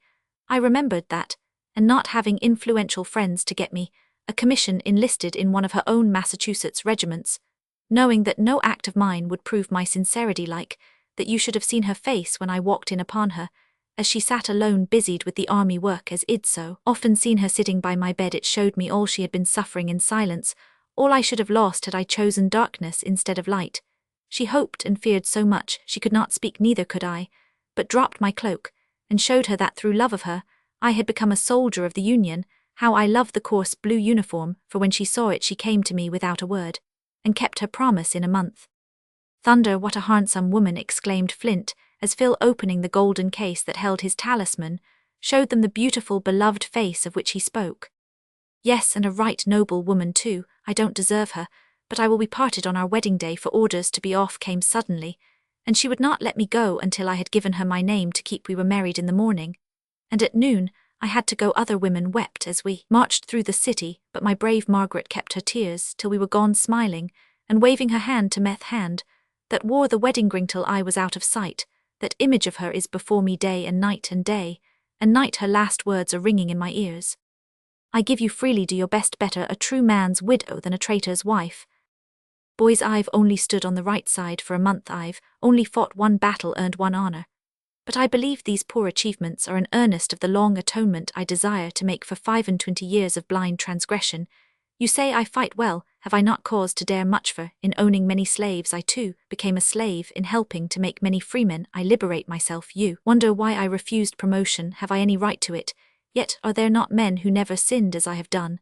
And beside whose sacrifices mine look pitifully small? You tell me, I have no ambition, I have the highest, for I desire to become God's noblest work, an honest man living, to make Margaret happy in a love that every hour grows worthier of her own being, to make death proud to take me. Phil had risen while he spoke, as if the enthusiasm of his mood lifted him into the truer manhood he aspired to attain. Straight and strong, he stood up in the moonlight, his voice deepened by unwonted energy, his eye clear and steadfast, his whole face ennobled by the regenerating power of this late loyalty to country, wife and self, and bright against the dark blue of his jacket shone the pictured face, the only medal he was proud to wear. Our brave brief moment, cancelling years of wrong, our fair and fatal decoration, serving as a mark for a hidden foe. The sharp crack of a rifle broke the stillness of the night, and with those hopeful words upon his lips, the young man sealed his purpose with his life. The Baron's gloves. Lord, Amy's romance. All is fair in love and war. Roman 1. How they were found. What a long sigh. Are you tired, Amy? Yes, and disappointed as well. I never would have undertaken this journey if I had not thought it would be full of novelty, romance, and charming adventures. Well, we have had several adventures, bar losing one's hat in the Rhine, getting left at a dirty little inn, and having our pockets picked, are not what I call adventures. I wish there were brigands in Germany. It needs something of that sort to enliven its stupidity. How can you call Germany stupid when you have a scene like this before you? Said Helen, with a sigh of pleasure, as she looked from the balcony which overhangs the Rhine at the Hotel of the Three Kings at Koblenz. Ehrenbreitstein towered opposite, the broad river glittered below, and a midsummer moon lent its enchantment to the landscape. As she spoke, her companion half rose from the low chair where she lounged, and showed the pretty, piquant face of a young girl. She seemed in a half melancholy, half petulant mood, and traces of recent illness were visible in the languor of her movements, and the pallor of her cheeks. Yes, it is lovely, but I want adventures and romance of some sort to make it quite perfect. I don't care what if something would only happen. My dear, you are out of spirits, and weary now. Tomorrow you'll be yourself again. Do not be ungrateful to uncle or unjust to yourself. Something pleasant will happen, I've no doubt. In fact, something has happened that you may make a little romance out of, perhaps, for lack of a more thrilling adventure. What do you mean? And Amy's listless face brightened. Speak low, there are balconies all about us, and we may be overheard, said Helen, drawing nearer after an upward glance. What is the beginning of a romance? Whispered Amy eagerly. A pair of gloves just now as I stood here, and you lay with your eyes shut. These dropped from the balcony overhead. Now amuse yourself by weaving a romance out of them and their owner. Amy seized them and, stepping inside the window, examined them by the candle. A gentleman's glove scented with violets. Here's a little hole fretted by a ring on the third finger. Bless me, here are the initials SP stamped on the inside with a coat of arms below. What a fop to get up his gloves in this style. They are exquisite, though such a delicate colour, so little soiled, and so prettily ornamented. Handsome hands wore these. I'd like to see them. Helen laughed at the girl's interest, and was satisfied if any trifle amused her ennui. I will send them back by the Kellner, and in that way we may discover their owner, she said. But Amy arrested her on the way to the door. I've a better plan. These waiters are so stupid, you'll get nothing out of them. Here's the hotel book sent up for our names. Let us look among the day's arrivals, and see who SP is. He came today, I am sure, for the man said the rooms above were just taken, so we could not have them. Opening the big book, Amy was soon intently poring over the long list of names, written in many hands and many languages. I've got it here, he I so Nell, he's a Baron isn't, that charming Sigismund von Palsdorf Dresden, we must see him for I know he's handsome, if he wears such distracting gloves. You'd better take them up yourself then. You know I can't do that, but I shall ask the man a few questions just to get an idea what sort of person the Baron is, then I shall change my mind and go down to dinner, shall look well about me, and if the Baron is agreeable, I shall make uncle return the gloves, he will thank us, and I can say I've known a real Baron, that will be so nice when we go home. Now don't be doonish, and say I'm silly, but let me do as I like and come and dress. Helen submitted, and when the gong pealed through the house, Major Erskine marched into the great salle a manger, with a comely niece on each arm. The long tables were crowded, and they had to run the gauntlet of many eyes, as they made their way to the head of the upper table. Before she touched her soup, Amy glanced down the line of faces opposite, and finding none that answered the slight description elicited from the waiter, she leaned a little forward to examine those on her own side of the table. Some way down sat several gentlemen, and as she bent to observe them, one did the same, and she received an admiring glance from a pair of fine black eyes. Somewhat abashed, she busied herself with her soup, but the fancy had taken possession of her, and presently she whispered to Helen, "Do you see any signs of the Baron?" "On my left, look at the hands." Amy looked and saw a white shapely hand with an antique ring on the third finger. Its owner's face was averted, but as he conversed with animation, the hand was in full play, now emphasizing an opinion, now lifting a glass, or more frequently pulling at a blonde beard, which adorned the face of the unknown. Amy shook her head decidedly. "I hate light men, and don't think that is the Baron, for the gloves are a size too small for those hands. Lean back, and look some 4 or 5 seats lower down on the right. See what sort of person the dark man with the fine eyes is." Helen obeyed, but almost instantly bent to her plate again, smiling in spite of herself. "That is an Englishman, he stares rudely, says by Jove, and wears no jewelry or beard. Now I am disappointed. Well, keep on the watch, and tell me if you make any discoveries, for I will find the Baron." Being hungry, Amy devoted herself to her dinner. Till dessert was on the table, she was languidly eating grapes, while Helen talked with the Major. When the word Baron caught her ear, the speakers sat at a table behind her, so that she could not see them without turning quite round, which was impossible. But she listened eagerly to the following scrap of chat. "Is the Baron going on tomorrow?" asked a gay voice in French. "Yes, he is bound for Baden-Baden. The season is at its height, and he must make his game while the ball is rolling, or it is all up with the open-handed Sigismund," answered a rough voice. "Won't his father pardon the last escapade?" asked a third with a laugh. "No, and he is right. The duel was a bad affair, for the man almost died, and the Baron barely managed to get out of the scrape through court influence. When is the wedding to be?" "Never. Palsdorf says there is everything but love in the bargain, and he swears hell not agree to it. I like that. There is much nobleness in him. Spite of his vagaries, he will sow his wild oats, and make a grand man in time. By the by, if we are going to the fortress, we must be off. Give Sigismund the word he is dining at the other table with Power," said the gay voice. "Take a look at the pretty English girl as you go by. It will do your eyes good after the fat Frauleins we have seen of late," added the rough one.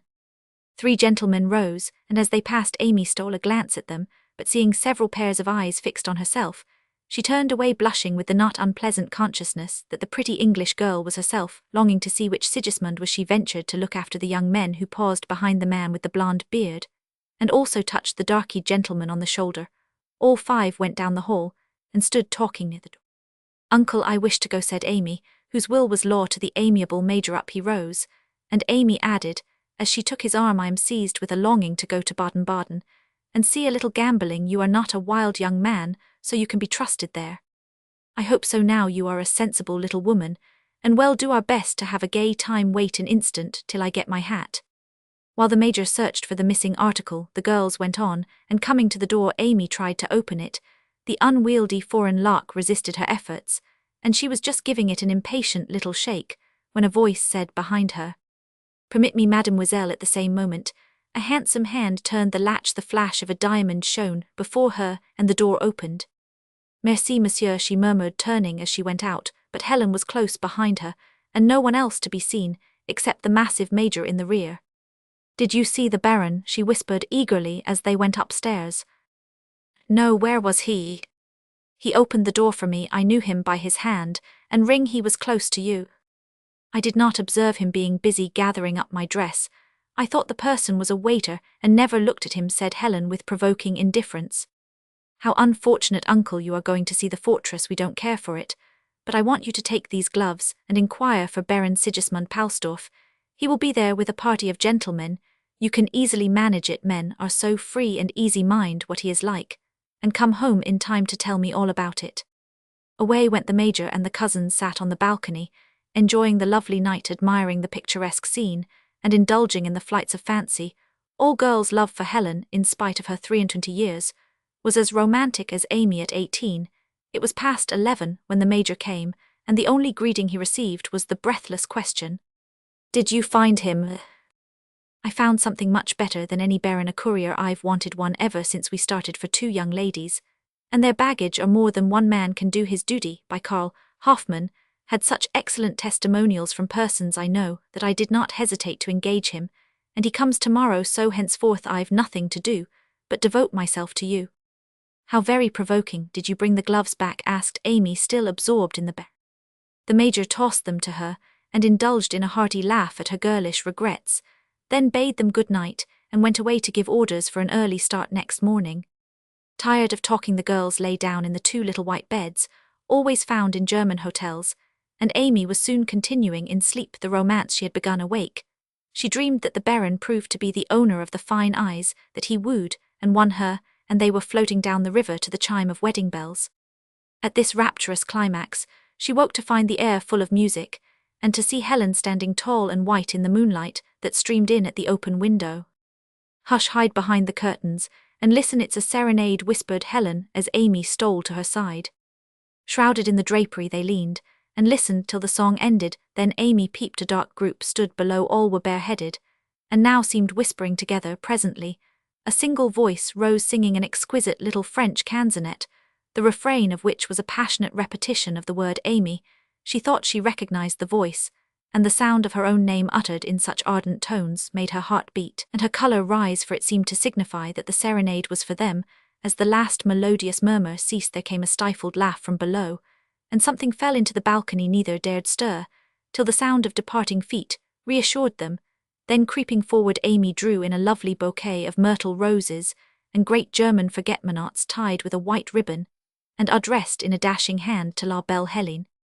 "Upon my life, the romance has begun in earnest," laughed Helen, as she examined the flowers. "You are serenaded by some unknown nightingale, and I have flowers tossed up to me in the charming old style. Of course, it is the Baron, Amy." "I hope so, but whoever it is, they are regular troubadours, and I am delighted. I know the gloves will bring us fun of some kind. Do you take one and I'll take the other, and see who will find the Baron first. Isn't it odd that they knew our names?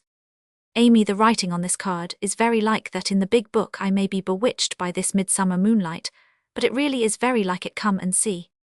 The 2 charming heads bent over the card, looking all the more charming for the dishevelled curls and braids that hung about them as the girls laughed and whispered together in the softly brilliant light that filled the room.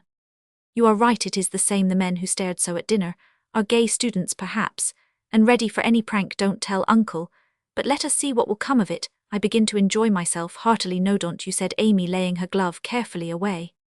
"I enjoyed myself before, but I think La Belle Helene gives an added relish to life." Amy laughed, Nell putting her flowers in water, and then both went back to their pillows to dream delightfully till morning. Roman 2 Karl the courier. 3 days at least before we reach Baden. How tiresome it is that uncle won't go faster," said Amy, as she tied on her hat next morning, wondering as she did so if the Baron would take the same boat. "As adventures have begun, I feel assured that they will continue to cheer the way, so resign yourself and be ready for anything," replied Helen carefully, arranging her bouquet in her travelling basket.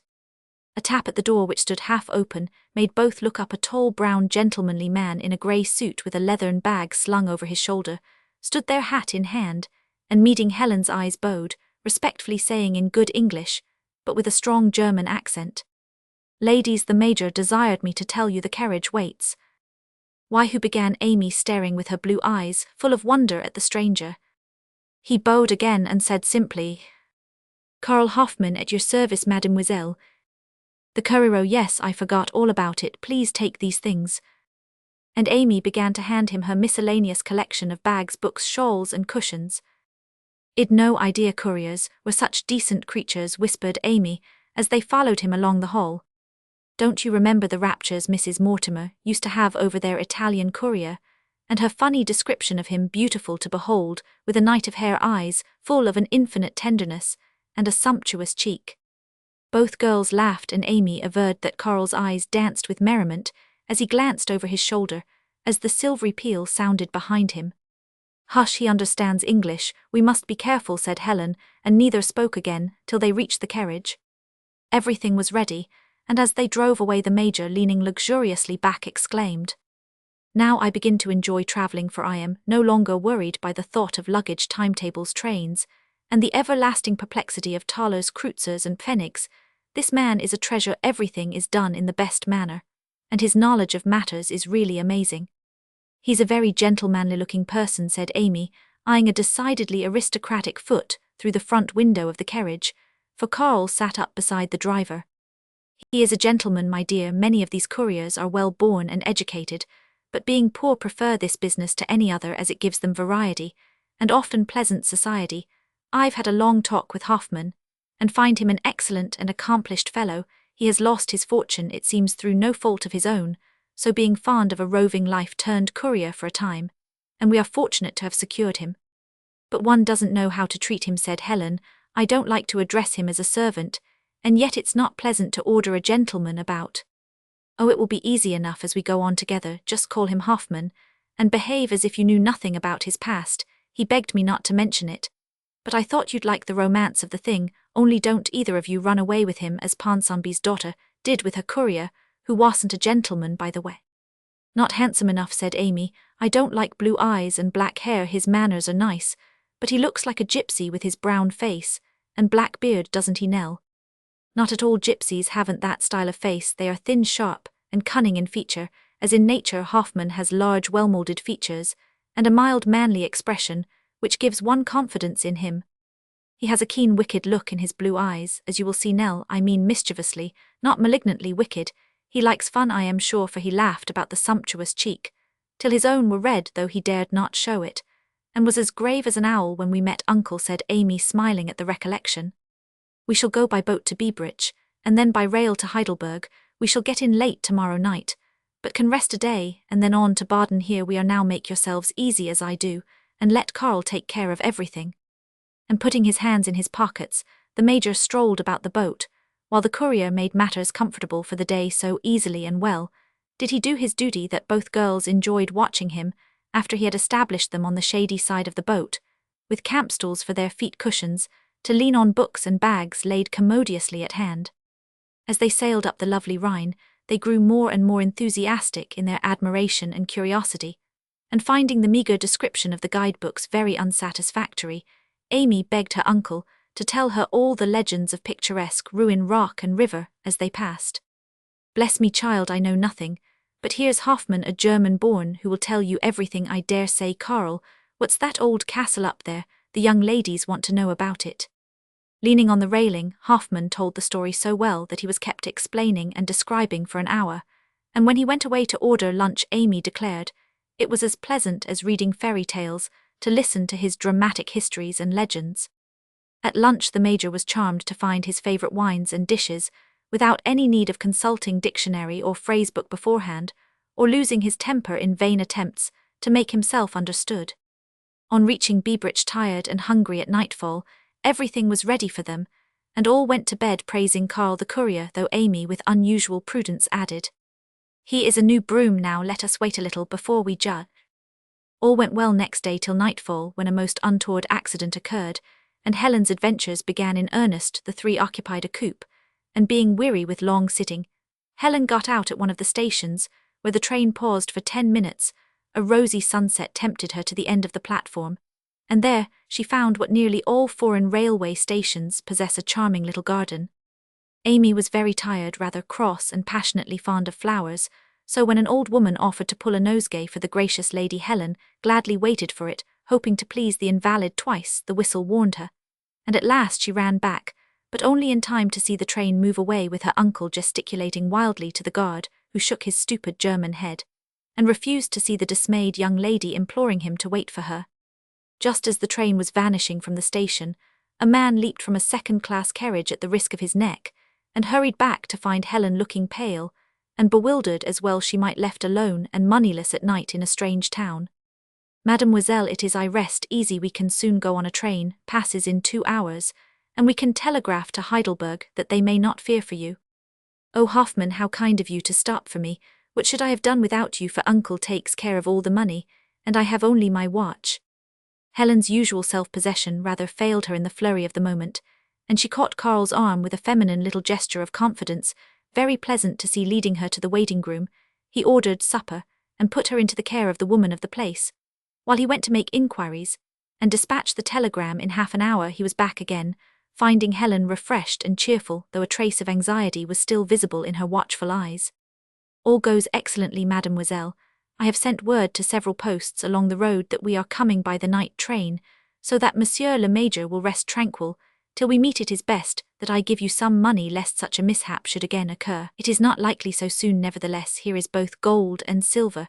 With this one can make one's way everywhere now. If mademoiselle will permit me to advise, she will rest for an hour, as we must travel.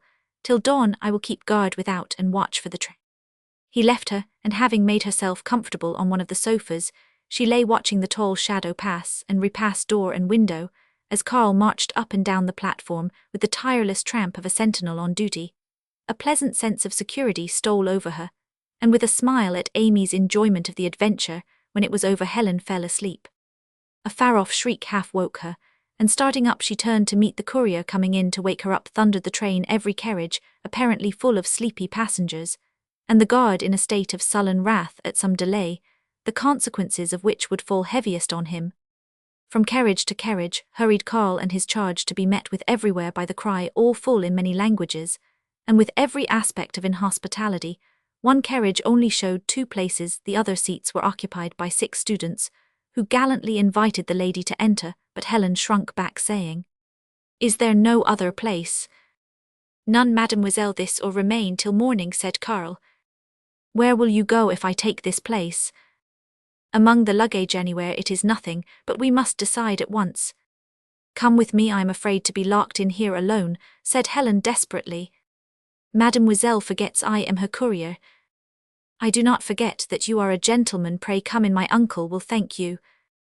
"I will," and with a sudden brightening of the eyes, a grateful glance, and an air of redoubled respect, Hoffman followed her into the carriage. They were off at once, and the thing was done before Helen had time to feel anything but the relief which the protection of his presence afforded her. The young gentlemen stared at the veiled lady, and her grim escort joked under their breath, and looked wistfully at the suppressed cigars, but behaved with exemplary politeness, till sleep overpowered them, and one after the other dropped off asleep to dream of their respective Gretchens. Helen could not sleep, and for hours sat studying the unconscious faces before her, the dim landscape flying past the windows, or forgot herself in reveries.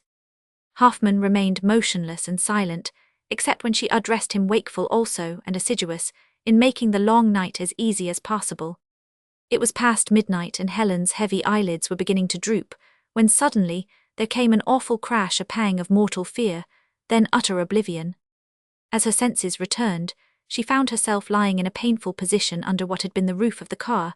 Something heavy weighed down her lower limbs, and her dizzy brain rung with a wild uproar of shrieks and groans, eager voices, the crash of wood and iron, and the shrill whistle of the engine as it rushed away for help. Through the darkness she heard the pant as of some one struggling desperately, then a cry close by her, followed by a strong voice, exclaiming in an agony of suspense, "My God, will no one come?"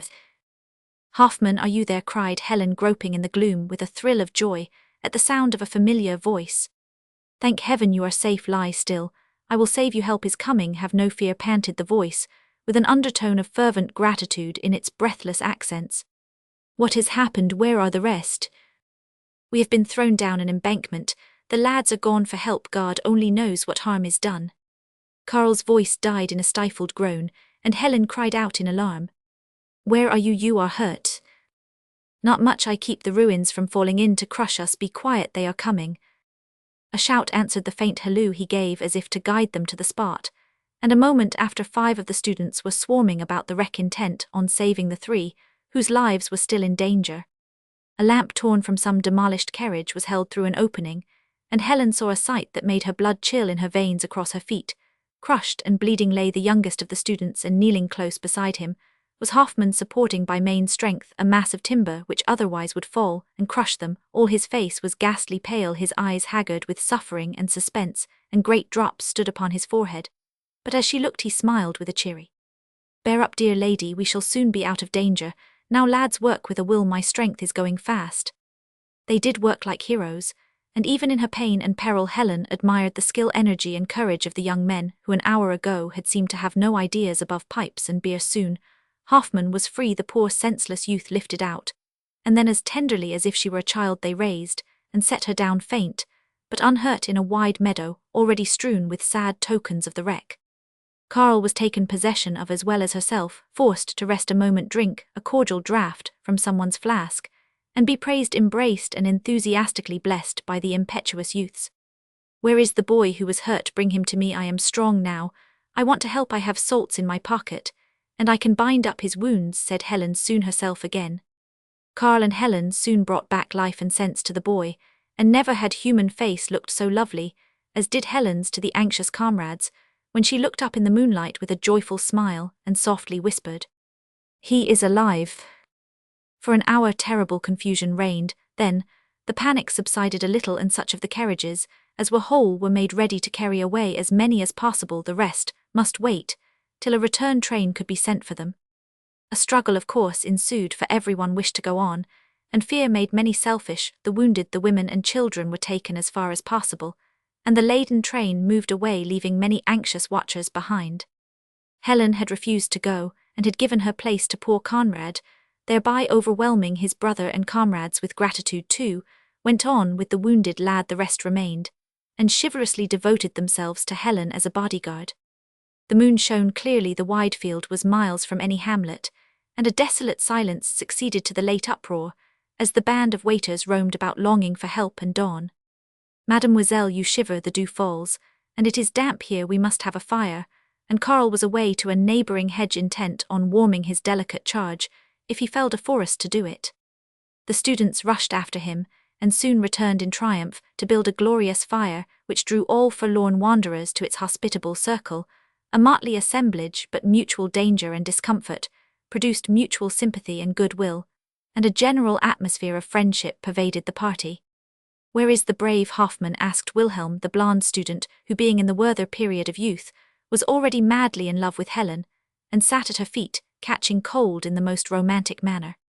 "Behold me, the little ones cry for hunger, so I ransack the ruins and bring away my spoils. Eat, kinder, eat, and be patient."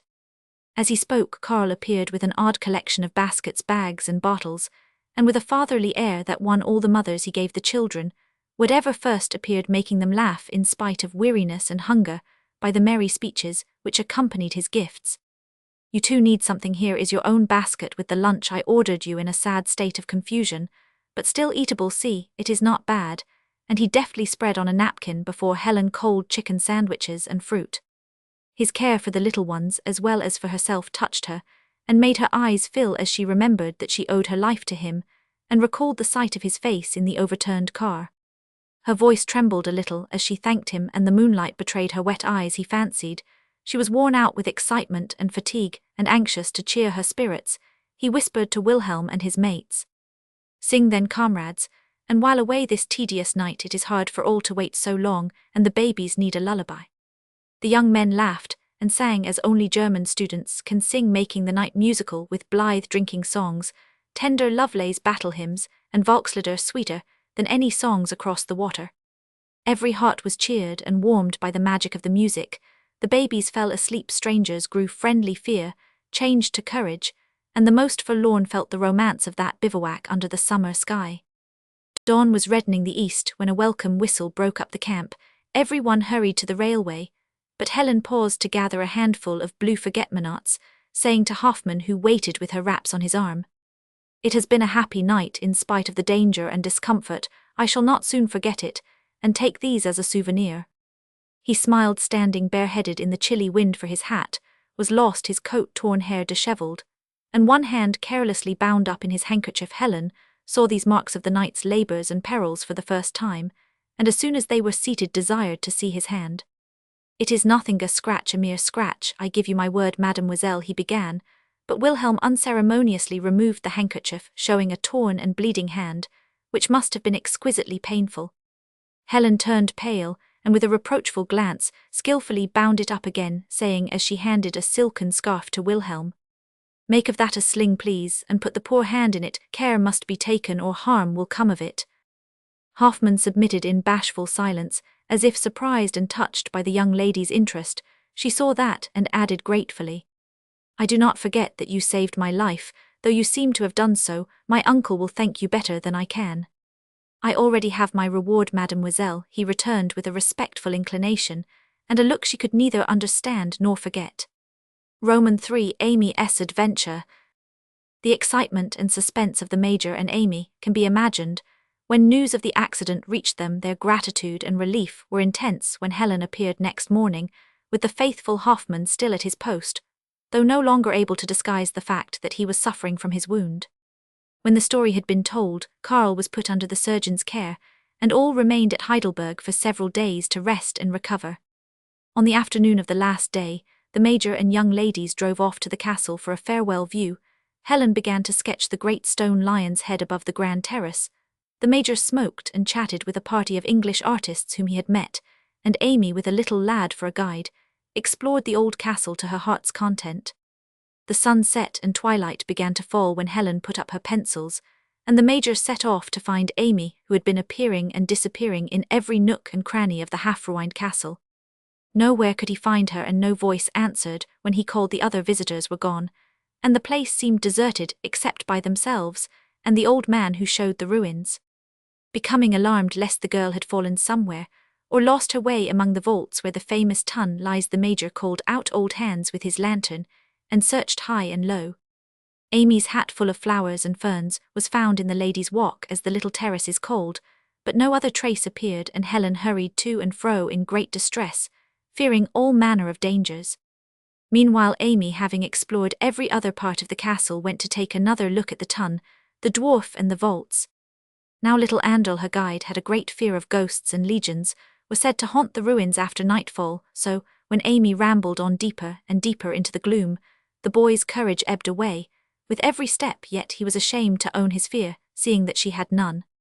Amy wanted to see a certain cell where a nun was said to have pined to death, because she would not listen to the Margraff's love. The legend pleased the romantic girl, and forgetful of waning daylight, gathering damps, and Andel's reluctant service, she ran on up steps, and down, delighted with little arched doors, rusty chains on the walls, glimpses of sky through shattered roofs, and all manner of mysterious nooks and corners, coming at last to a narrow cell with a stone table and heavy bolts on the old door. She felt sure this was poor Elfrida's prison, and called Andel to come on with his candle, for the boy had lighted one for his own comfort rather than hers. Her call was unanswered, and glancing back, she saw the candle placed on the ground, but no Andel.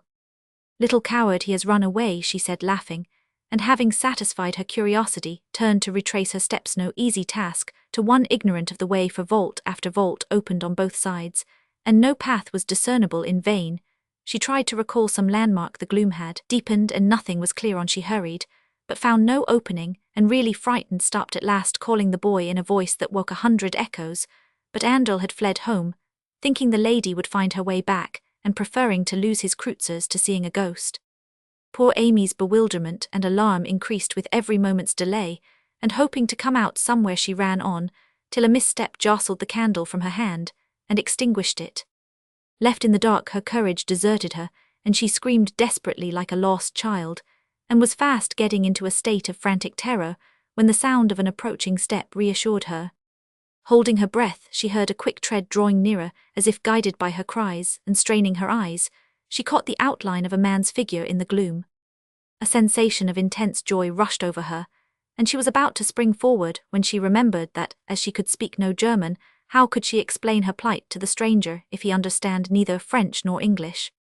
Fear took possession of her at the thought of meeting some rough peasant, or some rollicking student, to whom she could make no intelligible appeal or explanation.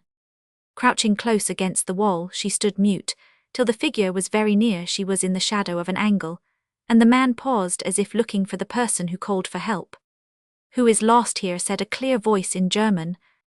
Amy shrunk closer to the wall, fearing to speak, for the voice was that of a young man, and a low laugh followed the words, as if the speaker found the situation amusing. "Mortal ghost or devil ill, find it," exclaimed the voice, and stepping forward a hand groped for and found her. "Lottchen is it, thou little rogue, thou shalt pay dearly for leading me such a chase."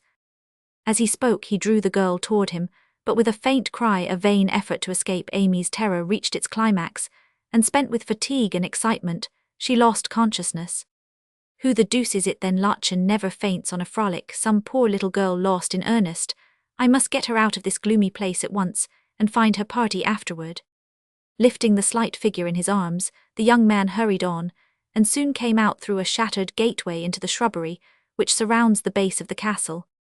Laying her on the grass, he gently chafed her hands, eyeing the pale, pretty face meantime with the utmost solicitude. At his first glimpse of it, he had started, smiled, and made a gesture of pleasure and surprise, then gave himself entirely to the task of recovering the poor girl, whom he had frightened out of her senses. Very soon she looked up with dizzy eyes, and clasping her hands imploringly cried in English like a bewildered child, "I am lost, oh, take me to my uncle. I will the moment you can walk, upon my soul. I meant to help you when I followed, but as you did not answer I fancied it was Lottchen, the keeper's little girl. Pardon the fright I've caused you, and let me take you to your friends." The true English accent of the words, and the hearty tone of sincerity in the apology, reassured Amy at once, and rising she said with a faint smile and a petulant tone, "I was very silly, but my guide ran away, my candle went out, I lost the path, and can speak no German, so I was afraid to answer you at first, and then I lost my wits altogether, for it's rather startling to be clutched in the dark, sir.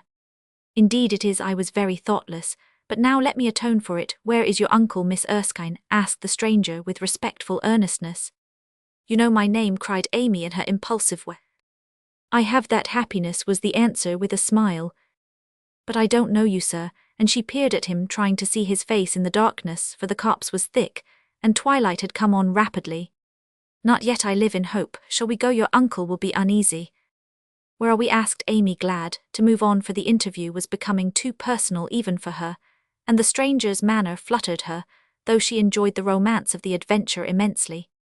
"We are in the park, which surrounds the castle. You were near the entrance to it, from the vaults when you fainted. I wish I had kept on a little longer, and not disgraced myself by such a panic." "Nay, that is a cruel wish, for then I should have lost the happiness of helping you." They had been walking side by side, but here were forced to pause on reaching a broken flight of steps, for Amy could not see the way before her. "Let me lead you, it is steep and dark, but better than going a long way round through the dew," he said, offering his hand.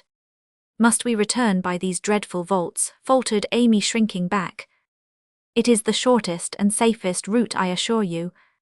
"Are you sure you know the way?" "Quite sure, I have lived here by the week together. Do you fear to trust me?"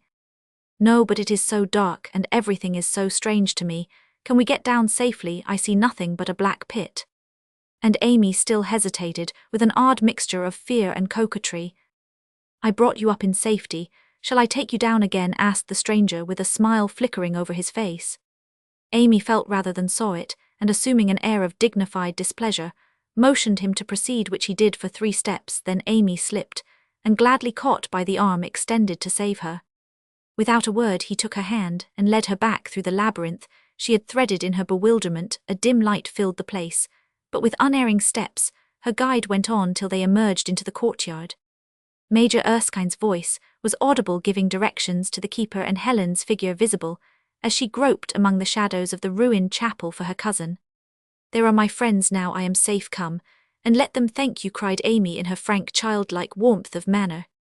"I want no thanks, forgive me, do," and hastily kissing the little hand that had lain so confidingly in his, the stranger was gone. Amy rushed at once to Helen, and when the lost lamb had been welcomed, chidden and exulted over, they drove home, listening to the very brief account which Amy gave of her adventure. "Naughty little gadabout, how could you go and terrify me so, wandering in vaults with mysterious strangers like the Countess of Rudolstadt? You are as wet and dirty as if you had been digging a well, yet you look As if you liked it, said Helen, as she led Amy into their room at the hotel.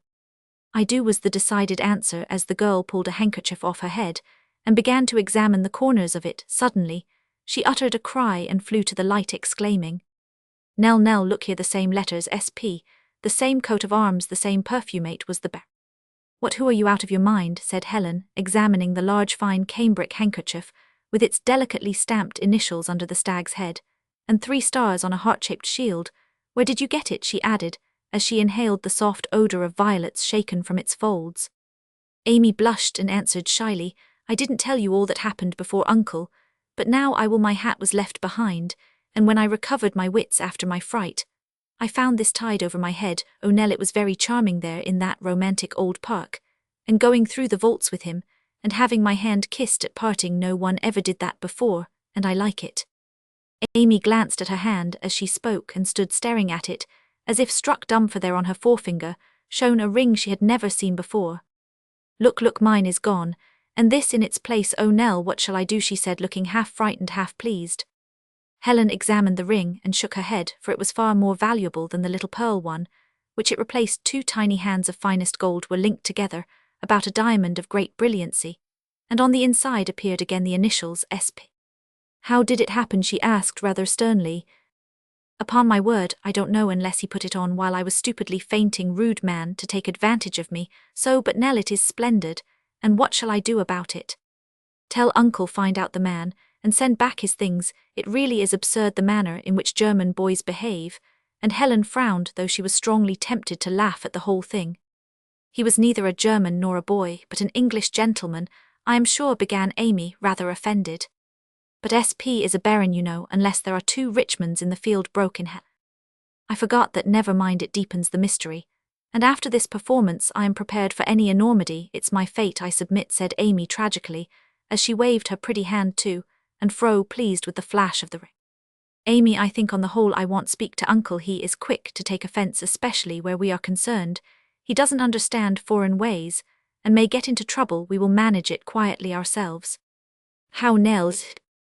Carl is discreet. We will merely say we found these things and wish to discover the owner. He may know this SP, and having learned his address we can send them back. The man will understand, and as we leave tomorrow, we shall be out of the way before he can play any new prank. Have in Carl at once, for if I wear this lovely thing long, I shall not be able to let it go at all. How dared the creature take such a liberty? And Amy pulled off the ring with an expression of great scorn. Come into the salon and see what Carl says to the matter. Let me speak, or you will say too much. One must be prudent before. She was going to say servants, but checked herself and substituted strangers, remembering gratefully how much she owed this man. Hoffman came looking pale and with his hand in a sling, but was as gravely devoted as ever and listened to Helen's brief story with serious attention. I will inquire, mademoiselle, and let you know at once. It is easy to find persons. If one has a clue, may I see the handkerchief? Helen showed it. He glanced at the initials and laid it down with a slight smile. The coat of arms is English, mademoiselle. Are you sure? Quite so, I understand heraldry. But the initials stand for Sigismund Palsdorf, and we know he is a German baron, broke in Amy, forgetting prudence in eagerness. If mademoiselle knows the name and title of this gentleman, it will not be hard to find him. We only fancy it is the same because of the initials. I dare say it is a mistake, and the man is English. Inquire quietly, Hoffman, if you please, as this ring is of value, and I wish to restore it to its owner, said Helen rather sharply. I shall do so, mademoiselle, and with his gentlemanly bow the courier left the room. Bless me, what's that? cried Amy a moment afterward, as a ringing laugh echoed through the corridor, a laugh so full of hearty and infectious merriment that both girls smiled involuntarily, and Amy peeped out to see who the blithe personage might be. An old gentleman was entering his room nearby, and Carl was just about to descend the stairs. Both looked back at the girlish face peeping at them, but both were quite grave, and the peal of laughter remained a mystery like all the rest of it. Late in the evening, Hoffman returned to report that a party of young Englishmen had visited the castle that afternoon and had left by the evening train. One of them had been named Samuel Peters, and he doubtless was the owner of the ring. A humorous expression lurked in the courier's eye as he made his report, and heard Amy exclaim in a tone of disgust and comical despair, Samuel Peters that spoils all the romance and dims the beauty of the diamond, to think that a Peters should be the hero to whom I owe my safety, and a Samuel should leave me this token of regard. Hush, Amy, whispered Helen, thanks Hoffman, we must wait now for chance to help us. Roman 4a Polish exile. Room for one here, sir, said the guard, as the train stopped at Karlsruhe, next day on its way from Heidelberg to Baden. The major put down his guidebook. Amy opened her eyes, and Helen removed her shawl from the opposite seat as a young man wrapped in a cloak with a green shade over his eyes, and a general air of feebleness got in and sank back with a sigh of weariness or pain. Evidently an invalid, for his face was thin and pale, his dark hair cropped short, and the ungloved hand attenuated and delicate as a woman's. A sidelong glance from under the deep shade seemed to satisfy him regarding his neighbours, and drawing his cloak about him with a slight shiver, he leaned into the corner, and seemed to forget that he was not alone. Helen and Amy exchanged glances of compassionate interest, for women always pity invalids, especially if young, comely, and of the opposite sex. The major took one look, shrugged his shoulders, and returned to his book. Presently a hollow cough gave Helen a pretext for discovering the nationality of the newcomer. Do the open windows inconvenience you, sir? She asked in English. No answer, the question evidently unintelligible. She repeated it in French, lightly touching his cloak to arrest his attention. Instantly a smile broke over the handsome mouth, and in the purest French he assured her that the fresh air was most agreeable and begged pardon for annoying them with his troublesome cough. Not an invalid, I hope, sir, said the major in his bluff, yet kindly voice. They tell me I can have no other fate, that my malady is fatal, but I still hope and fight for my life. It is all I have to give my country now. A stifled sigh, and a sad emphasis on the last word, roused the sympathy of the girls, the interest of the major. He took another survey, and said with a tone of satisfaction, as he marked the martial carriage of the young man, and caught a fiery glance of the half-hidden eyes. You are a soldier, sir. I am nothing now, but an exile for Poland is in chains. The words Poland and exile brought up all the pathetic stories of that unhappy country, which the three listeners had ever heard, and won their interest at once. You were in the late revolution, perhaps, asked the major, giving the unhappy outbreak the most respectful name he could use. From beginning to end. Oh, tell us about it. We felt much sympathy for you, and longed to have you win, cried Amy with such genuine interest and pity in her tone, it was impossible to resist. Pressing both hands upon his breast, the young man bent low with a flush of feeling on his pale cheek, and answered eagerly. Ah, you are kind, it is balm to my sore heart to hear words like these. I thank you, and tell you what you will, it is but little that I do, yet I give my life, and die a long death instead of a quick brave one with my comrades. You are young to have borne a part in a revolution, so said the major, who pricked up his ears like an old warhorse at the sound of battle. My friends and myself left the university at Varsovie. As volunteers we did our part, and now all lie in their graves but 3. You are wounded, it seems. Many times exposure, privation, and sorrow will finish what the Russian bullets began, but it is well. I have no wish to see my country enslaved, and I can no longer help her. Let us hope that a happier future waits for you both. Poland loves liberty too well, and has suffered too much for it to be kept long in captivity. Helen spoke warmly, and the young man listened with a brightening face. It is a kind prophecy, I accept it, and take courage. God knows I need it, he added low to himself. Are you bound for Italy, said the major, in a most un-English fit of curiosity. For Geneva first, Italy later, unless Montreux is mild enough for me to winter in. I go to satisfy my friends, but doubt if it avails much. Where is Montreux? Asked Amy. Near Clarens, where Rousseau wrote his Heloise and Vevey, where so many English go to enjoy Chillon. The climate is divine for unfortunates like myself, and life more cheap there than in Italy.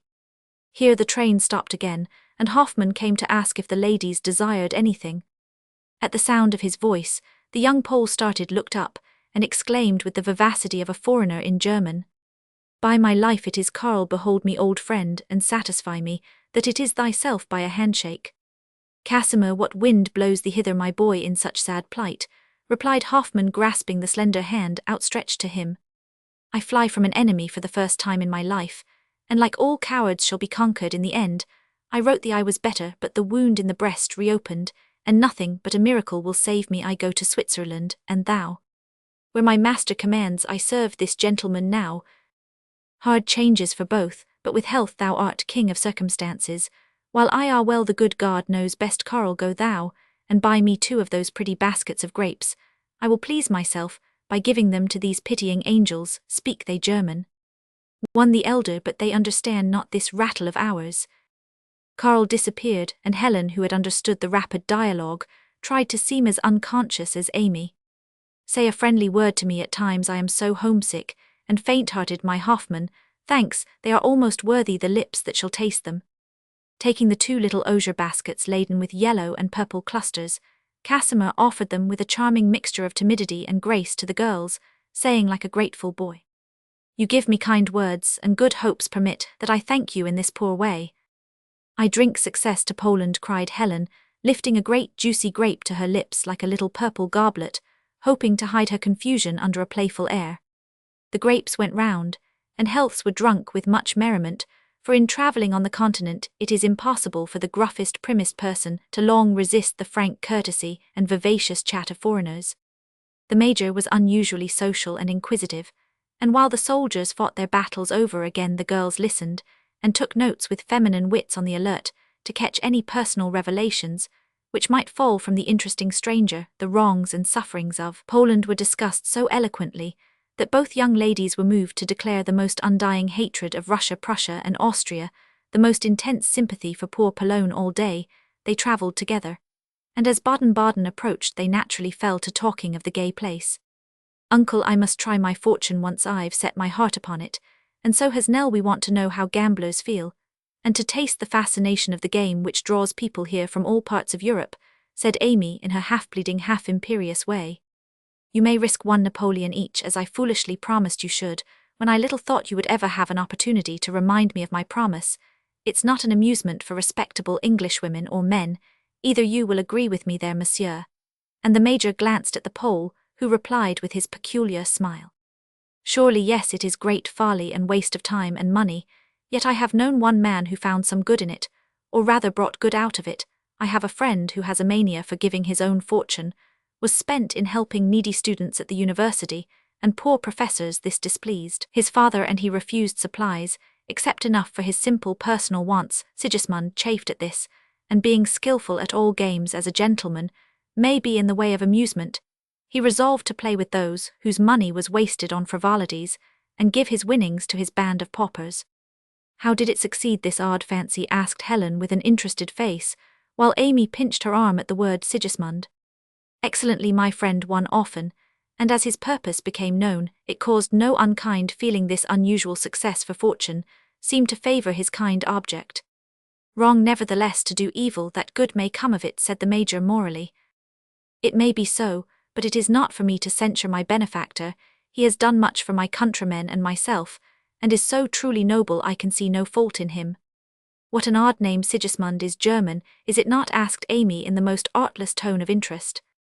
"Yes, mademoiselle, and Palsdorf is a true German, much courage, strength, and intellect, with the gaiety and simplicity of a boy. He hates slavery of all kinds, and will be free at all costs. He is a good son, but his father is tyrannical, and asks too much. Sigismund will not submit to sell himself, and so is in disgrace for a time." "Palsdorf was not that the name of the count or baron we heard them talking of at Koblenz?" said Helen to Amy, with a well-feigned air of uncertainty. "Yes, I heard something of a duel and a broken betrothal.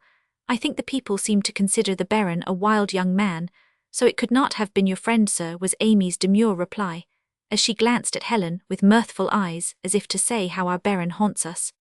"It is the same, doubtless. Many consider him wild, because he is original and dares act for himself. As it is well known, I may tell you the truth of the duel, and the betrothal if you care to hear a little romance." Casimir looked eager to defend his friend, and as the girls were longing to hear the romance, permission was given.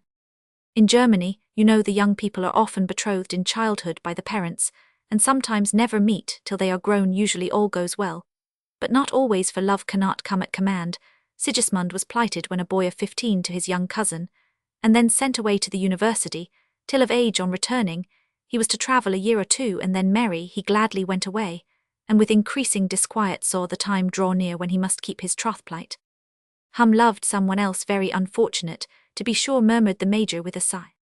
Not so, he only loved his liberty, and pretty Minna was less dear than a life of perfect freedom. He went back at the appointed time, saw his cousin, tried to do his duty, and love her, found it impossible, and discovering that Minna loved another, vowed he would never make her unhappiness as well as his own. The old baron stormed, but the young one was firm, and would not listen to a marriage without love, but pleaded for Minna, wished his rival success, and set out again on his travels. And the duel asked the major, who took less interest in love than war. That was as characteristic as the other act. A son of one high in office at Berlin circulated false reports of the cause of Palsdorf's refusal of the alliance. Reports injurious to Minna. Sigismund settled the matter in the most effectual manner by challenging and wounding the man, but for court influence it would have gone hardly with my friend. The storm, however, has blown over. Minna will be happy with her lover, and Sigismund with his liberty, till he tires of it. Is he handsome, this hero of yours? Said Amy, feeling the ring under her glove, for in spite of Helen's advice, she insisted on wearing it, that it might be at hand to return at any moment, should chance again bring the baron in their way. A true German of the old type, blonde and blue-eyed, tall and strong, my hero, in good truth brave, and loyal, tender and true, was the enthusiastic answer. I hate fair men, pouted Amy under her breath, as the major asked some question about hotels. Take a new hero, then nothing can be more romantic than that, whispered Helen, glancing at the pale dark-haired figure, wrapped in the military cloak opposite. I will, and leave the baron to you, said Amy, with a stifled laugh.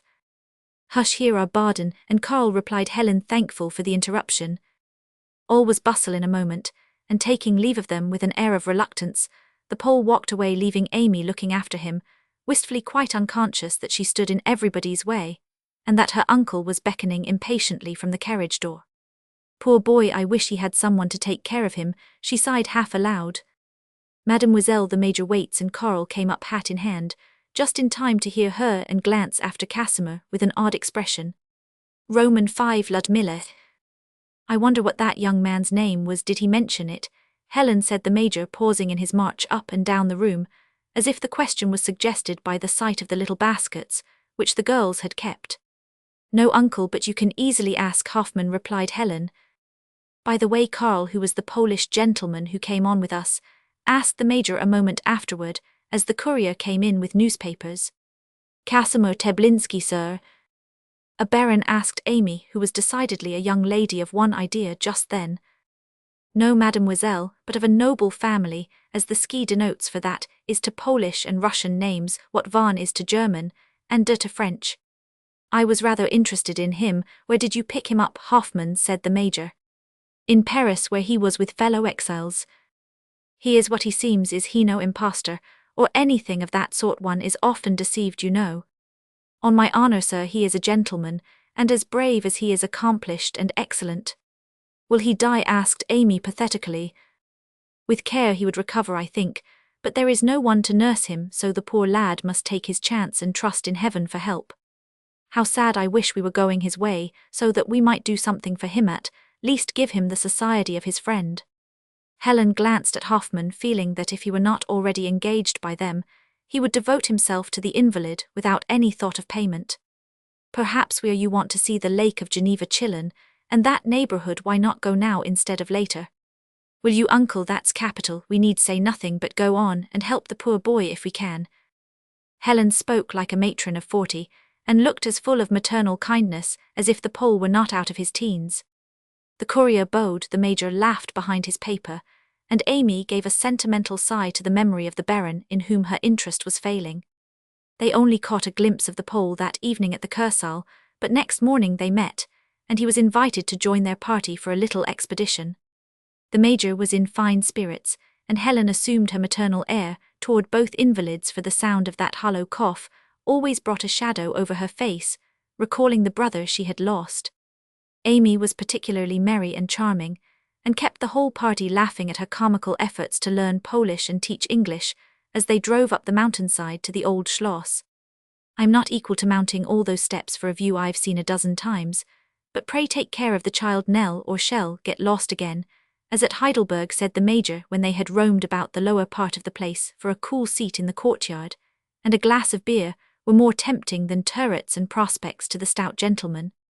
She shall not be lost, I am her bodyguard, it is steep permit that I lead you. Mademoiselle. Casimir offered his hand to Amy, and they began their winding way. As she took the hand, the girl blushed and half smiled, remembering the vaults and the bear. "I like this better," she said to herself, as they climbed step by step, often pausing to rest in the embrasures of the loopholes, where the sun glanced in the balmy wind blew, and vines peeped from without making a pretty picture of the girl, as she sat with rosy colour on her usually pale cheeks, brown curls fluttering about her forehead, laughing lips and bright eyes full of pleasant changes, leaning opposite in the narrow stairway.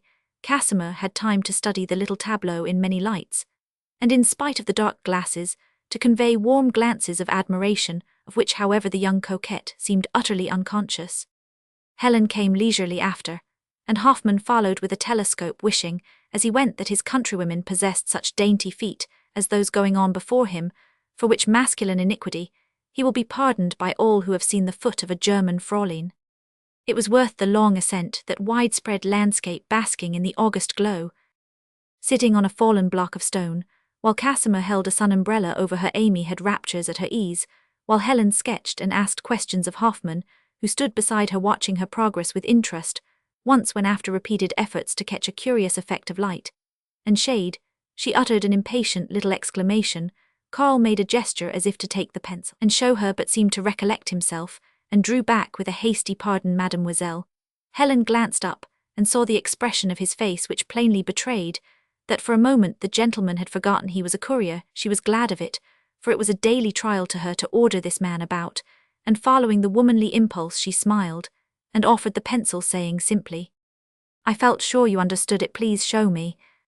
He did so, and a few masterly strokes gave the sketch what it needed. As he bent near her to do this, Helen stole a glance at the grave dark face, and suddenly a disturbed look dawned in the eyes fixed on the glossy, black locks pushed off the courier's forehead, for he had removed his hat when she spoke to him. He seemed to feel that something was amiss, shot a quick glance at her, returned the pencil, and rose erect with an almost defiant air, yet something of shame in his eye as his lips moved as if to speak impetuously, but not a word did he utter, for Helen touched her forehead significantly, and said in a low tone, "I am an artist, let me recommend Van Dyck Brown, which is not affected by heat."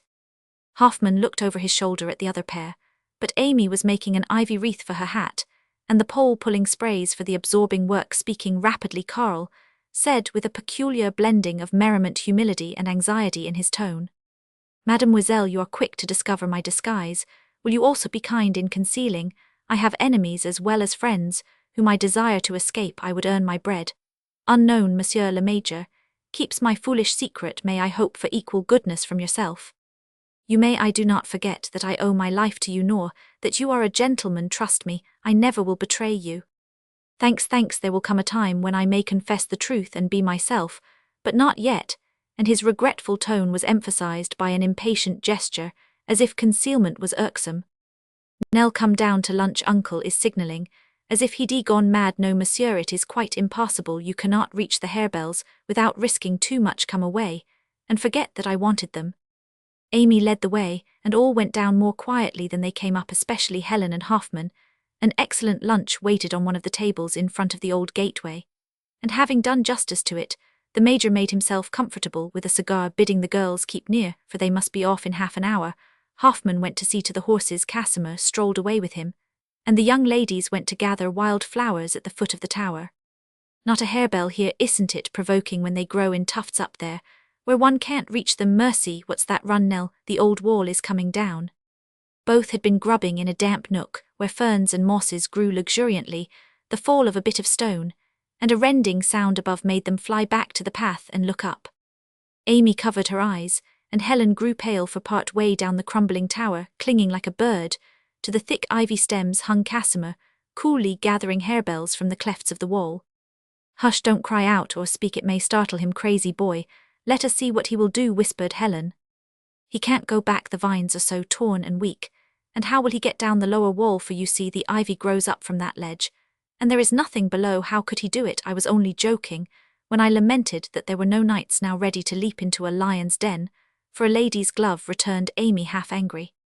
In breathless silence, they watched the climber till his cap was full of flowers, and taking it between his teeth, he rapidly swung down to the wide ledge, from which there appeared to be no way of escape, but a reckless leap of many feet on to the turf below. The girls stood in the shadow of an old gateway unperceived, and waited anxiously what should follow. Lightly folding and fastening the cap together, he dropped it down, and leaning forward tried to catch the top of a young birch rustling close by the wall twice. He missed it the first time he frowned, but the second he uttered an emphatic "deuce take it." Helen and Amy looked at each other with a mutual smile and exclamation. "He knows some English then." There was time for no more a violent rustle, a boyish laugh, and down swung the slender tree with the young man clinging to the top. As he landed safely, Helen cried bravo, and Amy rushed out, exclaiming reproachfully yet admiringly, "How could you do it and frighten us, so I shall never express a wish before you again, for if I wanted the moon you'd rashly try to get it, I know." "Certainement, mademoiselle," was the smiling reply. Casimir presented the flowers, as if the exploit was a mere trifle. "Now I shall go and press them at once in Uncle's guidebook. Come, and help me, else you will be in mischief again," and Amy led the way to the Major with her flowers and their giver. Helen roamed into one of the ruined courts for a last look at a fountain, which pleased her eye. A sort of cloister ran round the court, open on both sides, and standing in one of these arched nooks, she saw Hoffman and a young girl talking animatedly. The girl was pretty well dressed, and seemed refusing something for which the other pleaded eagerly. His arm was about her, and she leaned affectionately upon him with a white hand now, and then caressing his face, which was full of sparkle and vivacity. Now they seemed about to part as Helen looked for the maiden standing on tiptoe, laughingly offered her blooming cheek, and as Karl kissed it warmly he said in German, so audibly Helen heard every word, "Farewell, my Ludmilla, keep silent, and I shall soon be with you. Embrace the little one, and do not let him forget me." Both left the place as they spoke, each going a different way, and Helen slowly returned to her party, saying to herself in a troubled tone, "Ludmilla and the little one are his wife and child. Doubtless I wonder if Uncle knows that." When Hoffman next appeared, she could not resist looking at him, but the accustomed gravity was resumed, and nothing remained of the glow and brightness he had worn when with Ludmilla in the cloister. Roman 6 Chateau de la Tour. Helen looked serious and Amy indignant when their uncle joined them ready to set out by the afternoon train, all having dined and rested after the morning's excursion. "Well, little girls, what's the matter now?" he asked paternally, for the excellent man adored his nieces. "Helen says it's not best to go on with the pole, and is perfectly nonsensical, Uncle," began Amy petulantly, and not very coherently. "Better be silly now than sorry by, and by I only suggested that being interesting and Amy romantic, she might find this young man too charming, if we see too much of him," said Helen. "Bless my soul, what an idea!" cried the Major. "Why, Nell, he's an invalid, a Catholic, and a foreigner, any one of which objections are enough to settle that matter. Little Amy isn't so foolish as to be in danger of losing her heart to a person so entirely out of the question as this poor lad, is she?" "Of course not. You do me justice, Uncle. Nell thinks she may pity and pet anyone she likes, because she is 5 years older than I, and entirely forgets that she is a great deal more attractive than a feeble thing like me. I should as soon think of losing my heart to Hoffman as to the Pole, even if he wasn't what he is. One may surely be kind to a dying man, without being accused of coquetry," and Amy sobbed in the most heartrending manner.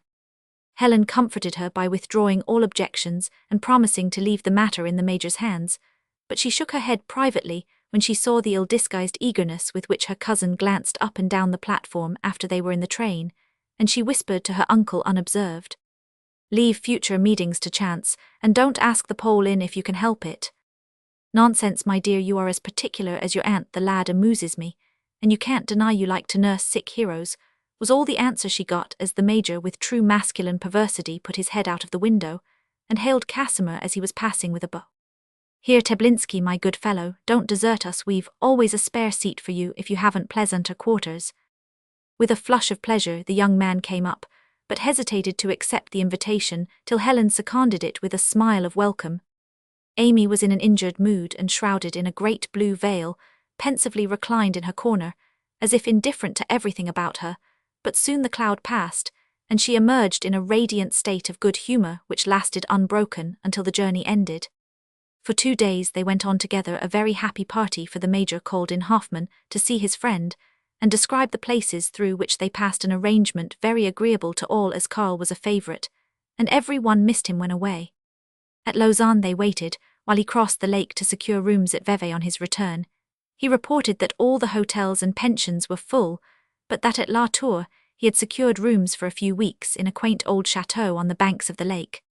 Count Severin is absent in Egypt, and the housekeeper has permission to let the apartments to transient visitors. The suite of rooms I speak of were engaged to a party who are detained by sickness. They are cheap, pleasant, and comfortable, a salon, and 4 bedrooms. I engaged them all thinking that Teblinsky might like a room there. Till he finds lodgings at Montreux, we can enter at once, and I am sure the ladies will approve of the picturesque place.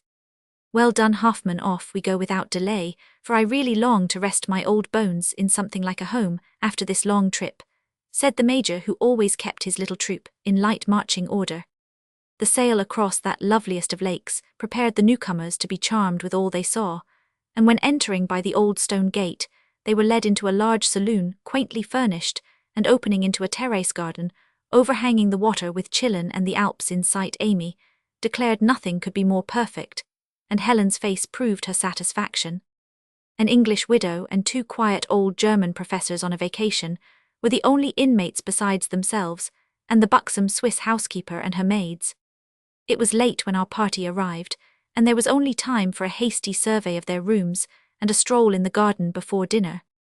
The great chamber with its shadowy bed, dark mirrors, ghostly wainscot doors and narrow windows had not been brightened for a long time by such a charming little apparition as Amy, when she shook out her airy muslins, smoothed her curls, and assumed all manner of distracting devices for the captivation of mankind. Even Helen, though not much given to personal vanity, found herself putting flowers in her hair and studying the effect of bracelets on her handsome arms, as if there was some especial need of looking her best on this occasion.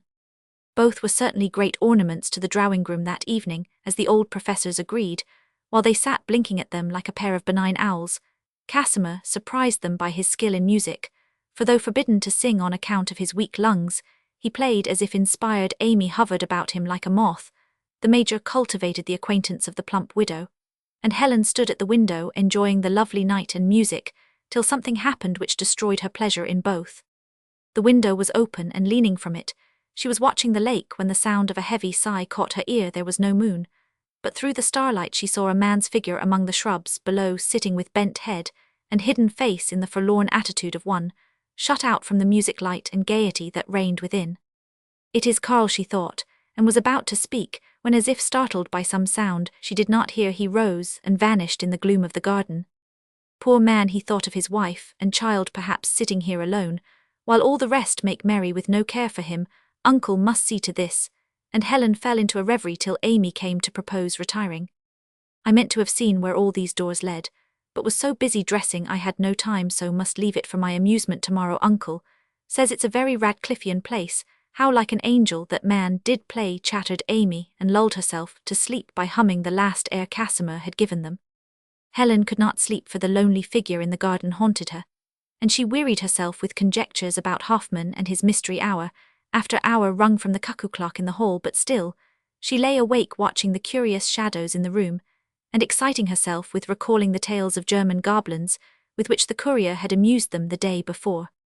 It is close and musty here with all this old tapestry and stuff about. Ill open the other window, she thought, and noiselessly slipping from Amy's side, she threw on wrapper and slippers, lighted her candle, and tried to unbolt the tall diamond-paned lattice. It was rusty and would not yield, and giving it up, she glanced about to see whence air could be admitted. There were 4 doors in the room, all low and arched with clumsy locks and heavy handles.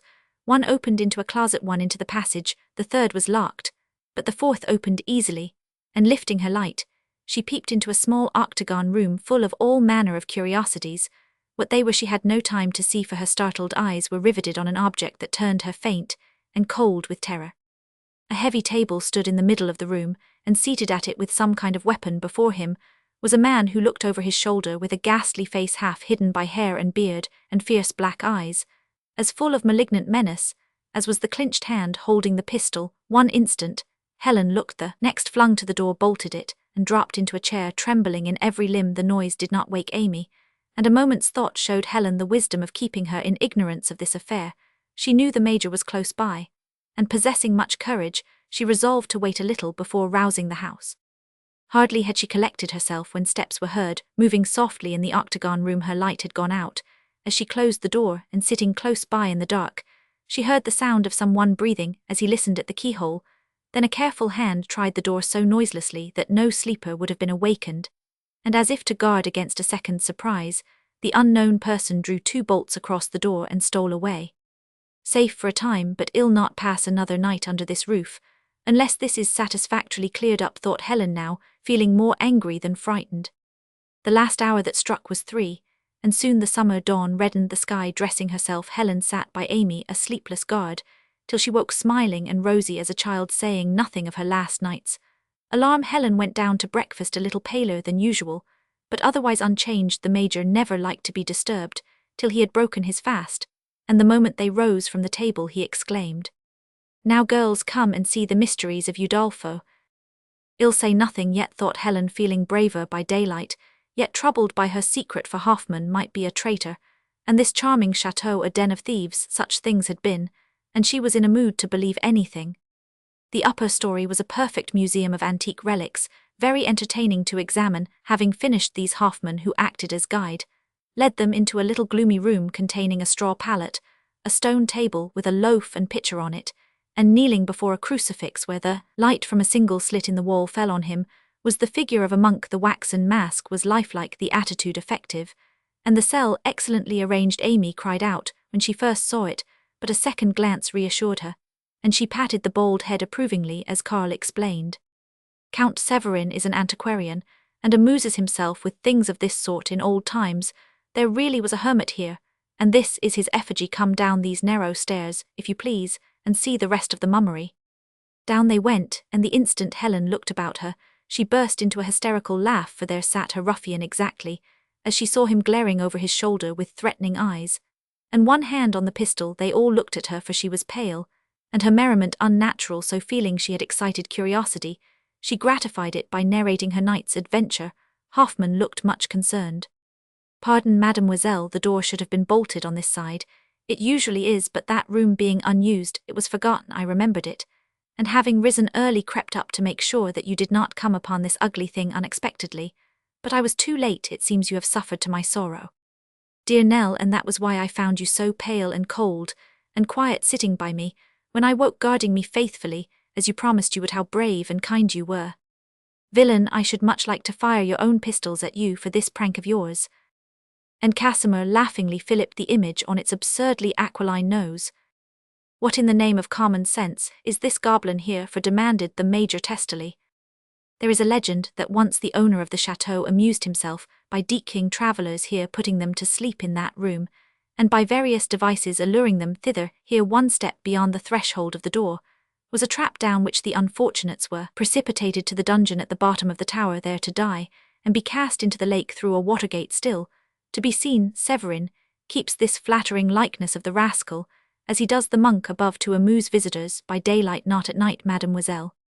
And Hoffman looked wrathfully at the image, as if he would much enjoy sending it down the trap. "How ridiculous! I shall not go about this place alone, for fear of lighting upon some horror of this sort. I've had enough. Come away into the garden, it's full of roses, and we may have as many as we like." As she spoke, Amy involuntarily put out her hand for Casimir to lead her down the steep stone steps, and he pressed the little hand with a tender look, which caused it to be hastily withdrawn. "Here are your roses, pretty flower. I know its meaning in English, for it is the same with us. To give a bud to a lady is to confess the beginning of love. A half-open one tells of its growth, and a full-blown one is to declare one's passion. Do you have that custom in your land, mademoiselle?" He had gathered the 3 as he spoke, and held the bud separately while looking at his companion wistfully. "No, we are not poetical like your people, but it is a pretty fancy," and Amy settled her bouquet with an absorbed expression, though inwardly wondering what he would do with his flowers. He stood silent a moment, with a sudden flush sweeping across his face, then flung all 3 into the lake, with a gesture that made the girl start, and muttered between his teeth, "No, no, for me it is too late." She affected not to hear, but making up a second bouquet, she gave it to him with no touch of coquetry in compassionate eyes or gentle voice. "Make your room bright with these. When one is ill, nothing is so cheering as the sight of flowers." Meantime the others had descended and gone their separate ways. As Karl crossed the courtyard, a little child ran to meet him with outstretched arms, and a shout of satisfaction. He caught it up and carried it away on his shoulder like one used to caress and be caressed by children. Helen, waiting at the door of the tower, while the major dusted his coat, saw this, and said, suddenly directing his attention to man and child, "He seems fond of little people. I wonder if he has any of his own." Hoffman: "No, my dear, he's not married. I asked him that when I engaged him, and he said he was not. Yes, he's not more than 5 or 26, and fond of a wandering life, so what should he want of a wife and a flock of bantlings? He seems sad and sober sometimes, and I fancied he might have some domestic trouble to harass him. Don't you think there is something peculiar about him?" asked Helen, remembering Hoffman's hint that her uncle knew his wish to travel incognito and wondering if he would throw any light upon the matter, but the major's face was impenetrable, and his answer unsatisfactory. "Well, I don't know, everyone has some worry or other, and as for being peculiar, all foreigners seem more or less so to us. They are so unreserved and demonstrative. I like Hoffman more and more every day, and shall be sorry when I part with him." "Ludmilla is his sister, then, or he didn't tell uncle the truth. It is no concern of mine, but I wish I knew," thought Helen anxiously, and then wondered why she should care. A feeling of distrust had taken possession of her, and she determined to be on the watch, for the unsuspicious major would be easily duped. And Helen trusted more to her own quick and keen eye than to his experience. She tried to show nothing of the change in her manner, but Hoffman perceived it, and bore it with a proud patience which often touched her heart, but never altered her purpose. Romans 7 at fault. 4 weeks went by so rapidly that everyone refused to believe it when the major stated the fact at the breakfastable, for all had enjoyed themselves so heartily that they had been unconscious of the lapse of time. "You are not going away, uncle?" cried Amy with a panic-stricken look. "Next week, my dear, we must be off, for we've much to do yet, and I promised Mamma to bring you back by the end of October." "Never mind Paris, and the rest of it. This is pleasanter. I'd rather stay here." There Amy checked herself and tried to hide her face behind her coffee cup, for Casimir looked up in a way that made her heart flutter, and her cheeks burn. "Sorry for it, Amy, but go we must, so enjoy your last week with all your might, and come again next year." "It will never be again what it is now," sighed Amy, and Casimir echoed the words "next year," as if sadly wondering if the present year would not be his last. Helen rose silently, and went into the garden, for of late she had fallen into the way of reading and working in the little pavilion, which stood in an angle of the wall overlooking lake and mountains.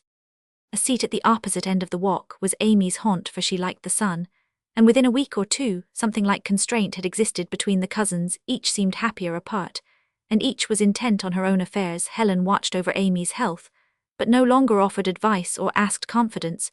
She often looked anxious, and once or twice urged the major to go, as if conscious of some danger.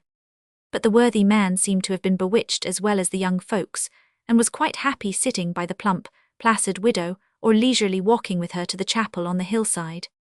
All seemed waiting for something to break up the party, and no one had the courage to do it. The major's decision took everyone by surprise, and Amy and Casimir looked as if they had fallen from the clouds. The persistency with which the English lessons had gone on was amazing for Amy, usually tired of everything in a day or two. Now, however, she was a devoted teacher, and her pupil did her great credit by the rapidity with which he caught the language. It looked like pleasant play, sitting among the roses day after day, Amy affecting to embroider, while she taught Casimir marching to and fro on the wide low wall below which lay the lake while he learned his lesson, then standing before her to recite, or lounging on the turf in frequent fits of idleness, both talking and laughing a great deal, and generally forgetting everything but the pleasure of being together. They wrote little notes as exercises, Amy in French, Casimir in English, and each corrected the others. All very well for a time, but as the notes increased the corrections decreased, and at last nothing was said of ungrammatical French or comical English, and the little notes were exchanged in silence. As Amy took her place that day, she looked forlorn, and when her pupil came, her only welcome was a reproachful, "You are very late, sir." "It is 15 minutes yet to 10 o'clock, was Casimir's reply in his best English. 10 o'clock, and leave out of before minutes. How many times must I tell you that?" said Amy severely, to cover her first mistake. "Ah, not many times. Soon all goes to finish, and I have none person to make this charming English go in my so stupid head." "What will you do then?" "I jetter myself into the lake." "Don't be foolish. I'm dull today, and want to be cheered up. Suicide isn't a pleasant subject. Good, see here, Thina, little place interior you call joke, can you will to see it, and he laid a little pink cocked hat note on her lap, looking like a mischievous boy as he did so. Moan Casimir Teblinski, I see no joke, and Amy was about to tear it up when he caught it from destruction, and holding it out of reach said, laughing wickedly, The moan is one abbreviation of monsieur, but you put no little how do you say period at the end of him.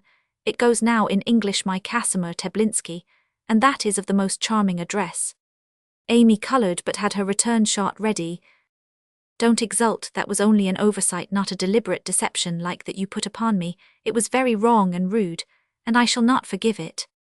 Mon dear, where have I gone in sinning? I am a parson, as I say each day, but not a villain. I swear to you, say to me that which I have made of wrong, and I will do penance. You told me ma Dragha was the Polish for my pupil, and let me call you so a long time. I am wiser now, replied Amy with great dignity. Who has said stupidities to you that you doubt me? And Casimir assumed an injured look, though his eyes danced with merriment. I heard Hoffmann singing a Polish song to little Rosal, the burden of which was ma Dragha, and when I asked him to translate it, those 2 words meant, my darling, how dare you do it, ungrateful creature that you are. As Amy spoke half confusedly, half angrily, Casimir went down upon his knees, with folded hands and penitent face, exclaiming in good English, Be merciful to me, a sinner. I was tempted, and I could not resist. Get up this instant and stop laughing. Say your lesson, for this will be your last, was the stern reply, though Amy's face dimpled all over with suppressed merriment. He rose meekly, but made such sad work with the verb to love that his teacher was glad to put an end to it, by proposing to read her French to him. It was Thaddeus of Warsaw, a musty little translation, which she had found in the house, and begun for her own amusement. Casimir read, a little, seemed interested, and suggested that they read it together, so that he might correct her accent. Amy agreed, and they were in the heart of the sentimental romance, finding it more interesting than most modern readers, for the girl had an improved Thaddeus before her, and the Pole a fairer, kinder, merry Beaufort. Dangerous times for both, but therein lay the charm, for though Amy said to herself, each night sick Catholic, and a foreigner it can never be, yet each morning she felt with increasing force how blank her day would be without him, and Casimir, honourably restraining every word of love, yet looked volumes. And in spite of the glasses, the girl felt the eloquence of the fine eyes they could not entirely conceal. Today, as she read, he listened with his head leaning on his hand, and though she never had read worse, he made no correction, but sat so motionless, she fancied at last that he had actually fallen asleep. Thinking to rouse him, she said in French, Poor Thaddeus, don't you pity him alone, poor sick, and afraid to own his love? No, I hate him, the absurd imbecile with his fine boots and plumes and tragedy airs. He was not to be pitied, for he recovered health. He found a fortune, he won his Marie, his sufferings were nothing, there was no fatal blight on him, and he had time and power to conquer his misfortunes, while I. Casimir spoke with sudden passion, and pausing abruptly turned his face away, as if to hide some emotion he was too proud to show. Amy's heart ached and her eyes filled, but her voice was sweet and steady, as she said, putting by the book like one weary of it, Are you suffering today? Can we do anything for you? Please let us, if we may. You give me all I can receive, no one can help my pain, yet, but a time will come when something may be done for me, then I will speak. And to her great surprise, he rose and left her without another word. She saw him no more till evening. Then he looked excited, played stormily, and would sing in defiance of danger. The trouble in Amy's face seemed reflected in Helen's, though not a word had passed between them. She kept her eye on Casimir with an intentness that worried Amy, and even when he was at the instrument, Helen stood near him, as if fascinated, watching the slender hands chase one another up and down the keys with untiring strength and skill.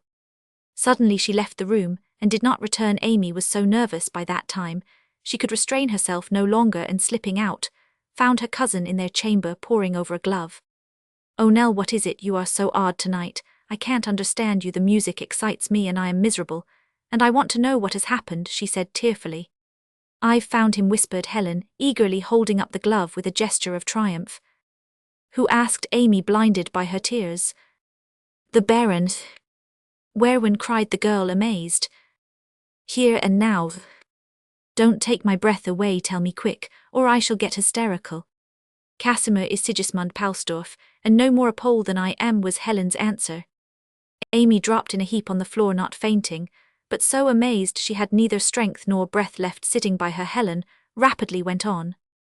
I had a feeling as if something was wrong and began to watch. The feeling grew, but I discovered nothing till today. It will make you laugh. It was so unromantic. As I looked over Uncle's things, when the laundress brought them this afternoon, I found a collar that was not his. It was marked SP, and I at once felt a great desire to know who owned it. The woman was waiting for her money, and I asked her, Monsieur Palone. She said for his name is too much for her. She took it into his room, and that was the end of it. But it may be another name, the initials only a coincidence, faltered Amy, looking frightened. No, dear, it isn't. There is more to come. Little Rosal came crying through the hall an hour ago, and I asked what the trouble was. She showed me a prettily bound prayer book, which she had taken from the Pole's room to play with, and had been ordered by her mother to carry back. I looked into it, no name, but the same coat of arms as the glove and the handkerchief tonight as he played. I examined his hands. They are peculiar, and some of the peculiarities have left traces on the glove. I am sure it is he, for on looking back many things confirm the idea. He says he is a Polison, a rogue fond of jokes and clever at playing them. The Germans are famous for masquerading and practical jokes. This is one I am sure, and Uncle will be terribly angry if he discovers it. But why all this concealment? Cried Amy. Why play jokes on us? You look so worried. I know you have not told me all you know or fear. I confess I do fear that these men are political plotters, as well as exiles. There are many such, and they make tools of rich and ignorant foreigners to further their ends. Uncle is rich, generous, and unsuspicious, and I fear that while apparently serving and enjoying us, they are using him. Heavens, it may be, and that would account for the change we see in him. I thought he was in love with the widow, but that may be only a cloak to hide darker designs. Carl brought us here, and I dare say it is a den of conspirators, cried Amy, feeling as if she were getting more of an adventure than she had bargained for. Don't be alarmed. I am on the watch, and mean to demand an explanation from Uncle, or take you away on my own responsibility if I can. Here a maid tapped to say that tea was served. We must go down, or someone will suspect trouble. Plead headache to excuse your paleness, and ill keep people away.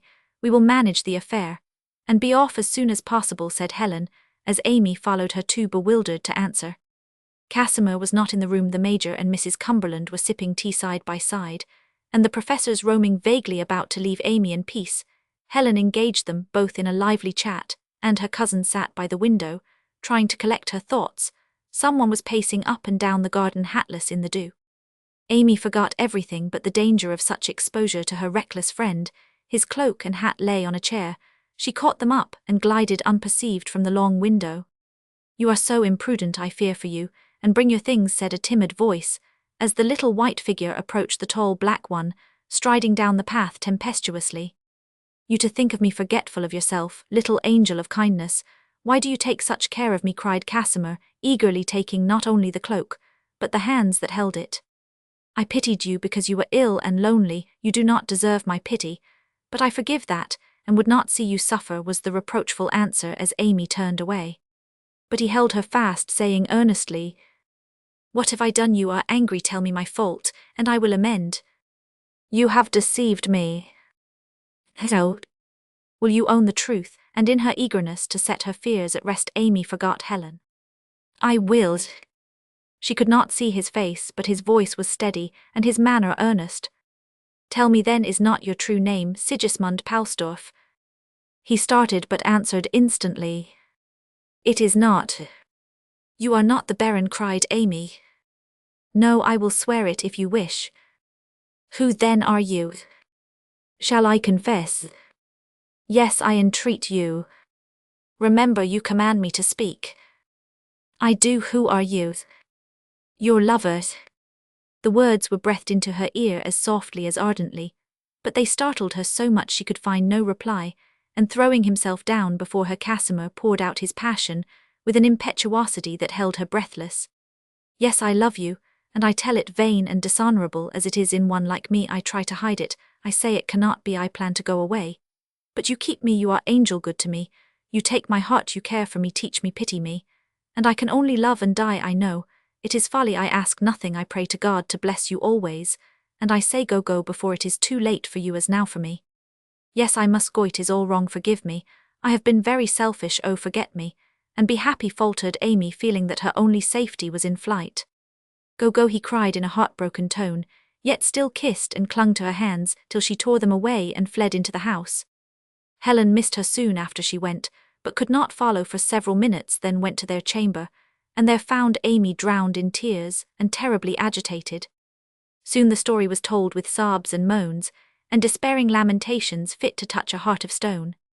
I do love him, oh I do, but I didn't know it till he was so unhappy, and now I've done this dreadful harm, hell die, and I can't help him see him or be anything to him. Oh, I've been a wicked, wicked girl, and never can be happy any more. Angry, perplexed, and conscience-stricken for what now seemed blind and unwise submission to the Major, Helen devoted herself to calming Amy, and when at last the poor broken-hearted little soul fell asleep in her arms, she pondered half the night upon the still unsolved enigma of the Baron Sigismund. Roman 8 more mystery. Uncle, can I speak to you a moment? Said Helen very gravely, as they left the breakfast-room next morning. Not now, my dear, I am busy, was the hasty reply, as the Major shouldered Mrs. Cumberland for an early promenade. Helen knit her brows irefully, for this answer had been given her half a dozen times lately. When she asked for an interview, it was evident he wished to avoid all lectures, remonstrances, and explanations, and it was also evident that he was in love with the widow.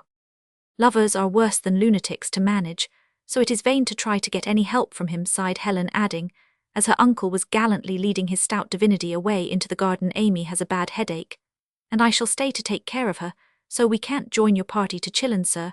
We have been there once, so you needn't postpone it for us. Very well, my dear, and the Major walked away looking much relieved. As Helen was about to leave the salon, Casimir appeared. A single glance at her face assured him that she knew all, and instantly assuming a confiding, persuasive air that was irresistible, he said meekly, Mademoiselle, I do not deserve a word from you, but it desolates me to know that I have grieved the little angel, who is too dear to me. For her sake, pardon that I spoke my heart in spite of prudence, and permit me to send her this. Helen glanced from the flowers he held to his beseeching face, and her own softened. He looked so penitent and anxious, she had not the heart to reproach him. I will forgive you and carry your gift to Amy on one condition, she said gravely. Ah, you are kind, name, then the condition I implore you, and I will agree. Tell me then, on your honour, as a gentleman, are you not Baron Palsdorf?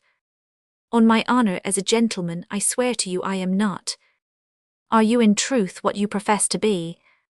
I am in truth Amy's lover, your devoted servant, and a most unhappy man with but a little while to live. Believe this, and pity me, dearest Mademoiselle Helene. She did pity him, her eyes betrayed that, and her voice was very kind as she said, Pardon my doubts, I trust you now and wish with all my heart that it was possible to make you happy. You know it is not, therefore I am sure you will be wise and generous and spare Amy further grief, by avoiding her for the little time we stay. Promise me this, Casimir. I may see her if I am dumb. Do not deny me this. I will not speak, but I must look at my little and dear angel when she is near. He pleaded so ardently with lips and hands and eager eyes that Helen could not deny him, and when he had poured out his thanks, she left him feeling very tender toward the unhappy young lover, whose passion was so hopeless yet so warm. Amy was at breakfast in her room, sobbing and sipping, moaning and munching, for though her grief was great, her appetite was good, and she was in no mood to see anything comical in cracking eggshells, while she bewailed her broken heart, or in eating honey, in the act of lamenting the bitterness of her fate. Casimir would have become desperate had he seen her in the little blue wrapper, with her bright hair loose on her shoulders, and her pretty face wet with tears, as she dropped her spoon to seize his flowers, 3 dewy roses, one a bud, one half, and the other fully blown, making a fragrant record and avowal of the love which she must renounce. Oh, my dear boy, how can I give him up when he is so fond, and I am all he has? Helen, uncle must let me write or go to mamma, she shall decide. I can't, and no one else has a right to part us, sobbed Amy over her roses. Casimir will not marry, dear, he is too generous to ask such a sacrifice, began Helen, but Amy cried indignantly, It is no sacrifice. I am rich, what do I care for his poverty? His religion, hinted Helen anxiously. It need not part us, we can believe what we will. He is good, why mind whether he is Catholic or Protestant? But a Pole, Amy, so different in tastes, habits, character and beliefs, it is a great risk to marry a foreigner. Races are so unlike. I don't care if he is a Tartar, a Kalmuk, or any of the other wild tribes. I love him, he loves me, and no one need object if I don't. But dear, the great and sad objection still remains his health. He just said he had but a little while to live. Amy's angry eyes grew dim, but she answered with soft earnestness, So much the more need of me to make that little while happy. Think how much he has suffered, and done for others. Surely, I may do something for him. Oh Nell, can I let him die alone, and in exile when I have both heart and home to give him? Helen could say no more. She kissed and comforted the faithful little soul, feeling all the while such sympathy and tenderness that she wondered at herself, for, with this interest in the love of another, came a sad sense of loneliness, as if she was denied the sweet experience that every woman longs to know. Amy never could remain long under a cloud, and seeing Helen's tears began to cheer both her cousin and herself. Hoffman said he might live with care, don't you remember? And Hoffman knows the case better than we. Let us ask him. If Casimir is worse, you do it. I can't without betraying myself.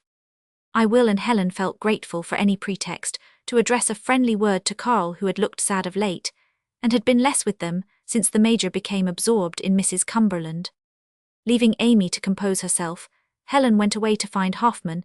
It was never difficult, for he seemed to divine her wishes, and appear uncalled the moment he was wanted. Hardly had she reached her favourite nook in the garden when he approached with letters, and asked with respectful anxiety as she glanced at and threw them by with an impatient sigh, "Has Mademoiselle any orders? Will the ladies drive sail, or make a little expedition? It is fine, and Mademoiselle looks as if the air would refresh her. Pardon that I make the suggestion." "No, Hoffman, I don't like the air of this place, and intend to leave as soon as possible," and Helen knit her delicate dark brows with an expression of great determination. "Switzerland is the refuge of political exiles, and I hate plots and disguises. I feel oppressed by some mystery, and mean to solve or break away from it at once." She stopped abruptly, longing to ask his help, yet withheld by a sudden sense of shyness in approaching the subject, though she had decided to speak to Carl of the Pole. "Can I serve you, Mademoiselle? If so, pray command me," he said eagerly, coming a step nearer. "You can, and I intend to ask your advice, for there can be nothing amiss in doing so, since you are a friend of Casimir's." "I am both friend and confidant, Mademoiselle," he answered, as if anxious to let her understand that he knew all without the embarrassment of words. She looked up quickly, relieved, yet troubled. "He has told you, then?" "Everything, Mademoiselle. Pardon me if this afflicts you. I am his only friend here, and the poor lad sorely needed comfort. He Roman 999. I am not annoyed, I am glad, for I know you will sustain him. Now I may speak freely, and be equally frank. Please tell me if he is indeed fatally. It was thought so some months ago now. I hope happiness cures many ills, and since he has loved he has improved. I always thought care would save him. He is worth it." Hoffman paused as if fearful of venturing too far, but Helen seemed to confide freely in him, and said softly, "Ah, if it were only wise to let him be happy, it is so bitter to deny love." "God knows it is." The exclamation broke from Hoffman, as if an irrepressible impulse wrung it from him. Helen started, and for a moment neither spoke. She collected herself soonest, and without turning said quietly, "I have been troubled by a strong impression that Casimir is not what he seems, till he denied it on his honor. I believed him to be Baron Palsdorf. Did he speak the truth when he said he was not?" "Yes, Mademoiselle." "Then Casimir Teblinsky is his real name?" No answer.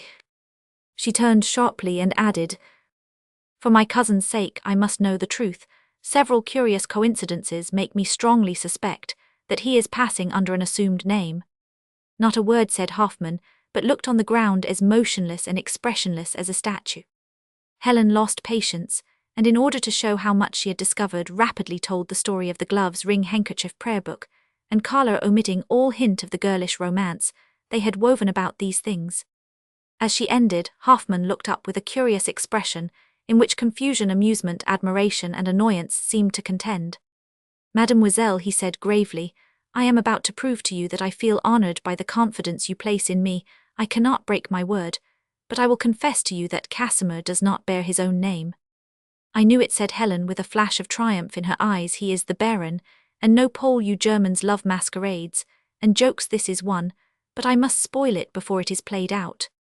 Pardon, Mademoiselle is keen, but in this she is mistaken. Casimir is not the Baron. He did fight for Poland, and his name is known, and honored thereof. This I solemnly assure you." She stood up and looked him straight in the face. He met her eye to eye and never wavered till her own fell. She mused a few minutes, entirely forgetful of herself in her eagerness to solve the mystery. Hoffman stood so near that her dress touched him, and the wind blew her scarf against his hand, and as she thought he watched her while his eyes kindled his colour rose, and once he opened his lips to speak, but she moved at the instant and exclaimed, "I have it." "Now for it," he muttered as if preparing for some new surprise or attack. When Uncle used to talk about the Polish Revolution, there was, I remember, a gallant young Pole who did something brave. The name just flashed on me, and it clears up my doubts. Stanislas Prakora Espand Casimir is the man. Helen spoke with an eager, bright face, as if sure of the truth now, but to her surprise, Hoffman laughed, a short, irrepressible laugh, full of hearty but brief merriment. He sobered in a breath, and with an entire change of countenance, said in an embarrassed tone, "Pardon my rudeness, mademoiselle's acuteness threw me off my guard. I can say nothing till released from my promise, but mademoiselle may rest assured that Casimir Teblinsky is as good and brave a man as Stanislas Prakora." Helen's eyes sparkled, for in this reluctant reply she read confirmation of her suspicion, and thought that Amy would rejoice to learn that her lover was a hero. "You are exiles, but still hope and plot, and never relinquish your heart's desire." "Never, mademoiselle." "You are in danger, in daily peril of losing all we most love and long for," answered Karl, with such passion that Helen found patriotism a lovely and inspiring thing. "You have enemies?" she asked, unable to control her interest, and feeling the charm of these confidences. "Alas, yes," was the mournful reply, as Karl dropped his eyes to hide the curious expression of mirth, which he could not banish from them. "Can you not conquer them, or escape the danger they place you in?" "We hope to conquer, we cannot escape." "This accounts for your disguise and Casimir's false name." "Yes, we beg that mademoiselle will pardon us the anxiety and perplexity we have caused her, and hope that a time will soon arrive when we may be ourselves. I fear the romantic interest with which the ladies have honoured us will be much lessened, but we shall still remain their most humble and devoted servants." Something in his tone nettled Helen, and she said sharply, "All this may be amusing to you, but it spoils my confidence in others to know they wear masks. Is your name also false?" "I am Karl Hoffman, as surely as the sun shines, mademoiselle. Do not wound me by a doubt," he said eagerly. "And nothing more?" She smiled as she spoke and glanced at his darkened skin with a shake of the head. "I dare not answer that. No matter, I hate titles and value people for their own worth, not for their rank." Helen spoke impulsively, and as if carried away by her words and manner. Hoffman caught her hand and pressed his lips to it, ardently dropped it, and was gone as if fearing to trust himself a moment longer. Helen stood where he left her, thinking with a shy glance from her hand to the spot where he had stood. It is pleasant to have one's hand kissed, as Amy said. Poor Karl, his fate is almost as hard as Casimir's. Some subtle power seemed to make the four young people shun one another carefully. Though all longed to be together, the Major appeared to share the secret disquiet that made the rest roam listlessly about, till little Rosal came to invite them to a fete in honour of the vintage. All were glad to go, hoping in the novelty and excitement to recover their composure. The vineyard sloped up from the chateau, and on the hillside was a small plateau of level sward shadowed by a venerable oak, now hung with garlands, while underneath danced the chateau servants with their families to the music of a pipe, played by little Fradel. As the gentlefolk approached, the revel stopped, but the Major, who was in an antic mood and disposed to be gracious, bade Fradel play on, and as Mrs. Cumberland refused his hand with a glance at her weeds, the Major turned to the Count's buxom housekeeper and besought her to waltz with him. She assented, and away they went as nimbly as the best. Amy laughed, but stopped to blush as Casimir came up with an imploring glance and whispered, "Is it possible that I may enjoy one divine waltz with you before I go?" Amy gave him her hand with a glad assent, and Helen was left alone. Everyone was dancing, but herself and Hoffman, who stood near by, apparently unconscious of the fact. He glanced covertly at her, and saw that she was beating time with foot and hand, that her eyes shone, her lips smiled. He seemed to take courage at this, for walking straight up to her, he said as coolly as if a crown prince, "Mademoiselle, may I have the honour?" A flash of surprise passed over her face, but there was no anger, pride, or hesitation in her manner, as she leaned toward him with a quiet "Thanks, monsieur." A look of triumph was in his eyes as he swept her away to dance as she had never danced before, for a German waltz is full of life and spirit, wonderfully captivating to English girls and German gentlemen, make it a memorable experience when they please. As they circled round the rustic ballroom, Hoffman never took his eyes off Helen's, and as if fascinated, she looked up at him, half-conscious that he was reading her heart as she read. He said not a word, but his face grew very tender, very beautiful in her sight, as she forgot everything except that he had saved her life, and she loved him. When they paused, she was breathless and pale, he also, and seating her, he went away to bring her a glass of wine. As her dizzy eyes grew clear, she saw a little case at her feet, and taking it up opened it, a worn paper containing some faded forget-me-nots, and these words fell out. Gathered where Helen sat on the night of August 10th.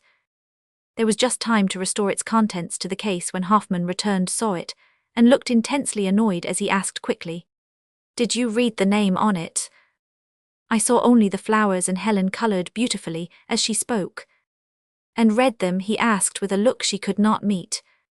She was spared an answer, for just then a lad came up saying as he offered a note, "Monsieur Hoffman, Madame at the hotel sends you this and begs you to come at once."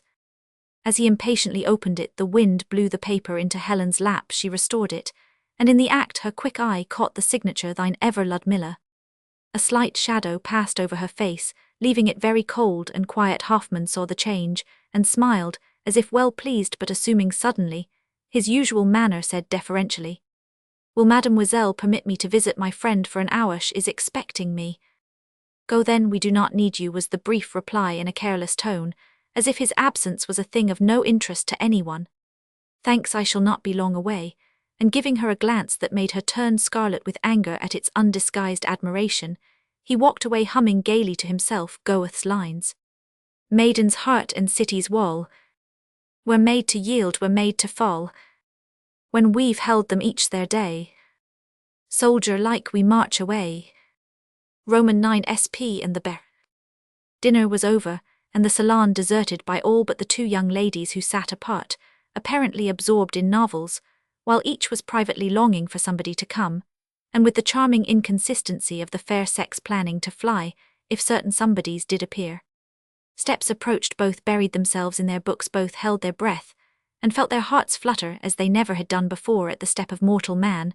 The door opened, neither looked up, yet each was conscious of mingled disappointment and relief when the Major said, in a grave tone, "Girls, I've something to tell you."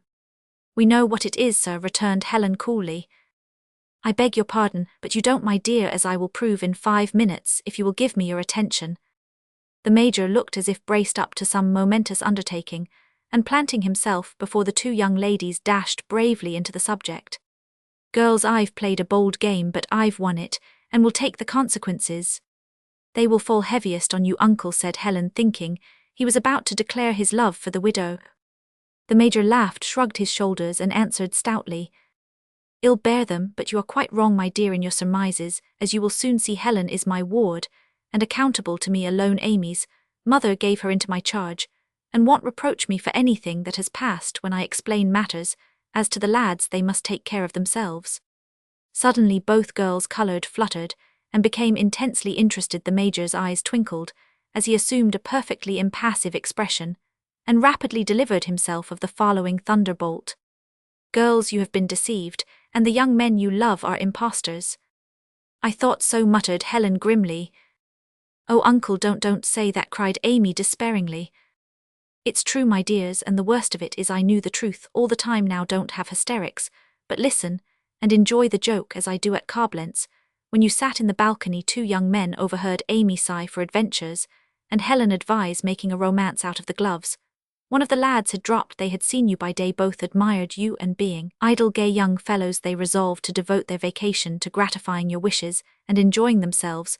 We met at the fortress. I knew one of them, and liked the other immensely, so when they confided their scheme to me, I agreed to help them carry it out, as I had perfect confidence in both, and thought a little adventure or two would do." "Uncle, you were mad," said Helen, and Amy added tragically, "You don't know what trouble has come of it." "Perhaps I was. That remains to be proved. I do know everything, and fail to see any trouble, so don't cry, little girl," briskly replied the inexplicable Major. "Well, we had a merry time planning our prank. One of the lads insisted on playing courier, though I objected. He'd done it before, liked the part, and would have his way. The other couldn't decide, being younger and more in love, so we left him to come into the comedy.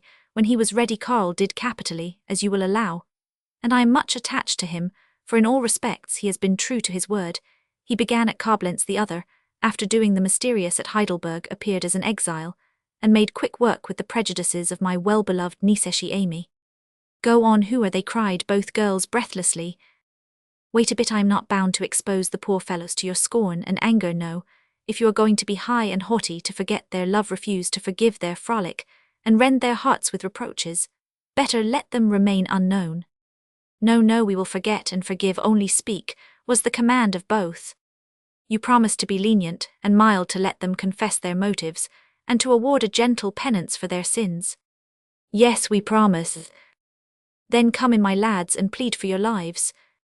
As he spoke, the Major threw open the door, and two gentlemen entered the room, one slight and dark with brilliant black eyes, the other tall and large with blonde hair and beard, angry, bewildered, and shame-stricken, as they were. Feminine curiosity overpowered all other feelings for the moment, and the girls sat looking at the culprits with eager eyes full of instant recognition, for though the disguise was off, and neither had seen them in their true characters, but once they felt no doubt and involuntarily exclaimed, Karl, Casimir. No, young ladies, the courier and exile are defunct, and from their ashes rise Baron Sigismund Palsdorf, my friend, and Sidney Power, my nephew. I give you 1 hour to settle the matter, then I shall return to bestow my blessing, or to banish these scapegraces forever. And having fired his last shot, the Major prudently retreated, without waiting to see its effect. It was tremendous, for it carried confusion into the fair enemy's camp, and gave the besiegers a momentary advantage of which they were not slow to avail themselves. For a moment the four remained mute and motionless, then Amy, like all timid things, took refuge in flight, and Sidney followed her into the garden, glad to see the allies separated. Helen, with the courage of her nature, tried to face and repulse the foe, but love was stronger than pride. Maiden shame overcame anger, and finding it vain to meet and bear down the steady, tender glance of the blue eyes fixed upon her, she drooped her head into her hands and sat before him like one conquered, but too proud to cry quarter. Her lover watched her till she hid her face, then drew near, knelt down before her, and said with an undertone of deep feeling below the mirthful malice of his words, Mademoiselle, pardon me that I am a foolish baron, and dare to offer you the title that you hate. I have served you faithfully for a month, and presumptuous as it is, I ask to be allowed to serve you all my life. Helen, say you forgive the deceit for love's sake. No, you are false and forsworn. How can I believe that anything is true? And Helen drew away the hand of which he had taken possession. Heart's dearest, you trusted me, in spite of my disguise. Trust me still, and I will prove that I am neither false nor forsworn. Catechize me, and see if I was not true, in spite of all my seeming deception. You said your name was Karl Hoffmann, began Helen, glad to gain a little time to calm herself before the momentous question came. It is. I have many, and my family choose to call me Sigismund, was the laughing answer. I'll never call you so. You shall be Karl the courier, all your life to me, cried Helen, still unable to meet the ardent eyes before her. Good, I like that well, for it assures me that all my life I shall be something to you. My heart, what next? When I asked if you were the Baron, you denied it. Pardon, I simply said my name was Hoffmann. You did not ask me point blank if I was the Baron. Had you done so, I think I should have confessed all, for it was very hard to restrain myself this morning.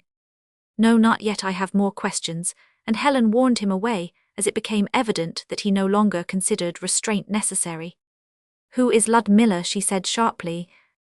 My faith, that is superb, exclaimed the Baron with a triumphant smile at her betrayal of jealousy.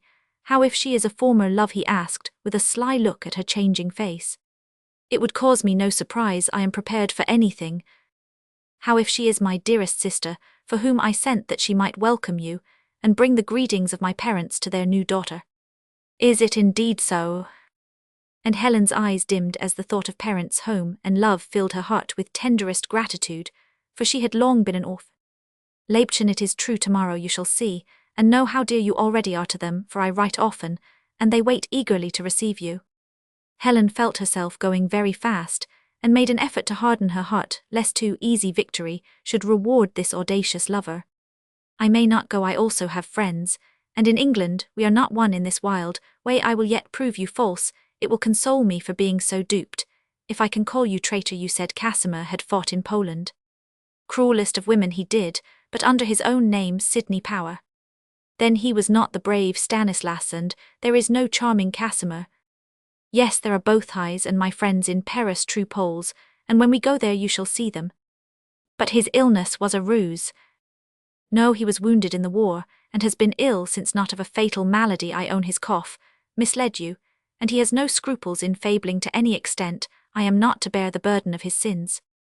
Then the romances he told us about your charity, your virtues, and your love of liberty, were false, said Helen, with a keen glance for these tales had done much to interest her in the unknown baron. Sudden colour rose to his forehead, and for the first time his eyes fell before hers, not in shame, but with a modest man's annoyance at hearing himself praised. Sidney is enthusiastic in his friendship, and speaks too well for me. The facts are true, but he doubtless glorified the simplest by his way of telling it. Will you forgive my follies, and believe me when I promise to play and duel no more? Yes. She yielded her hand now, and her eyes were full of happiness, yet she added wistfully, and the betrothed, your cousin Minna's, she in truth not dear to you? Very dear, but less so than another, for I could not learn of her in years what I learned in a day when I met you, Helen.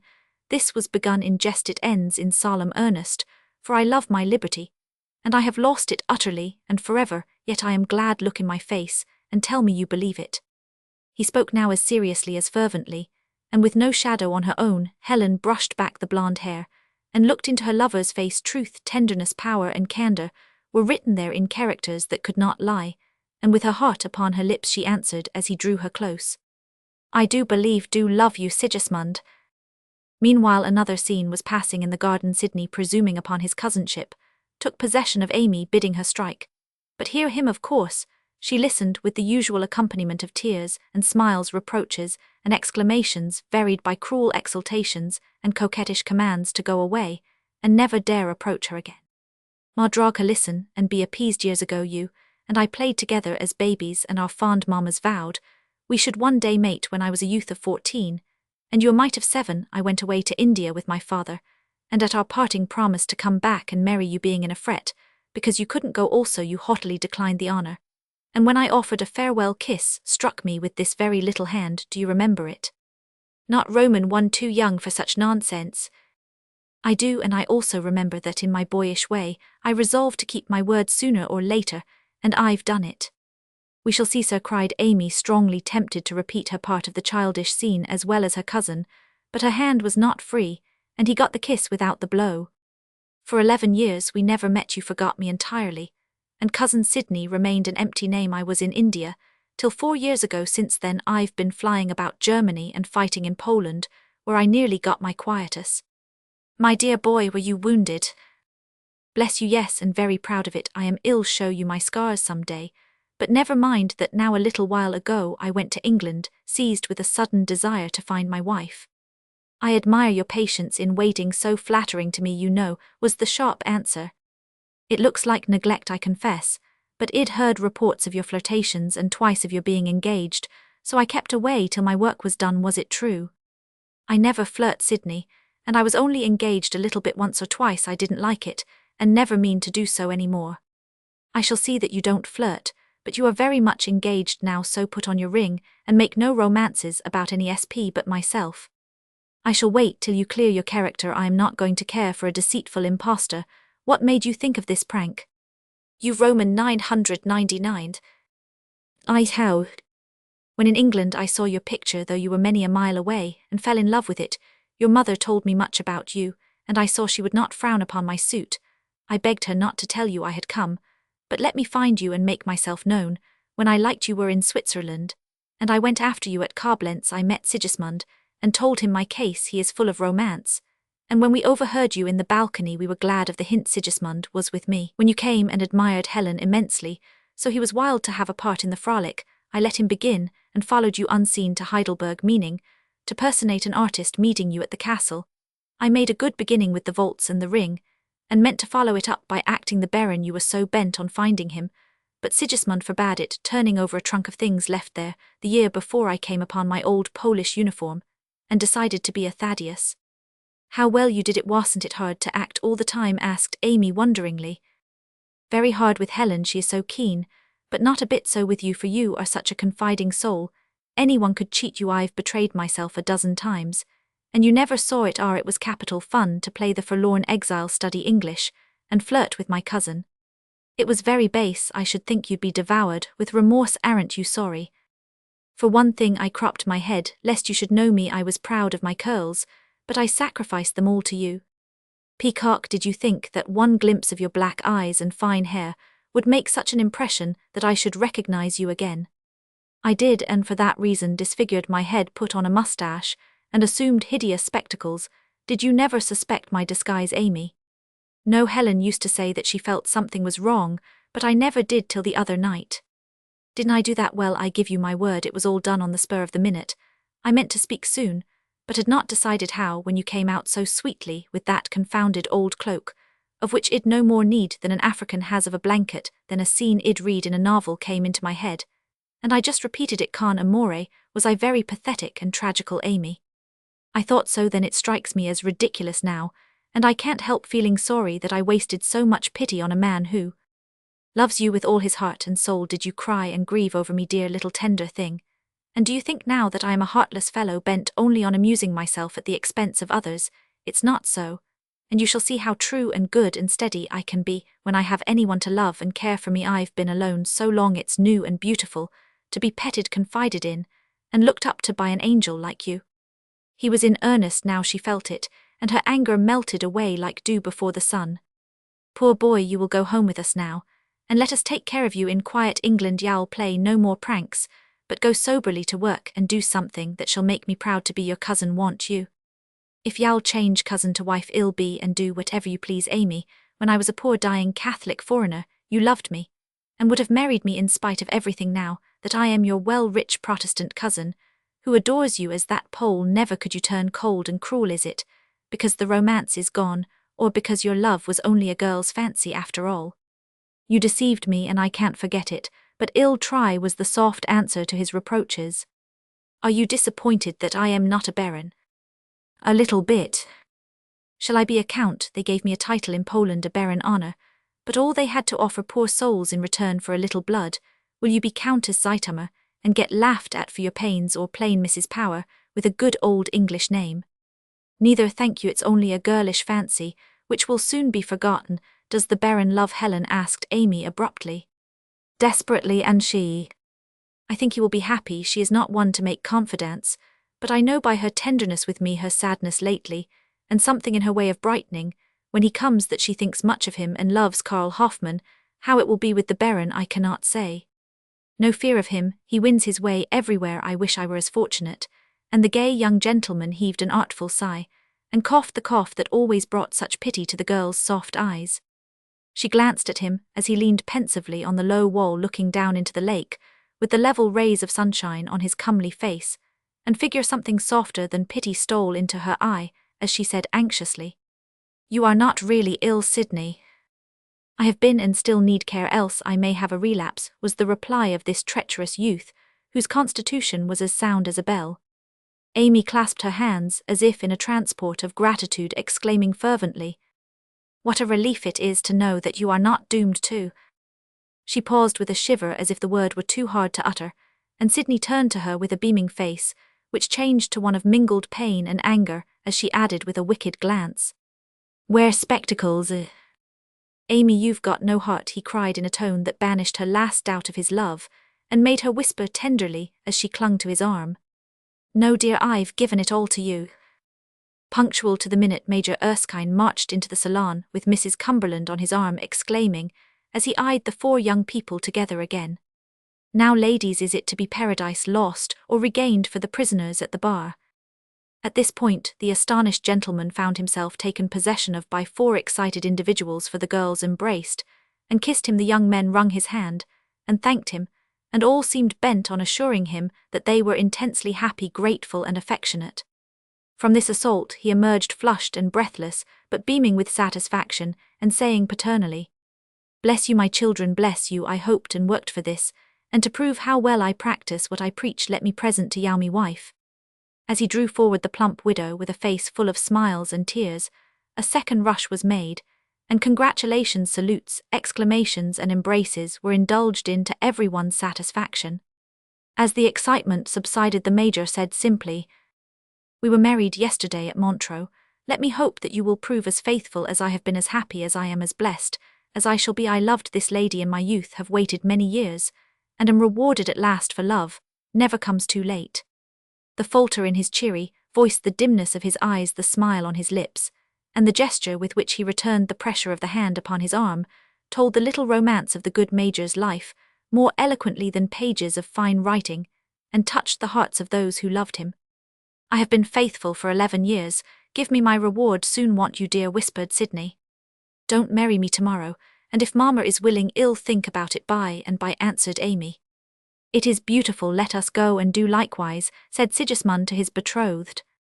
But Helen, anxious to turn the thoughts of all from emotions too deep for words, drew from her pocket a small pearl-coloured object, which she gave to Amy with mock solemnity, as she said, turning to lay her hand again in her lover's. "Amy, our search is over, you may keep the gloves, I have the my red cap. He who serves well need not fear to ask his wages." Roman 1. It was under a blue cap that I first saw the honest face of Joe Collins in the 3rd year of the late war. A Maine regiment was passing through Boston on its way to Washington. The common was all alive with troops, and the spectators who clustered round them to say Godspeed, as the brave fellows marched away to meet danger and death for our sakes. Every one was eager to do something, and as the men stood at ease, the people mingled freely with them, offering gifts, hearty grips of the hand, and hopeful prophecies of victory in the end. Irresistibly attracted my boy Tom, and I drew near, and soon becoming excited by the scene, ravaged the fruit stands in our neighborhood for tokens of our regard, mingling candy and congratulations, peanuts and prayers, apples and applause in one enthusiastic jumble. While Tom was off on his 3rd raid, my attention was attracted by a man who stood a little apart, looking as if his thoughts were far away. All the men were fine, stalwart fellows, as Maine men usually are, but this one overtopped his comrades, standing straight and tall as a Norway pine, with a face full of the mingled shrewdness, sobriety and self-possession of the typical New Englander. I liked the look of him, and seeing that he seemed solitary even in a crowd, I offered him my last apple with a word of interest. The keen blue eyes met mine gratefully, and the apple began to vanish in vigorous bites, as we talked, for no one thought of ceremony at such a time. "Where are you from?" "Woolwich, ma'am." "Are you glad to go?" While there's 2 sides to that question, I calculate to do my duty, and do it hardy, but it is rough on a feller leavin' his folks for good, maybe. There was a sudden huskiness in the man's voice that was not apple-skins, though he tried to make believe that it was. I knew a word about home would comfort him, so I went on with my questions. "It is very hard. Do you leave a family?" "My old mother, a sick brother and Lucindy." The last word was uttered in a tone of intense regret, and his brown cheek reddened as he added hastily to hide some embarrassment, "You see, Jim went last year and got pretty well used up, so I felt as if I'd ought to take my turn. Now Mother was a regular old hero about it, and I dropped everything and come off. Lucindy didn't think it was my duty, and that made it awful hard, I tell you. Wives are less patriotic than mothers," I began, but he would not hear. Lucindy blamed and said quickly, "She ain't my wife yet, but we calculated to be married in a month or so, and it was woos for her than for me, women lot so on not being disappointed. I couldn't shirk, and here I be. When I get to work, I shall be all right. The first wrench is the tryin' part." Here he straightened his broad shoulders and turned his face toward the flags fluttering far in front, as if no backward look should betray the longing of his heart for mother, home and wife. I liked that little glimpse of character, and when Tom returned with empty hands, reporting that every stall was exhausted, I told him to find out what the man would like best, then run across the street and get it. "I know without asking. Give us your purse and I'll make him as happy as a king," said the boy, laughing as he looked up admiringly at our tall friend, who looked down on him with an elder brotherly air pleasant to see. While Tom was gone, I found out Joe's name and business, promised to write and tell his mother how finely the regiment went off, and was just expressing a hope that we might meet again, for I too was going to the war as nurse when the order to fall in came rolling down the ranks, and the talk was over. Fearing Tom would miss our man in the confusion, I kept my eye on him till the boy came rushing up with a packet of tobacco in one hand and a good supply of cigars in the other. Not a romantic offering certainly, but a very acceptable one, as Joe's face proved, as we scrambled these treasures into his pockets, all laughing at the flurry, while less fortunate comrades helped us with an eye to a share of these fragrant luxuries. By and by there was just time for this, a hearty shake of the big hand and a grateful "good-be, Mom." Then the word was given, and they were off, bent on seeing the last of them. Tom and I took a short cut and came out on the wide street down which so many troops marched that year, and mounting some high steps we watched for our man as we already called him. As the inspiring music The Grand Tramp drew near, the old thrill went through the crowd, the old cheer broke out. But it was a different scene now than in the first enthusiastic hopeful days. Young men, and ardent boys, filled the ranks then, brave by instinct, burning with loyal zeal, and blissfully unconscious of all that lay before them now. The blue coats were worn by mature men, some grey, all grave and resolute husbands and fathers, with the memory of wives and children tugging at their heartstrings, homes left desolate behind them, and before them the grim certainty of danger, hardship, and perhaps the lifelong helplessness worse than death. Little of the glamour of romance about the war now. They saw it as it was a long, hard task, and here were the men to do it well. Even the lookerson were different now. Once all was wild enthusiasm and glad uproar. Now men's lips were set, and women's smileless as they cheered. Fewer handkerchiefs whitened the air for wet eyes needed them, and sudden lulls, almost solemn in their stillness, followed the acclamations of the crowd. All watched with quickened breath and brave souls that living wave, blue below and bright with a steely glitter above, as it flowed down the street and away to distant battlefields already stained with precious blood. There he is, the outside man and tallest of the lot. Give him a cheer, auntie, he sees us and remembers, cried Tom, nearly tumbling off his perch as he waved his hat and pointed out Joe Collins. Yes, there he was, looking up with a smile on his brave brown face, my little nosegay in his buttonhole, a suspicious bulge in the pocket close by, and doubtless a comfortable quid in his mouth, to cheer the weary march. How like an old friend he looked, though we had only met 15 minutes ago. How glad we were to be there to smile back at him and send him on his way, feeling that even in a strange city there was someone to say, God bless you, Joe.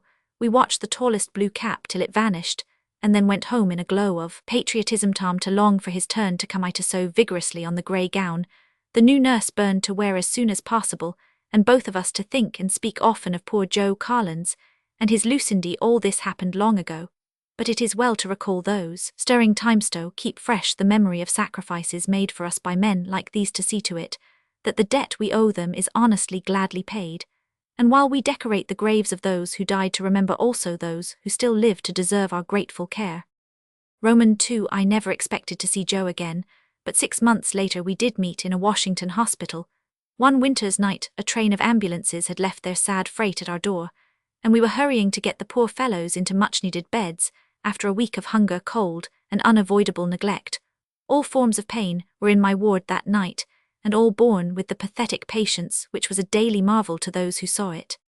Trying to bring order out of chaos, I was rushing up and down the narrow aisle between the rows of rapidly filling beds, and after brushing several times against a pair of the largest and muddiest boots I ever saw, I paused at last to inquire why they were impeding the passageway. I found they belonged to a very tall man who seemed to be already asleep or dead, so white and still and utterly worn out he looked as he lay there without a coat, a great patch on his forehead, and the right arm rudely bundled up. Stooping to cover him, I saw that he was unconscious, and whipping out my brandy bottle and salt soon brought him round, for it was only exhaustion. Can you eat? I asked, as he said, Thank ye, Mom, after a long draught of water and a dizzy stare. Eat, I am starvin', he answered with such a ravenous glance at a fat nurse who happened to be passing that I trembled for her and hastened to take a bowl of soup from her tray. As I fed him, his gaunt, weather-beaten face had a familiar look, but so many such faces had passed before me that winter I did not recall this one till the wardmaster came to put up the cards with the newcomers' names above their beds. My man seemed absorbed in his food, but I naturally glanced at the card, and there was the name Joseph Collins to give me an additional interest in my new patient. Why, Joe, is it really you? I exclaimed, pouring the last spoonful of soup down his throat so hastily that I choked him. All that's left of me, well, ain't this luck, now, gasped Joe as gratefully as if that hospital cot was a bed of roses. What is the matter? A wound in the head, an arm? I asked, feeling sure that no slight affliction had brought Joe there. Right arm gone, shot off as slick as a whistle. I tell you, it's a singular kind of a feelin' to see a piece of your own body go flyin' away with no prospect of ever coming back again, said Joe, trying to make light of one of the greatest misfortunes a man can suffer. That is bad, but it might have been worse. Keep up your spirits, Joe, and we will soon have you fitted out with a new arm almost as good as new. I guess it won't do much lumberin', so that trade is done, for I suppose there's things left-handed fellers can do, and I must learn 'em as soon as possible, since my fightin' days are over. And Joe looked at his one arm with a sigh that was almost a groan helplessness. is such a trial to a manly man, and he was eminently so. What can I do to comfort you most, Joe? I'll send my good Ben to help you to bed, and will be here myself when the surgeon goes his rounds. Is there anything else that would make you more easy? If you could just drop a line to Mother to let her know I am alive, it would be a sight of comfort to both of us. I guess I'm in for a long spell of hospital, and it'd lay easier if I knew Mother and Lucindy won't frettin' about me. He must have been suffering terribly, but he thought of the women who loved him before himself, and busy as I was, I snatched a moment to send a few words of hope to the old mother. Then I left him layin' easy, though the prospect of some months of wearing pain would have daunted most men. If I had needed anything to increase my regard for Joe, it would have been the courage with which he bore a very bad quarter of an hour with the surgeons for his arm, was in a dangerous state, the wound in the head feverish for want of care, and a heavy cold on the lungs suggested pneumonia, as an added trial to his list of ills. He will have a hard time of it, but I think he will pull through, as he is a temperate fellow with a splendid constitution, was the doctor's verdict as he left us for the next man, who was past help with a bullet through his lungs. I darno as I hanker to live and be a burden if Jim was able to do for Mother. I feel as if I wouldn't mind steppin' out now I am so fur along, as he ain't. I s'pose I must brace up and do the best I can, said Joe, as I wiped the drops from his forehead, and tried to look as if his prospect was a bright one. You will have Lucindy to help you, you know, and that will make things easier for all. Think so, pears to me. I couldn't ask her to take care of 3 invalids for my sake. She ain't no folks of her own, nor much means, and ought to marry a man who can make things easy for her. Guess I'll have to wait a spell longer before I say anything to Lucindy about marryin' now. And a look of resolute resignation settled on Joe's haggard face as he gave up his dearest hope. I think Lucindy will have something to say if she is like most women, and you will find the burdens much lighter for sharing them between you. Don't worry about that, but get well and go home as soon as you can. All right, Mom. And Joe proved himself a good soldier by obeying orders and falling asleep like a tired child as the first step toward recovery. For 2 months I saw Joe daily and learned to like him very much. He was so honest, genuine, and kind-hearted. So did his mates, for he made friends with them all by sharing such small luxuries as came to him, for he was a favorite, and better still, he made sunshine in that sad place by the brave patience with which he bore his own troubles. The cheerful consolation he always gave to others. A droll fellow was Joe at times, for under his sobriety lay much humour, and I soon discovered that a visit from him was more efficacious than other cordials in cases of despondency, and discontent. Roars of laughter sometimes greeted me as I went into his ward, and Joe's jokes were passed round as eagerly as the water pitcher. Yet he had much to try him, not only in the ills that vexed his flesh, but the cares that tried his spirit, and the future that lay before him, full of anxieties and responsibilities, which seemed so heavy now, when the strong right arm that had cleared all obstacles away before was gone. The letters I wrote for him, and those he received, told the little story very plainly, for he read them to me, and found much comfort in talking over his affairs, as most men do, when illness makes them dependent on a woman. Jim was evidently sick and selfish. Lucindy, to judge from the photograph cherished so tenderly under Joe's pillow, was a pretty weak sort of a girl with little character or courage to help poor Joe with his burdens. The old mother was very like her son, and stood by him like a hero, as he said, but was evidently failing, and begged him to come home as soon as he was able, that she might see him comfortably settled before she must leave him. Her courage sustained his, and the longing to see her hastened his departure as soon as it was safe to let him go. For Lucindy's letters were always of a dismal sort, and made him anxious to put his shoulder to the wheel. She always set considerable by me, Mother did, Bane the oldest, and I wouldn't miss Mac in her last days, happy not if it cost me all the arms and legs I've got, said Joe, as he awkwardly struggled into the big boots an hour after leave to go home was given him. It was pleasant to see his comrades gather round him with such hearty adieus that his one hand must have tingled to hear the good wishes, and the thanks called after him by pale creatures in their beds, and to find tears in many eyes beside my own when he was gone, and nothing was left of him but the empty cot, the old grey wrapper, and the name upon the wall. I kept that card among my other relics, and hoped to meet Joe again somewhere in the world. He sent me 1 or 2 letters. Then I went home. The war ended soon after time passed, and the little story of my Maine lumberman was laid away, with many other experiences, which made that part of my life a very memorable one. Roman 3. Some years later, as I looked out of my window one dull November day, the only cheerful thing I saw was the red cap of a messenger, who was examining the slate that hung on a wall opposite my hotel, a tall man with grey hair and beard, one arm, and a blue army coat. I always salute figuratively, at least, when I see that familiar blue, especially if one sleeve of the coat is empty, so I watched the messenger with interest as he trudged away on some new errand, wishing he had a better day and a thicker pair of boots. He was an unusually large, well-made man, and reminded me of a fine building going to ruin before its time, for the broad shoulders were bent. There was a stiffness about the long legs suggestive of wounds or rheumatism, and the curly hair looked as if snow had fallen on it too soon. Sitting at work in my window, I fell into the way of watching my red cap, as I called him, with more interest than I did the fat doves on the roof opposite, or the pert sparrows hopping in the mud below. I liked the steady way in which he plodded on through fair weather or foul, as if intent on doing well the one small service he had found to do. I liked his cheerful whistle as he stood waiting for a job under the porch of the public building, where his slate hung, watching the luxurious carriages roll by, and the well-to-do gentlemen who daily passed him to their comfortable homes, with a steady, patient sort of face, as if wondering at the inequalities of fortune, yet neither melancholy nor morose over the small share of prosperity which had fallen to his lot. I often planned to give him a job that I might see him nearer, but I had few errands, and little Bob the Holby depended on doing those, so the winter was nearly over before I found out that my red cap was an old friend. A parcel came for me one day, and bidding the man wait for an answer, I sat down to write it while the messenger stood just inside the door like a sentinel on duty. When I looked up to give my note and directions, I found the man staring at me with a beaming yet bashful face as he nodded, saying heartily, "I mistrusted it was you, Mom. Soon's I see the name on the bundle, and I guess I ain't wrong. It's a number of years since we met, and you don't remember Joe Collins as well as he does you, I reckon. Why, how you have changed. I've been seeing you every day all winter, and never knew you," I said, shaking hands with my old patient, and very glad to see him. Nigh on to 20 years makes considerable of a change in folks, specially if they have a pretty hard row to hoe. Sit down and warm yourself while you tell me all about it. There is no hurry for this answer, and ill pay for your time. Joe laughed as if that was a good joke, and sat down as if the fire was quite as welcome as the friend.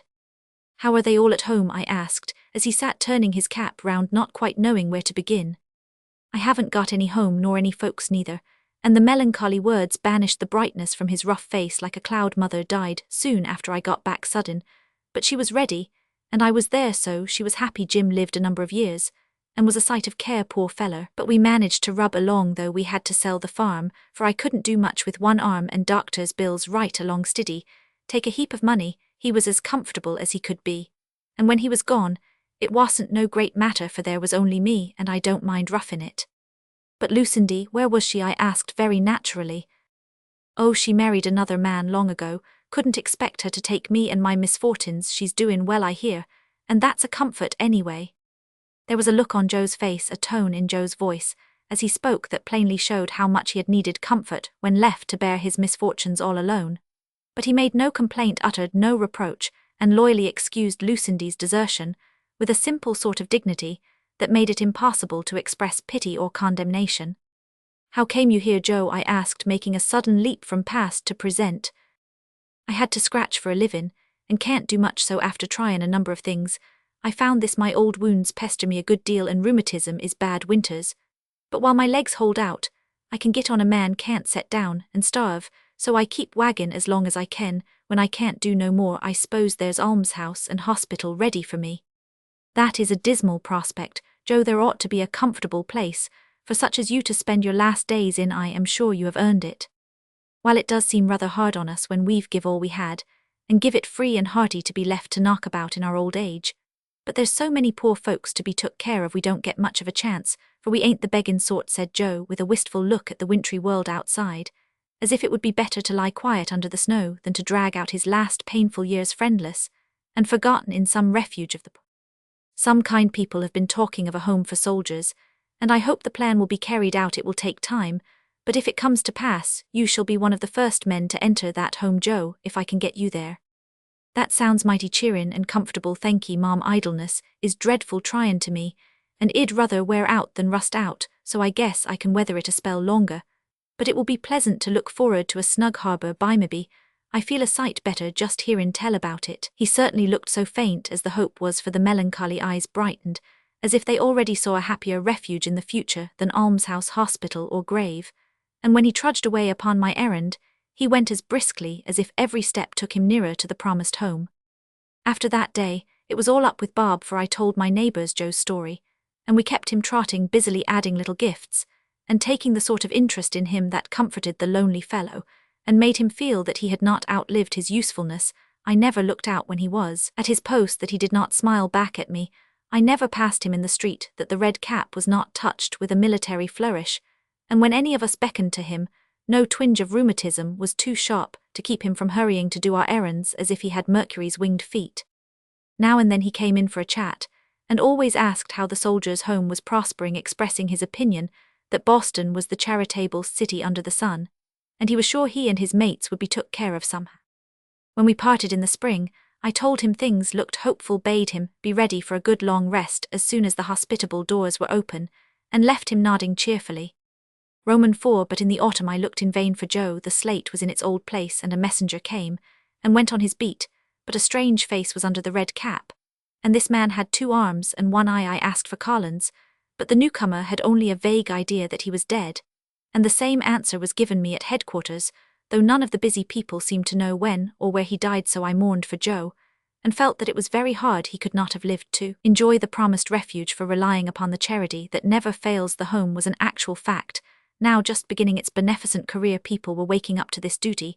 Money was coming in, meetings were being held, and already a few poor fellows were in the refuge, feeling themselves no longer paupers, but invalid soldiers honorably supported by the state. They had served talking it over one day with a friend who spent her life working for the Associated Charities. She said, "By the way, there is a man boarding with one of my poor women who ought to be got into the home.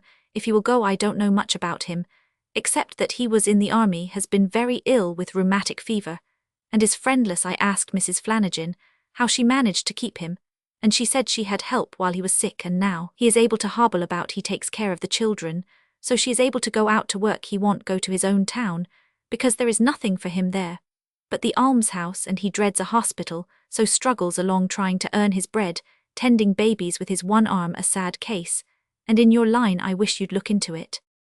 That sounds like my Joe. 1 arm and all ill. Go and see him. I've a weakness for soldiers, sick or well.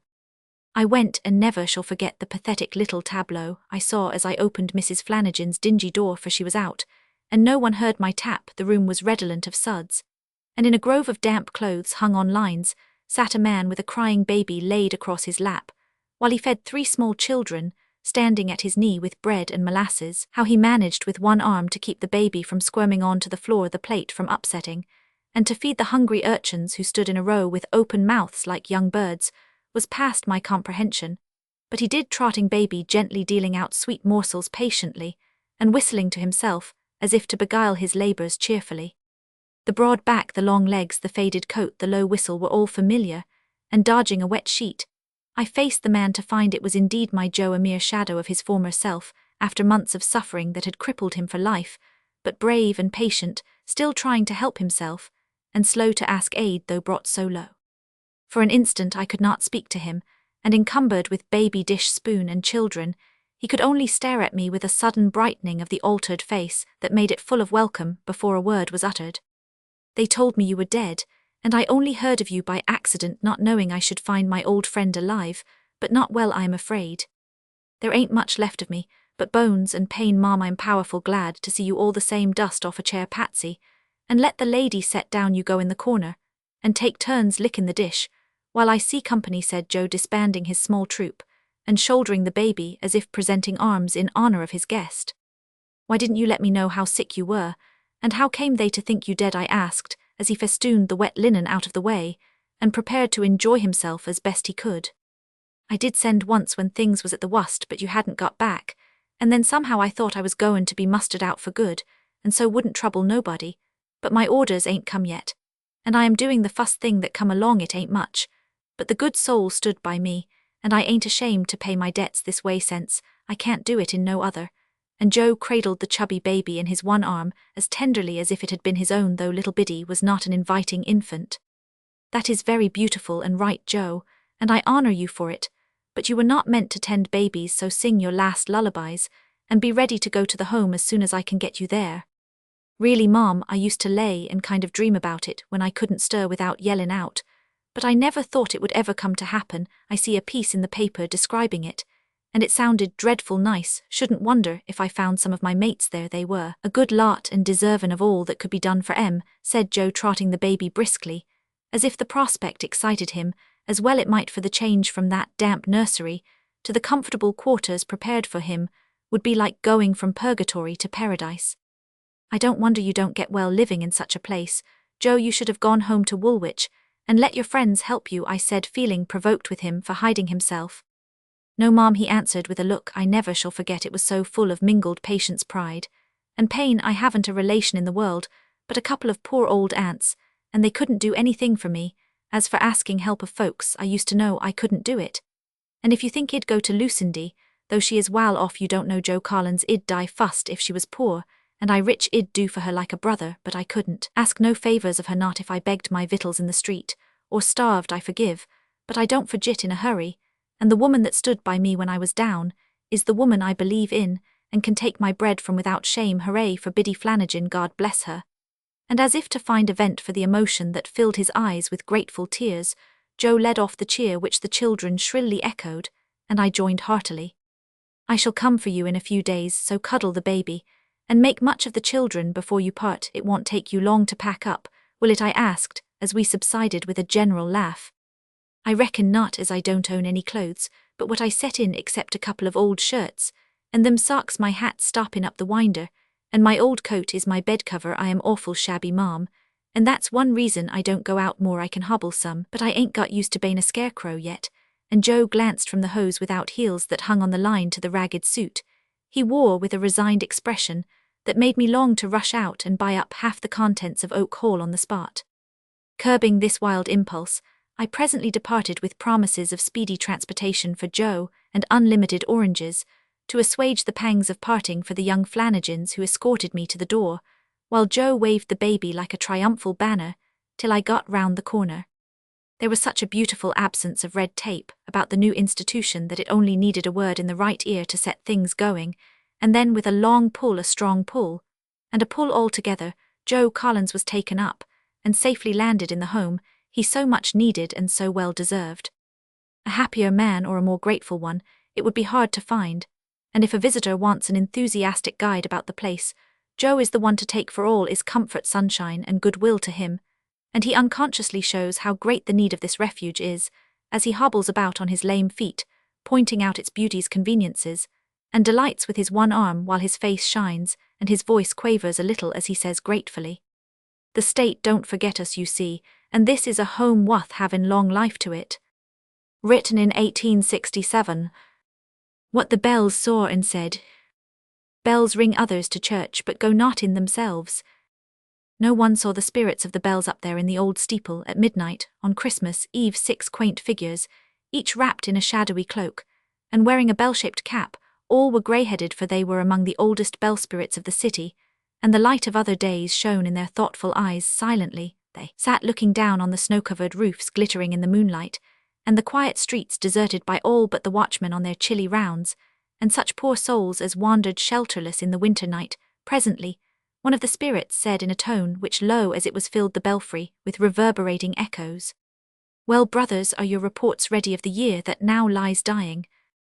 All bowed their heads, and one of the oldest answered in a sonorous voice, "My report isn't all I could wish, you know. I look down on the commercial part of our city, and have fine opportunities for seeing what goes on there. It's my business to watch the businessmen, and upon my word I am heartily ashamed of them.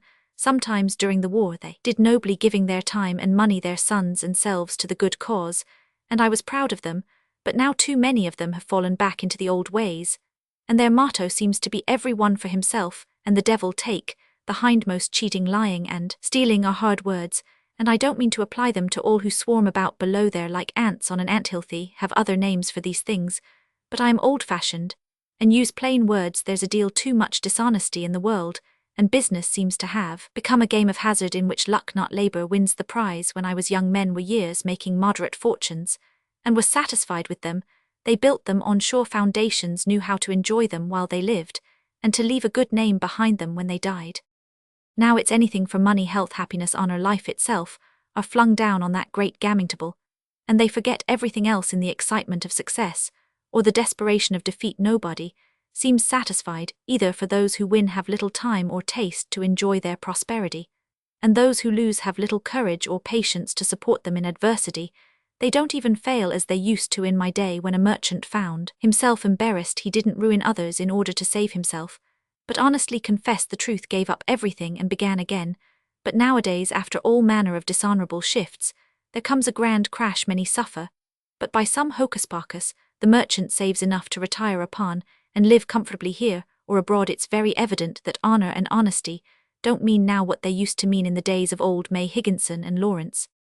They preach below here, and very well too sometimes, for I often slide down the rope to peep and listen during service.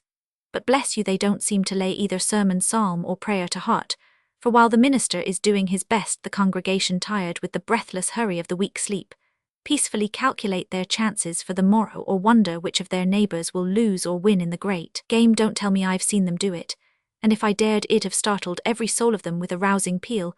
They don't dream whose eye is on them, they never guess what secrets the telegraph wires tell as the messages fly by, and little know what a report I give to the winds of heaven as I ring out above them morning, noon, and night. And the old spirit shook his head till the tassel on his cap jangled like a little bell. There are some, however, whom I love and honor, he said in a benignant tone, who honestly earn their bread, who deserve all the success that comes to them, and always keep a warm corner in their noble hearts for those less blessed than they. These are the men who serve the city in times of peace, save it in times of war, deserve the highest honors in its gift, and leave behind them a record that keeps their memories green. For such an one we lately tolled a knell, my brothers, and as our united voices pealed over the city, in all grateful hearts sweeter and more solemn than any chime rung the words that made him so beloved. Treat our dead boys tenderly, and send them home to me. He ceased, and all the spirits reverently uncovered their grey heads, as a strain of music floated up from the sleeping city and died among the stars. Like yours, my report is not satisfactory in all respects, began the second spirit, who wore a very pointed cap and a finely ornamented cloak, but though his dress was fresh and youthful, his face was old, and he had nodded several times during his brother's speech. My greatest affliction during the past year has been the terrible extravagance which prevails. My post, as you know, is at the court end of the city, and I see all the fashionable vices and follies. It is a marvel to me how so many of these immortal creatures, with such opportunities for usefulness, self-improvement, and genuine happiness, can be content to go round and round in one narrow circle of unprofitable and unsatisfactory pursuits. I do my best to warn them Sunday after Sunday. I chime in their ears the beautiful old hymns that sweetly chide or cheer the hearts that truly listen and believe. Sunday after Sunday, I look down on them as they pass in, hoping to see that my words have not fallen upon deaf ears, and Sunday after Sunday, they listen to words that should teach them much, yet seem to go by them like the wind. They are told to love their neighbor, yet too many hate him, because he possesses more of this world's goods or honors than they. They are told that a rich man cannot enter the kingdom of heaven, yet they go on laying up perishable wealth, and though often warned that moth and rust will corrupt, they fail to believe it, till the worm that destroys enters and mars their own chapel of ease. Being a spirit, I see below external splendor, and find much poverty of heart and soul under the velvet and the ermine which should cover rich and royal natures. Our city saints walk abroad in threadbare suits, and under quiet bonnets shine the eyes that make sunshine in the shady places. Often as I watch the glittering procession passing to and fro below me, I wonder if, with all our progress, there is today as much real piety as in the times when our fathers, poorly clad with weapon in one hand and Bible in the other, came weary distances to worship in the wilderness with fervent faith, unquenched by danger, suffering, and solitude. Yet in spite of my fault-finding, I love my children, as I call them, for all are not butterflies. Many find wealth no temptation to forgetfulness of duty or hardness of heart. Many give freely of their abundance, pity the poor, comfort the afflicted, and make our city loved and honored in other lands, as in our own. They have their cares, losses, and heartaches, as well as the poor. It isn't all sunshine with them, and they learn, poor souls, that into each life some rain must fall, some days must be dark and dreary. But I've hopes of them, and lately they have had a teacher so genial, so gifted, so well beloved, that all who listen to him must be better for the lessons of charity, goodwill, and cheerfulness, which he brings home to them by the magic of tears and smiles. We know him, we love him, we always remember him as the year comes round. and the blithest song our brazen tongues utter is a Christmas carol to the father of the chimes. As the spirit spoke, his voice grew cheery, his old face shone, and in a burst of hearty enthusiasm he flung up his cap and cheered like a boy. So did the others. And as the fairy shout echoed through the belfry, a troop of shadowy figures, with faces lovely or grotesque tragical, or gay, sailed by on the wings of the wintry wind, and waved their hands to the spirits of the bells. As the excitement subsided, and the spirits reseated themselves looking 10 years younger for that burst, another spoke, a venerable brother in a dingy mantle, with a tuneful voice and eyes that seemed to have grown sad with looking on much misery.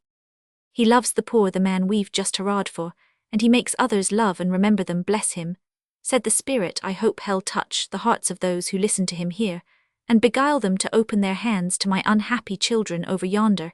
If I could set some of the forlorn souls in my parish beside the happier creatures who weep over imaginary woes, as they are painted by his eloquent lips, that brilliant scene would be better than any sermon. Day and night I look down on lives as full of sin, self-sacrifice, and suffering as any in those famous books. Day and night I try to comfort the poor by my cheery voice, and to make their wants known by proclaiming them with all my might, but people seem to be so intent on business, pleasure, or home duties, that they have no time to hear and answer my appeal. There's a deal of charity in this good city, and when the people do wake up they work with a will, but I can't help thinking that if some of the money lavished on luxuries was spent on necessaries for the poor, there would be fewer tragedies like that which ended yesterday. It's a short story, easy to tell though long and hard to live. Listen to it. Down yonder in the garret of one of the squalid houses at the foot of my tower, a little girl has lived for a year, fighting silently and single-handed a good fight against poverty and sin. I saw her when she first came, a hopeful, cheerful, brave-hearted little soul, alone, yet not afraid. She used to sit all day sewing at her window, and her lamp burnt far into the night, for she was very poor, and all she earned would barely give her food and shelter. I watched her feed the doves who seemed to be her only friends. She never forgot them, and daily gave them the few crumbs that fell from her meager table, but there was no kind hand to feed and foster the little human dove, and so she starved. For a while she worked bravely, but the poor $3 a week would not clothe and feed and warm her, though the things her busy fingers made sold for enough to keep her comfortably, if she had received it. I saw the pretty color fade from her cheeks, her eyes grew hollow, her voice lost its cheery ring, her step its elasticity, and her face began to wear the haggard, anxious look that made its youth doubly pathetic. Her poor little gowns grew shabby, her shawl so thin she shivered when the pitiless wind smote her, and her feet were almost bare. Rain and snow beat on the patient little figure, going to and fro each morning with hope and courage, faintly shining each evening with the shadow of despair gathering darker round her. It was a hard time for all, desperately hard for her, and in her poverty sin and pleasure tempted her. She resisted, but as another bitter winter came she feared that in her misery she might yield, for body and soul were weakened now by the long struggle. She knew not where to turn for help. There seemed to be no place for her at any safe and happy fireside. Life's hard aspect daunted her, and she turned to death, saying confidingly, "Take me while I am innocent and not afraid to go." I saw it all. I saw how she sold everything that would bring money, and paid her little debts to the utmost penny, how she set her poor room in order for the last time, how she tenderly bade the doves goodbye, and lay down on her bed, to die at 9 o'clock last night. As my bell rang over the city, I tried to tell what was going on in the garret, where the light was dying out so fast. I cried to them with all my strength. Kind souls below there, a fellow creature is perishing for lack of charity. Oh, help her before it is too late. Mothers with little daughters, on your knees stretch out your hands, and take her in. Happy women in the safe shelter of home, think of her desolation. Rich men who grind the faces of the poor, remember that this soul will one day be required of you. Dear Lord, let not this little sparrow fall to the ground. Help Christian men and women in the name of him whose birthday blessed the world. Ah me, I rang and clashed and cried in vain. The passers-by only said, as they hurried home laden with Christmas cheer, "The old bell is merry tonight, as it should be at this blithe season. Bless it." As the clock struck 10, the poor child lay down, saying as she drank the last bitter draught, "Life could give her its very cold, but soon I shall not feel it." And with her quiet eyes fixed on the cross that glimmered in the moonlight above me, she lay waiting for the sleep that needs no lullaby. As the clock struck 11, pain and poverty for her were over. It was bitter cold, but she no longer felt it. She lay serenely sleeping with tired heart and hands at rest forever. As the clock struck 12, the dear Lord remembered her, and with fatherly hand led her into the home where there is room for all. Today I rung her knell. And though my heart was heavy, yet my soul was glad, for in spite of all her human woe and weakness, I am sure that little girl will keep a joyful Christmas up in heaven. In the silence which the spirits for a moment kept, a breath of softer air than any from the snowy world below swept through the steeple, and seemed to whisper yes. Avast there, fond as I am of salt water, I don't like this kind, cried the breezy voice of the fourth spirit, who had a tiny ship instead of a tassel on his cap, and who wiped his wet eyes with the sleeve of his rough blue cloak. It won't take me long to spin my yarn, for things are pretty taut and shipshape aboard our craft. Captain Taylor is an experienced sailor, and has brought many a ship safely into port in spite of wind and tide, and the devil's own whirlpools and hurricanes. If you want to see earnestness, come aboard some Sunday when the captain's on the quarterdeck, and take an observation. No danger of falling asleep there, no more than there is up aloft when the stormy winds do blow. Consciences get raked fore and aft, sins are blown clean out of the water, false colours are hauled down, and true ones run up to the masthead, and many an immortal soul is warned to steer off in time from the pirates, rocks and quicksands of temptation. He's a regular revolving light, is the captain, a beacon always burning, and saying plainly, here are lifeboats ready to put off in all weathers, and bring the shipwrecked into quiet waters. He comes, but seldom now, being laid up in the home dock, tranquilly waiting till his turn comes to go out with the tide, and safely ride at anchor in the great harbour of the Lord. Our crew varies a good deal, some of 'em have rather rough voyages, and come into port pretty well battered, landsharks full foul of a good many, and do a deal of damage, but most of 'em carry brave and tender hearts under the blue jackets. For their rough nurse the sea manages to keep something of the child alive in the greyest old tar that makes the world his picture book. We try to supply 'em with life preservers while at sea, and make 'em feel sure of a hearty welcome when ashore, and I believe the year 67 will sail away into eternity with a satisfactory cargo. Brother Northend made me pipe my eye so ill, make him laugh to pay for it by telling a clerical joke. I heard the other day Bellows didn't make it, though he might have done so, as he's a connection of ours, and knows how to use his tongue as well as any of us. Speaking of the bells of a certain town, a reverend gentleman affirmed that each bell uttered an appropriate remark so plainly that the words were audible to all. The Baptist bell cried briskly, come up, and be dipped, come up, and be dipped. The Episcopal bell slowly said, apostolic succession, apostolic succession. The Orthodox bell solemnly pronounced, eternal damnation, eternal damnation, and the Methodist shouted invitingly, room for all, room for all. As the spirit imitated the various calls as only a jovial bell sprite could, the others gave him a chime of laughter, and vowed they would each adopt some tuneful summons which should reach human ears and draw human feet more willingly to church. Faith, brother, you've kept your word, and got the laugh out of us, cried a stout sleek spirit with a kindly face, and a row of little saints round his cap, and a rosary at his side. It's very well we are doing this year, the cathedral is full, the flock increasing, and the true faith holding its own entirely. Ye may shake your heads if you will and fear there'll be trouble, but I doubt it. We've warm hearts of our own, and the best of us don't forget that when we were starving America, the saints bless the jewel sent us bread. When we were dying for lack of work, America opened her arms and took us in, and now helps us to build churches, homes and schools, by giving us a share of the riches all men work for. And when it's a generous nation ye are, and a brave one, and we showed our gratitude by fighting for ye in the day of trouble, and giving ye our fill and many another broth of a boy.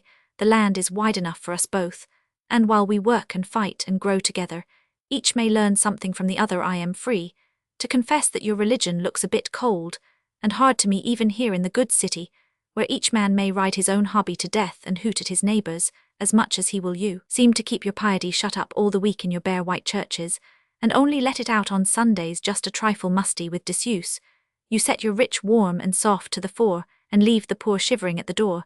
You give your people bare walls to look upon commonplace music, to listen to dull sermons to put them asleep, and then wonder why they stay away or take no interest when they come. We leave our doors open day, and night our lamps are always burning, and we may come into our Father's house at any hour. We let rich and poor kneel together, all being equal there with us abroad. Yowl see prince and peasant side by side, schoolboy and bishop, marketwoman and noble lady, saint and sinner, praying to the Holy Mary, whose motherly arms are open to high and low. We make our churches inviting with immortal music pictures by the world's great masters and rites that are splendid symbols of the faith we hold. Call it mummery if you like, but let me ask you why so many of your sheep stray into our fold. It's because they miss the warmth, the hearty, the maternal tenderness which all souls love and long for, and fail to find in your stern puritanical belief, By St. Peter, I've seen many a lukewarm worshipper who, for years, has nodded in your cushioned pews wake and glow with something akin to genuine piety, while kneeling on the stone pavement of one of our cathedrals with Raphael's angels before his eyes, with strains of magnificent music in his ears. And all about him in shapes of power or beauty, the saints and martyrs who have saved the world, and whose presence inspires him to follow their divine example. It's not complaining of ye I am, but just reminding ye that men are but children after all, and need more tempting to virtue than they do to vice, which last comes easy to since the fold do your best in your own ways, to get the poor souls into bliss and good luck to ye. But remember there's room in the Holy Mother Church for all, and when your own priests send ye to the divil, come straight to us, and well take ye in. A truly Catholic welcome bull, and all said the sixth spirit, who in spite of his old-fashioned garments had a youthful face, earnest fearless eyes, and an energetic voice that woke the echoes with its vigorous tones. I've a hopeful report, brothers, for the reforms of the day are wheeling into rank, and marching on the war isn't over nor rebeldom conquered. Yet but the old guard has been up, and at through the year there has been some hard-fighting rivers of ink have flowed, and the Washington dawdlers have signalized themselves by a masterly inactivity. The political campaign has been an anxious one. Some of the leaders have deserted, some been mustered out, some have fallen gallantly, and as yet have received no monuments.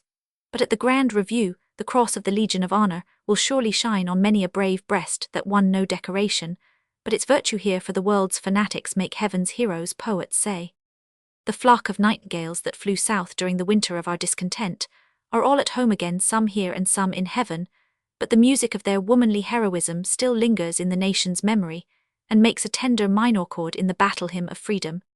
The reform in literature isn't as vigorous as I could wish, but a sharp attack of mental and moral dyspepsia will soon teach our people that French confectionery and the bad pastry of Wood Braddon Yates Co.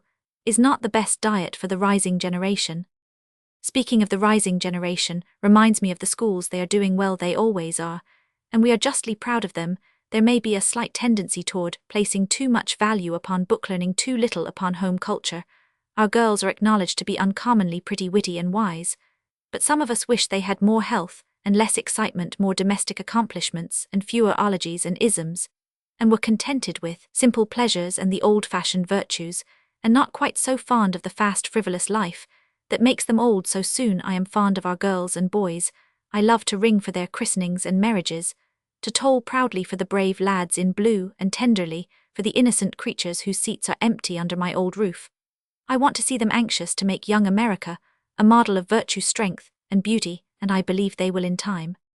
There have been some important revivals in religion, for the world won't stand still, and we must keep pace or be left behind. To fossilize a free nation must have a religion broad enough to embrace all mankind, deep enough to fathom and fill the human soul, high enough to reach the source of all love and wisdom, and pure enough to satisfy the wisest and the best. Alarm bells have been rung, anathemas pronounced, and Christians, forgetful of their creed, have abused one another heartily, but the truth always triumphs in the end, and whoever sincerely believes, works and waits for it, by whatever name he calls it, will surely find his own faith blessed to him, in proportion to his charity for the faith of others.